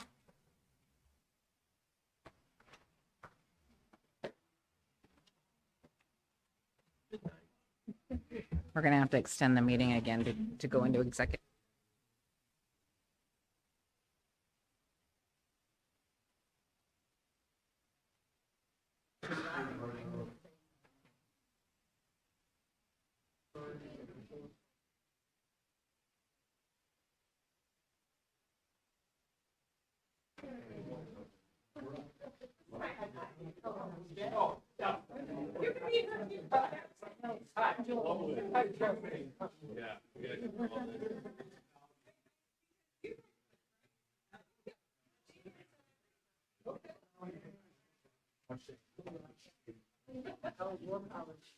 It was,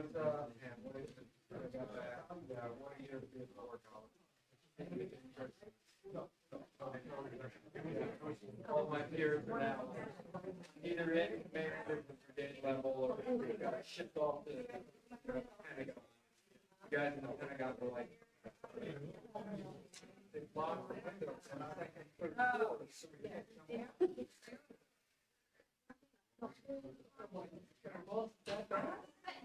yeah, they are. I avoided that.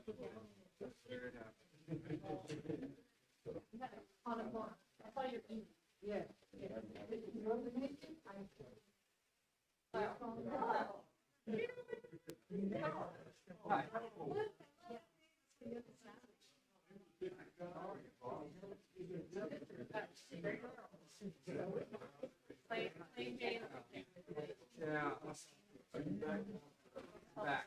Back.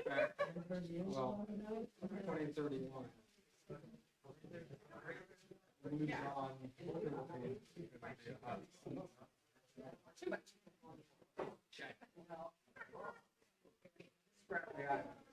Ever been through there? I have.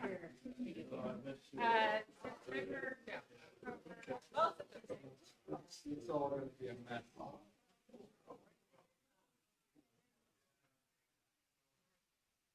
75 now.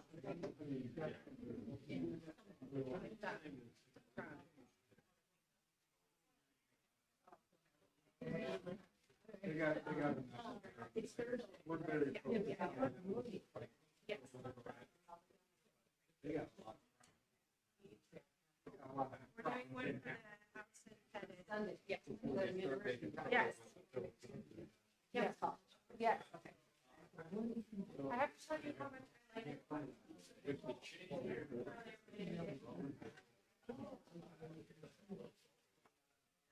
Yeah.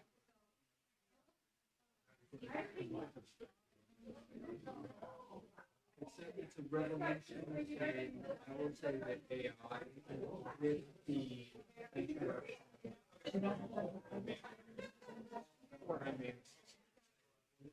is creating a revolution.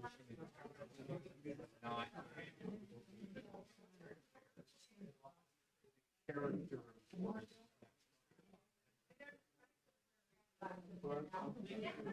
The nature is also the way we're finding that is changing.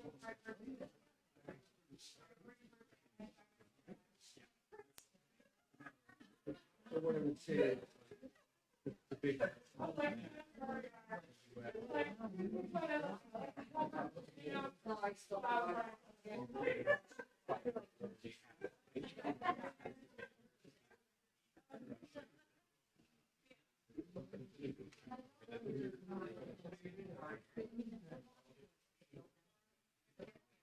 the way they're the way as systems everything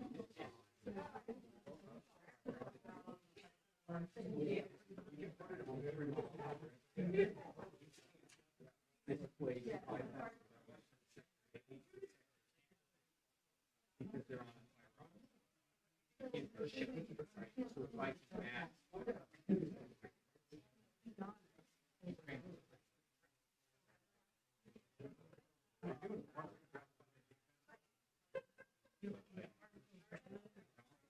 American playbook.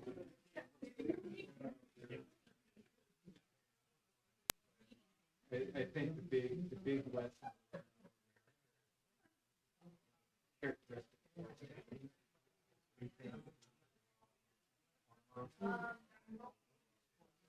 if you think that a South Korea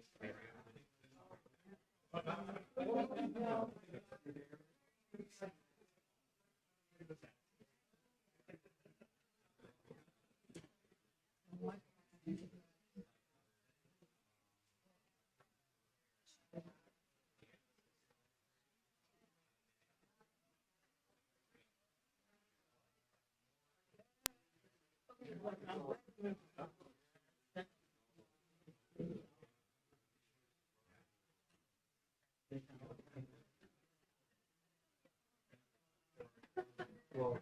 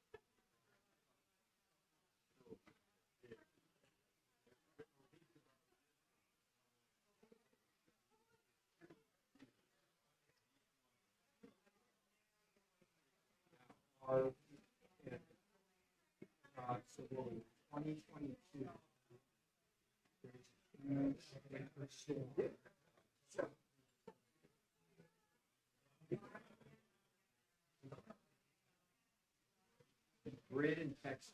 So it was a few. $50,000 a year. You get in there Thursday morning. You can't get a hold of the boss. He just pulls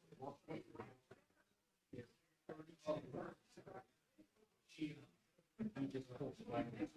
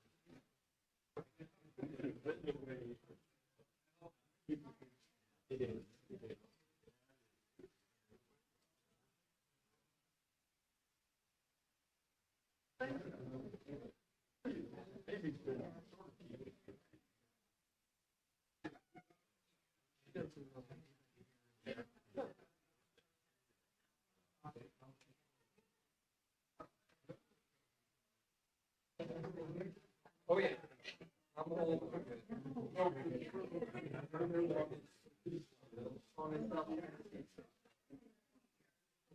I'll call you guys.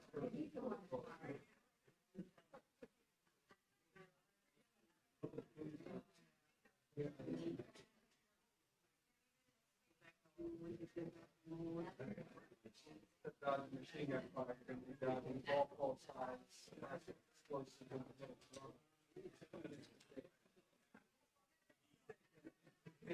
Basic fireman.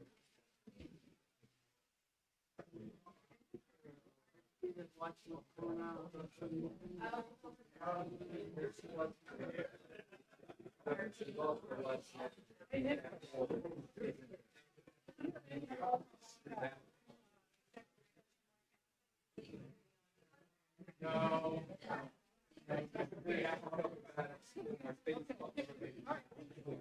Say.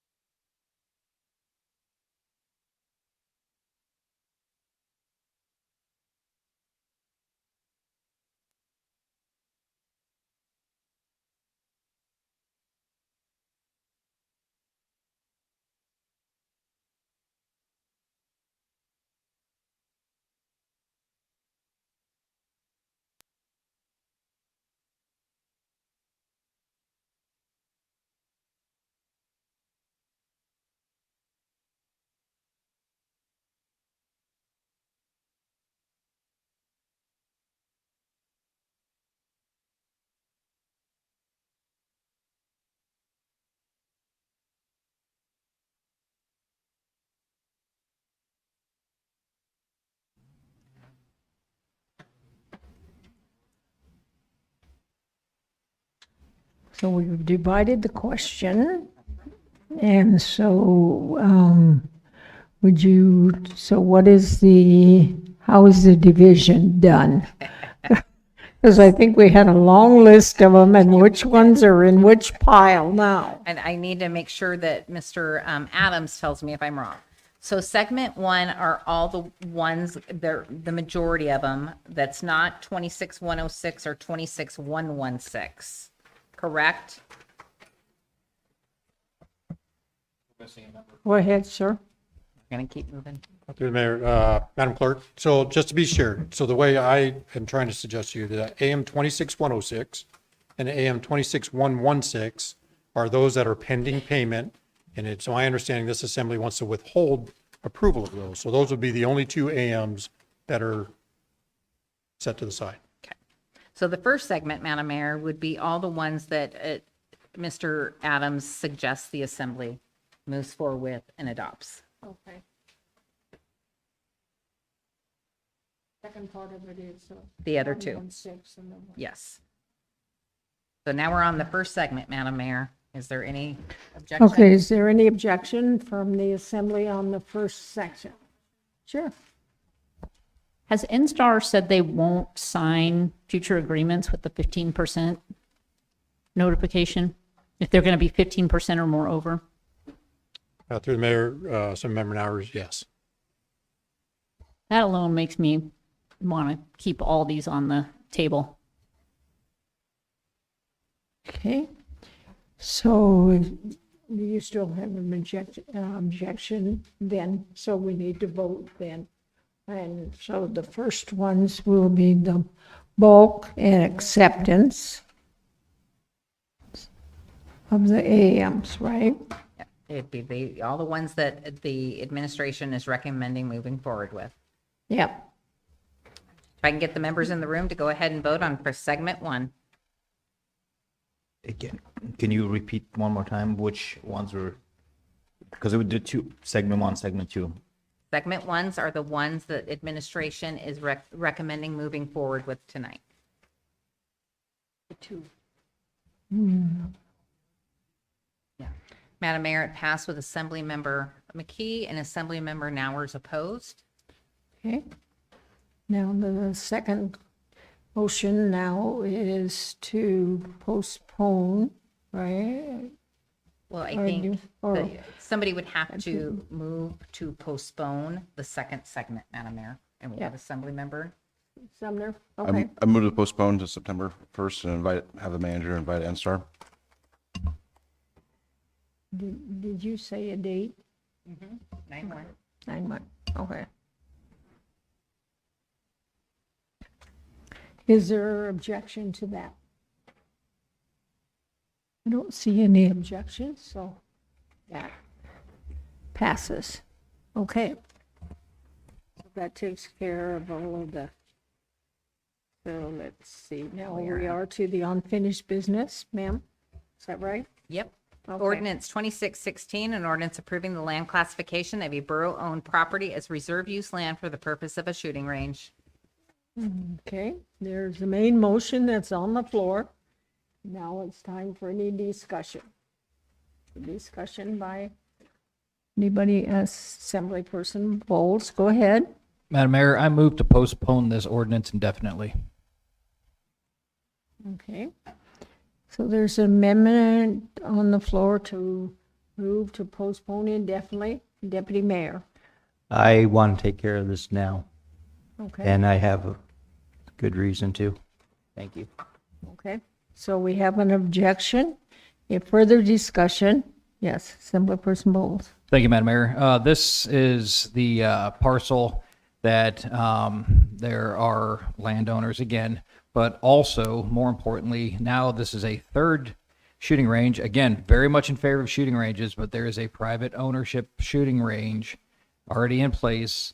So I just think that this is, I mean, talk about excessive government overreach and government infringement on private industry, private business. We're looking at it tonight. There is a private range that is in this area. This is now the third proposed shooting range to go within 25 or 30 miles of this private ownership shooting range. I don't think the government should be infringing upon the ownership's ability to make money at their shooting range. Okay, Assemblyperson McKee. Well, if we go with that premise, then we better not ever recommend anything for a shooting range because you got to be able to get to it. These people have built their own shooting ranges on basically, I guess, the road system. Does that just that would, I'm sorry, but that would seem to me, Mr. Bowles, to preclude the borough ever recommending anything you could get to.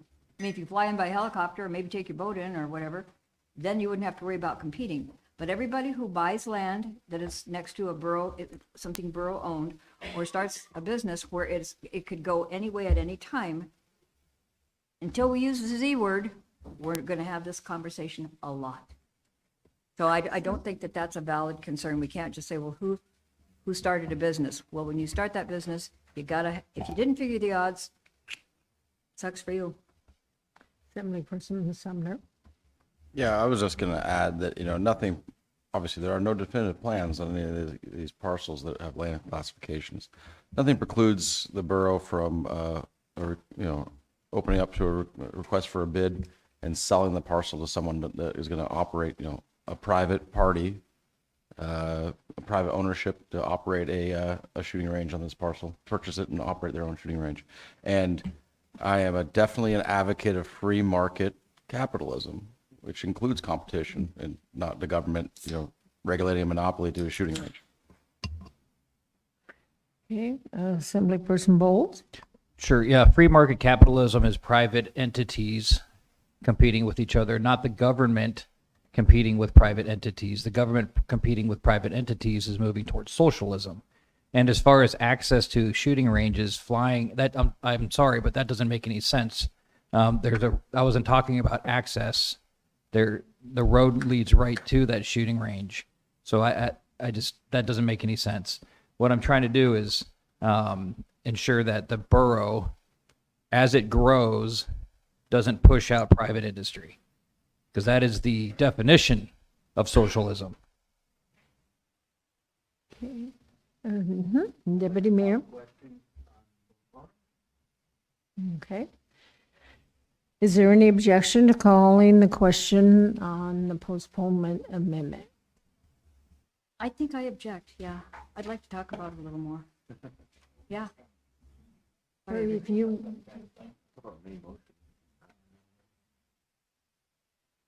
Okay, got it. okay, all right. So is there objection to calling the question on the postponement? Okay, so then I guess we're ready to vote. Postpone, yeah. There's a motion to postpone indefinitely. Now you're going to vote on that. Assemblymember McKee?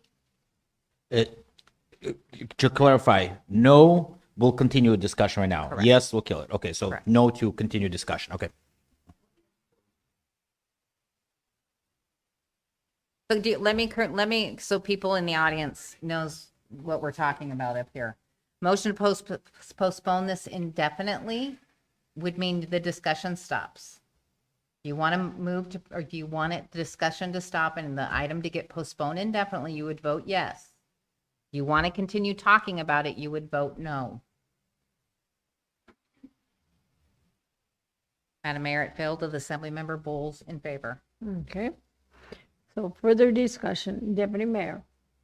So back in 22, King Arthur was getting paved, and I got a call from Bobby Hunter, who had a driveway on a corner and had a fifth wheel and some stuff. And when they redid that road, they paved it and did ditches and upgraded culverts and all that.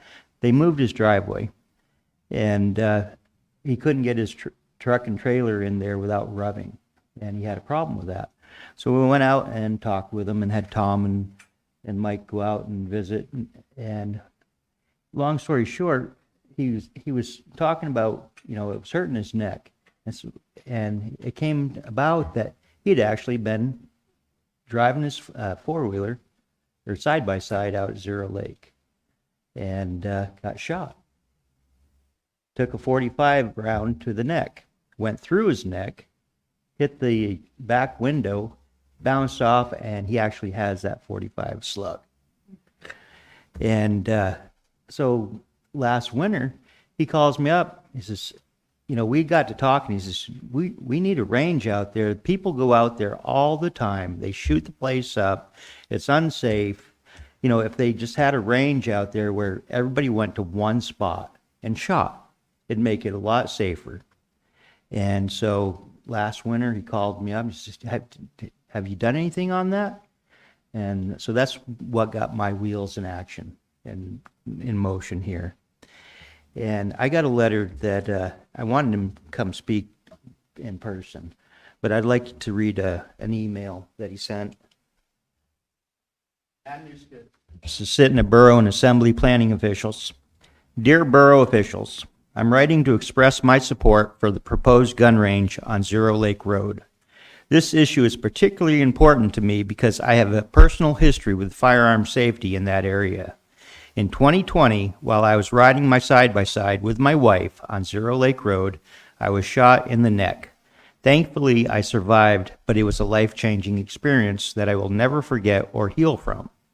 Because of what happened to me, I understand firsthand how important responsible firearm use and safety are. I believe that providing a properly designed and regulated gun range could be a positive step for our community. A designated shooting facility can provide people with a safe and appropriate place to practice, learn, and become more proficient with firearms rather than having people shooting in uncontrolled areas. I support having appropriate rules, safety requirements, hours of operation, measures to address noise access, and surrounding community. I believe those concerns can be addressed through the proper planning and responsible management. My experience in 2020 has given me a different perspective on this issue. I don't want what happened to me to be used simply as an argument against firearms or responsible gun ownership. Instead, I believe it is a reason to promote firearm safety, education, responsibility, and safe places for people to shoot. For these reasons, I respectfully ask the borough to consider moving forward with a proposed gun range on Zero Lake Road. I believe a well-planned and properly operated facility could benefit our community and promote safer firearm practices. Thank you for taking the time to consider my comments and for allowing me to share my personal experience and support. Respectfully, Robbie Hunter. Assemblyperson Sumner. Yeah, at one of the previous meetings, we had postponed this so that to give an opportunity for some members to go take a look at the property, which me and Mr. Farnoff, coming back from one of the budget meetings in Willow, we actually did take the opportunity to go up there and take a look. And we actually submitted photos to the rest of the assembly. So I'm sure, it's in the IM now. So I'm sure you guys know what I'm saying when I say that there is already a shooting range on this parcel, but it is unregulated and unsafe. So the question before us is not whether we are going to have shooting here on the Zero Lake Road parcel, because there already is, thousands, tens of thousands of bullet casings and bullet holes. The question really is, do we want them, to try and make it a safe and regulated shooting range, or do we want to just let people shoot willy-nilly there and potentially kill someone? Assemblyperson McKee. Until I saw the photos, I kind of was thinking how dangerous it was right now with everybody shooting anywhere at whatever they liked. But then you see the pictures, and that very first one that has a sign that says, basically it's saying, behind this sign is private property, and it's full of holes. And everything that could be shot at is full of holes. And so that picture's worth 1,000 words. And then the final clinch for me was when the gentleman talked about being shot. For God's sake, at least you got a shooting range, everybody's shooting in the same direction. Here it could come from anywhere. So whereas I have always supported the folks that testified, I still do, but I think you're going to be safer with something that's going to corral some of these yahoos and give them a place to go and shoot. And then you can have more recourse when you're going after them. You might even know who they are when there's some sort of regulation. So I'm for it. Okay. Assemblyperson Mowers. Yeah, people like to shoot in the valley, to shoot dryers, trees. Jim Creek is the example of a place that was the Wild West. and we put in a shooting range in Mod Road and get it cleaned up. But that differs from this one. In that case, there was a local champion and local champions who wanted that. And then it wasn't just putting in a shooting range, it was putting in a shooting range and having a concerted enforcement effort that was teamed with the state and the borough. We're just talking about classifying land in a place where I haven't heard anybody in the area say they want this. I think you need that local support for it. And if you have more shooting ranges and you do enforcement, you can solve the problem in other ways. If we had a local champion in this place, but we have a lot of property owners who say the last thing I want is a shooting range. And Mr. Bernier is showing me pictures. I don't doubt it, but this is Jim Creek all over again. I mean, they had trees, cottonwood trees in Jim Creek that were mature, 3 foot around trees, and they had been blown in half by it. And there was all sorts. So that's my issue with this place is you don't have a local champion and you have existing people that feel like they're going to be their property values and use is significantly impacted. Can we get the Wild West cleaned up without doing a shooting range in there? I think that's worth exploring, but let's get the neighbors on board.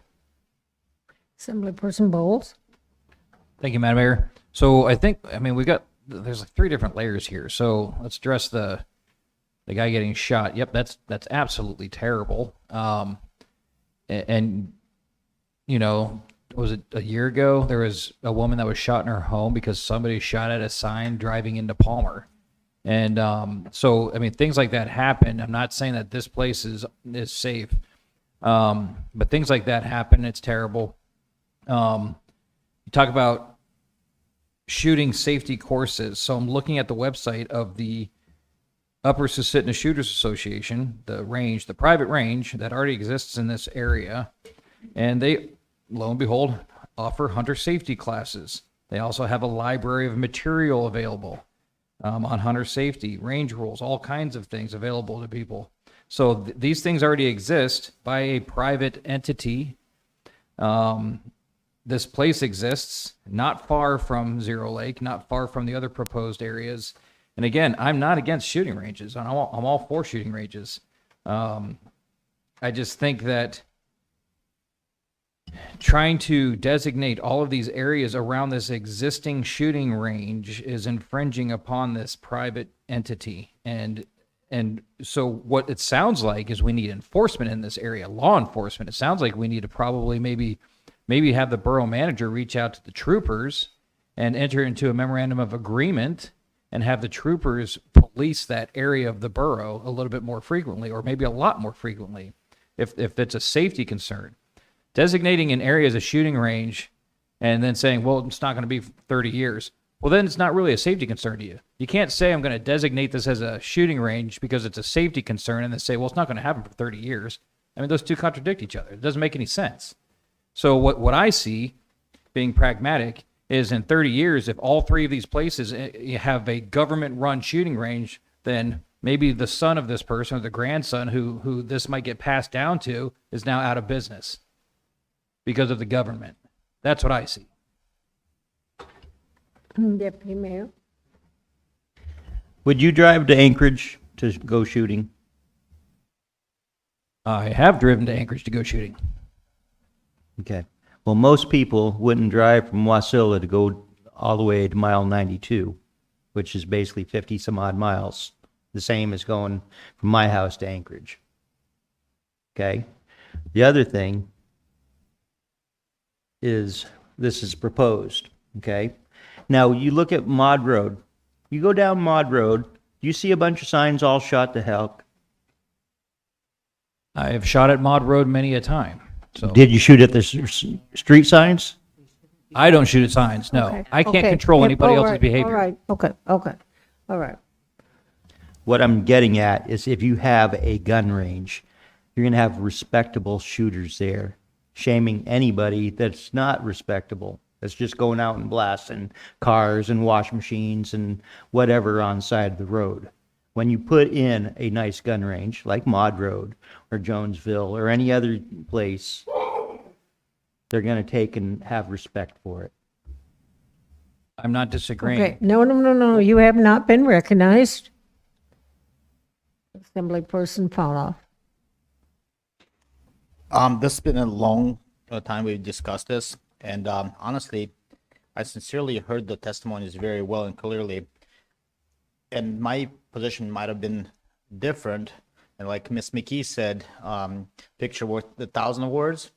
But if you actually went there in person, and I don't know, we can voluntarily say who did go. I know I did. I know another assembly member who was with me did.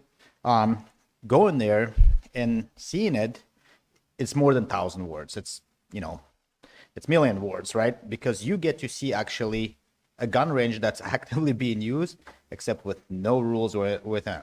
So it's actually, as much as you might not like our decision here tonight, it's actually in the favor of certain, and as a matter of fact, the faster we promote for it to be actual or gun range with the rules and directions, it is actually safer for those people out there.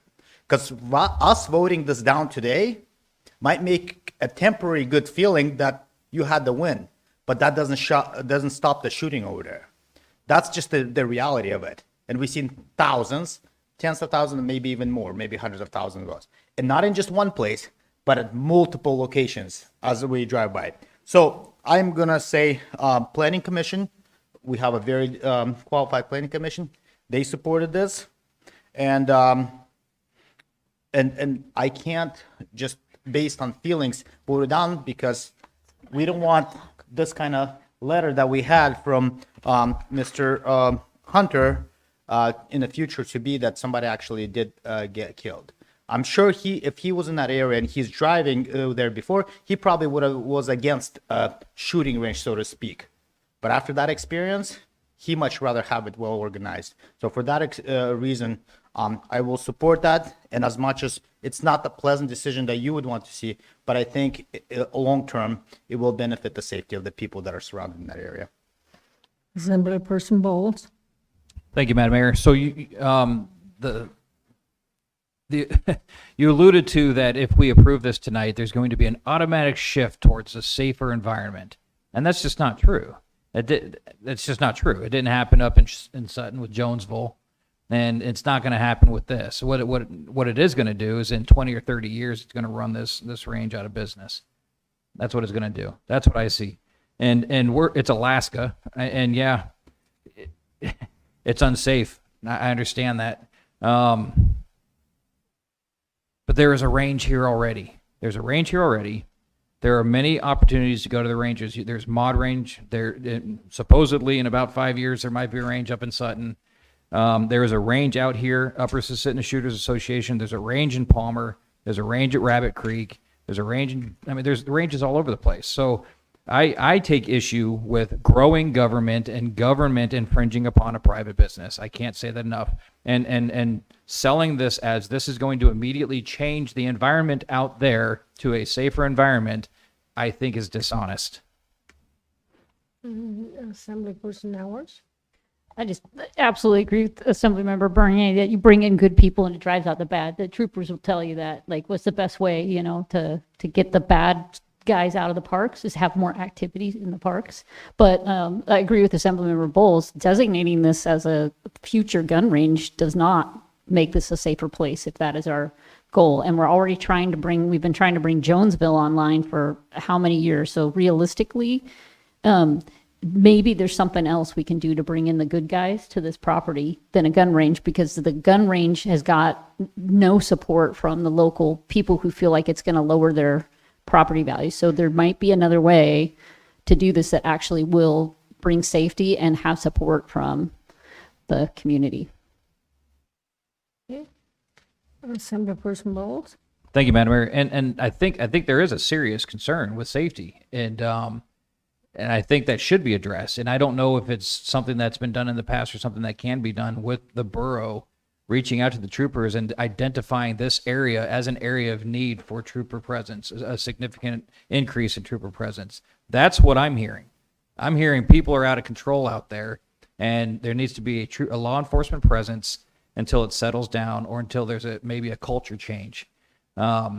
So that's what I'm hearing. I'm hearing it's unsafe. Somebody got shot in the neck, but there's a range 30 miles up the road, and that's not quelling any of the unsafe activity. And 30 miles isn't that far in Alaska. So I think there is objection to the motion, so the motion is to postpone indefinitely, so. Actually, no, that already failed. Oh, that We're on the already main failed. motion. Or on the main motion, okay. And it hasn't been modified then? No, okay. I think, if I may, I think most of us have made a decision in our mind. I call it a question so we can vote and move past this. And people who are here will know at least this chapter has closed. So, Thank you, Madam Clerk, for keeping me on the right motion here. Senator Is there- O'Connor called the question. Okay. Is there objection to calling the question? Okay, so now proceed to vote. Madam If I can Clerk. get the members in the room to go ahead and vote on the main motion. Madam Mayor, it passed with Assemblymember Bowles and Nowers opposed. Okay. So there are no vetoes, and now we're ready for new business and introduction. Do you have something regarding? That's enough. Yeah. Introduction for public hearing on September 1st. Sorry, got to get to the page. Ordinance 26096 with accompanying resolution 2678, ordinance 2698, ordinance 2699 with accompanying resolution 2680, ordinance 26100 with accompanying resolution 2681, ordinance 26101 with accompanying resolution 2684. Okay, Deputy Mayor. I move to introduce the legislation as read into the record by the clerk and set the public hearing for September 1st, 2026. Discussion about the introductions? Any objection? Okay, hearing none, then the legislation has been introduced. Deputy Mayor. I move to confirm the recommendations of the mayor as follows. Board for Advisory Review of Kennel Standards, Carrie Roffel, Linda Barcom as Vice Chair, Jennifer Hennessy, Kay Letty, Alyssa Boozer as Chair, and Dee McGee. Board of Adjustment and Appeals, resignation of Michael Dale. Plating Board, resignation of Igor Galloway. Okay, discussion? Is there any objection? Hearing no objection, then the vacancy report has been approved. There is no other new business, there's no referrals, there are no reconsiderations. We are to the point of parting comments. Mr. Attorney, parting comments. We're not to that point yet in the agenda. For parting comments. I want to thank Miss McKee for wearing this shirt. It's a going away present to George, her husband, who sat here 6 years, and it brings back a lot of good memories. That's all. Parting comments, Assemblyperson McKee. Yeah, I'm sorry that the folks left because I know their heart. I've been through that where we thought we were safe where we were, and then the government otherwise owned land, we lost the freedom of a 600-acre meadow that we had just ridden horses in and everything. So I understand the hurt. But I'll tell you what, I would not buy a piece of property from those people who own property out at Zero Lake because after seeing those pictures and hearing that testimony, I wouldn't go out there on a bet. I wouldn't buy property. I wouldn't rent property from anybody that owns it out there. And I wouldn't go to lunch out there. I just hope that they understand that this is a sincere effort in a time when government has to make a decision that says, folks, you just don't understand. This could make it better. And someday maybe they'll see that. That's what I hope. That's in my heart. Because I hate for how we had to do that, but somebody's going to get killed if we don't start making a move in the right direction. And to me, that's the right direction, is to say, maybe this will get them corralled and regulated. Assemblyperson Sumner, parting comments, sir? It's really easy to say that you like the idea of shooting ranges without actually having to delineate where they go. Deputy Mayor, parting comments? You know, it was actually the topic of shooting ranges that brought me to my first borough meeting back in, was it 2019 or 20? 21.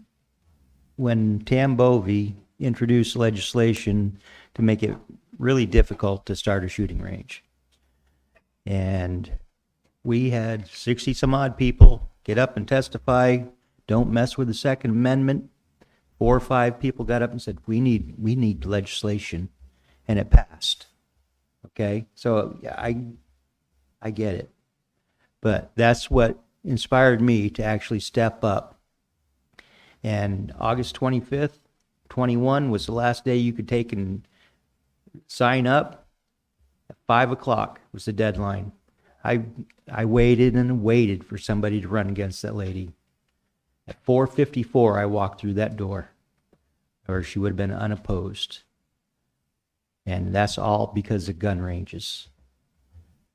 And I want to thank everybody that helped me here today.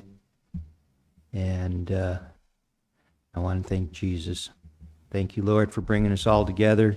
Thank you for our borough. Thank you for all the great things and blessings that you give us, Lord.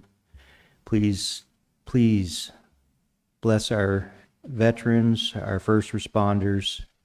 Take care of our elderly, the sick, the needy. Help those that have addictions that they can overcome, Lord.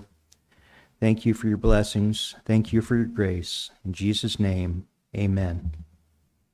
Assemblyperson Mowers, parting comments? Just want to recognize the people who took a lot of time out of their days to come here three times on the Zero Lake and express their passion about what is the biggest investment for them in their property and how they felt this was going to impact them. And I was listening to what they said. They didn't express the concerns about their safety and didn't support this. And I want to recognize that, because there's a lot of people who that's their biggest investment. And now they feel like, I'm uncertain about the future of that. And if they, what's it going to be like? When we designated it, I don't honestly think we will have a gun range up and operating on that. I mean, we got to get Jonesville up first.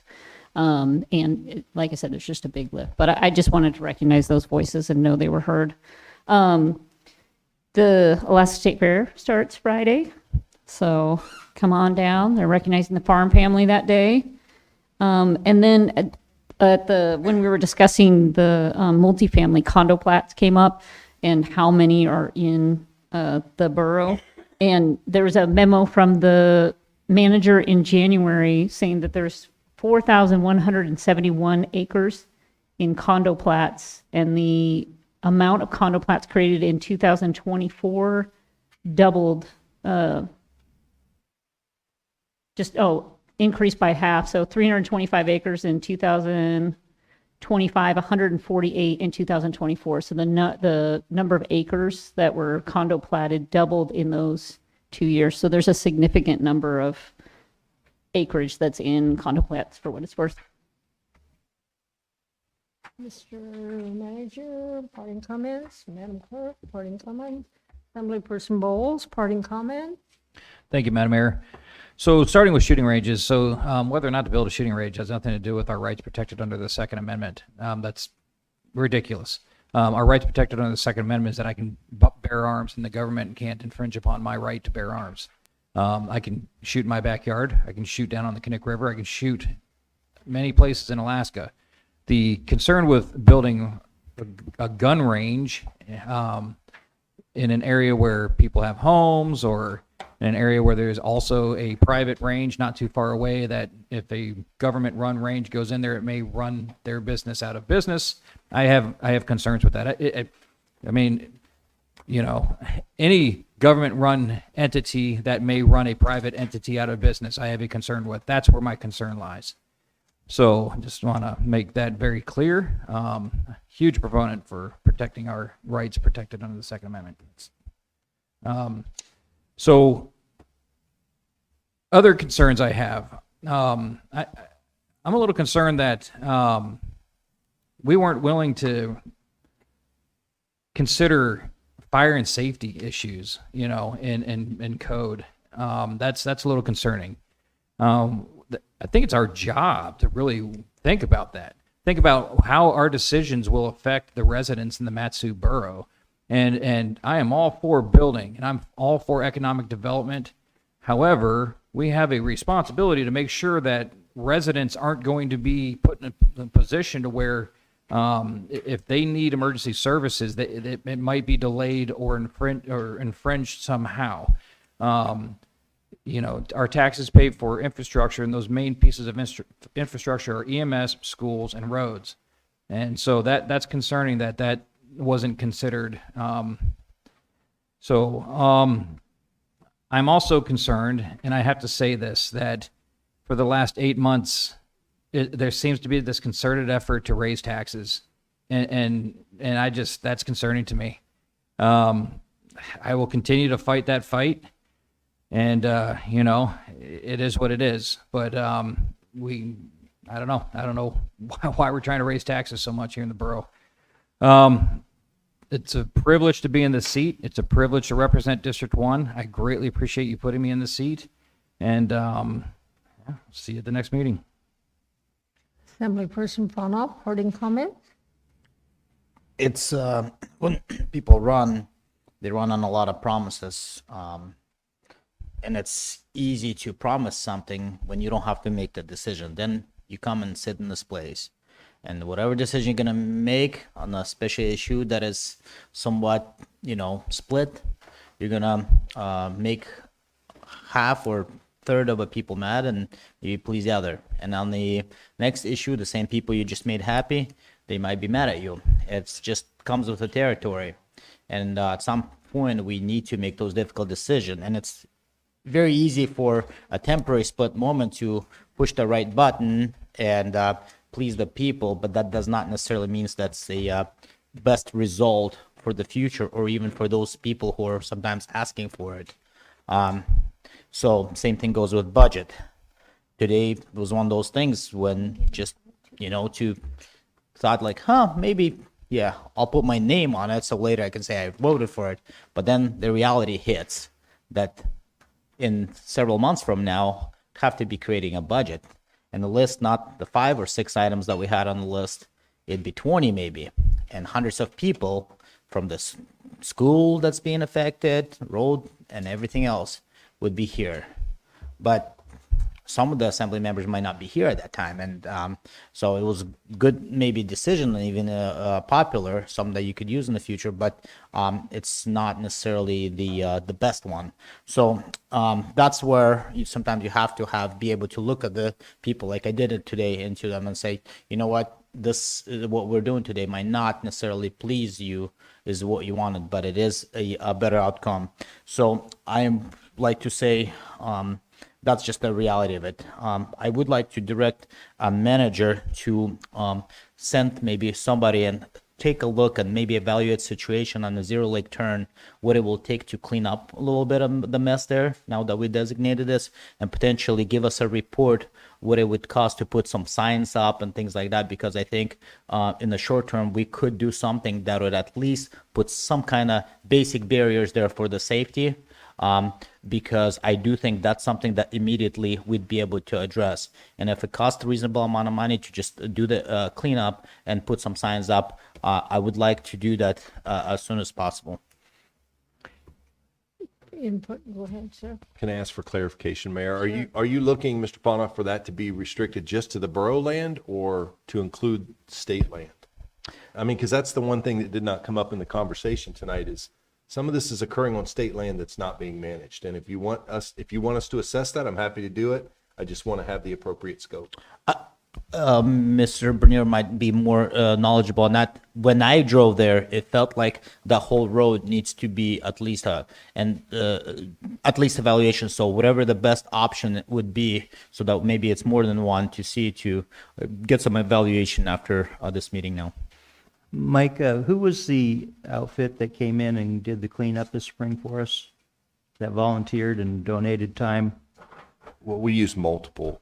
They reached outfits. out. I mean, we have Adult and Teen Challenge that we regularly work with, but there are lots of nonprofits and other groups and individuals that volunteer. They actually had a nonprofit come out this spring and do a I think nice, it was ATC. nice safety. I think. Yeah. And they did a great job. But as far as putting signs up, I think those are called targets on Zero Lake Road. Honestly. So I think there's. If I may, I have a good relationship with the ATC management, Adult and Teen Challenge. I'll probably we'll talk to them, see how much manpower they can offer, maybe in conjunction with our already cleanup coordinator that we have, to see what we could do, because we want to keep it as minimum cost as possible, but to see what we could do to make that place a little more safer and cleaner. Go ahead, So I didn't hear an objection, so I'm going to move forward with an assessment of some sort. Okay, all right. So I don't have parting comments. Deputy Mayor, you move us into executive session. I move us into executive session. Okay. Where is it at? In your file. Right here. Oh. Right in front of you. Read that, right? Read that. Extend the meeting. Right at top. I move to enter executive session for matters which the immediate public knowledge of which would clearly have an adverse effect upon the finances of the borough, and matters which by law, municipal charter, or ordinance are required to be kept confidential, and to discuss matters involving consideration of borough records that by law are subject to the public disclosure, and discussion of matters subject to attorney/client privilege. In particular, the discussion of David's Family Trust versus Amatsu Borough, 3PA-26-02199CI. Those present during executive session will be the mayor, the assembly, the attorney, the manager, and the clerk. Okay, Deputy Mayor, will you move us to extend the? I extend this meeting till 11:59. I object. Okay. Is there objection to extending the meeting? You can't, you can't object, sir. It's 11:50, 10:58. So, 11:59. He wants to extend it for an hour. He can't object. okay, go ahead. Thank you, Madam Mayor. I object because I have a motion to vote down the executive session coming up. Well, yeah, At this point in time, we have 2 minutes to do that. We're going to run out of time if we don't extend the meeting. right. And there's going to be discussion on your motion, sir. So, okay, so any other objections to 11:59? Okay. Alrighty, so the motion on the floor then is to go into executive session. Assemblyperson Bowles. Thank you, Madam Mayor. I move to table this executive session. We've already gone over this. I think the attorney is working on this. He's doing a good job. I don't think our discussions are going to do anything or change the course, and I don't think we need to spend any more time on this at this time until the attorney is ready to provide us with the report. We have a motion to postpone indefinitely, Madam Mayor. Okay. Discussion by the assembly. Assemblyperson Sumner. Who put the executive session on the agenda? Okay. Is there any new information from the attorney?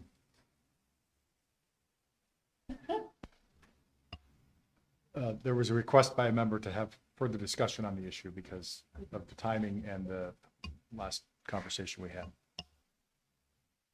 Yeah, I would ask that we would have it. We probably will have it briefly. And those who don't want to participate, maybe Mayor can excuse them.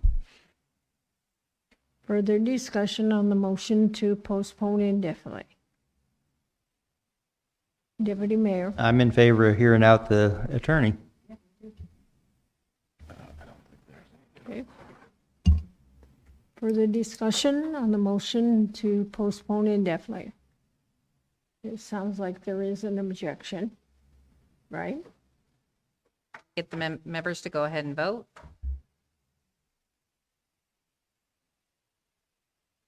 It failed with Assemblymember Bowles and Nowers in support. Okay. So I guess we will move into executive session then. Or you ask if there's any objection to entering executive session, and then Any they can vote on objection that to too. going into executive session? Okay, so we'll go into executive session at 11:01.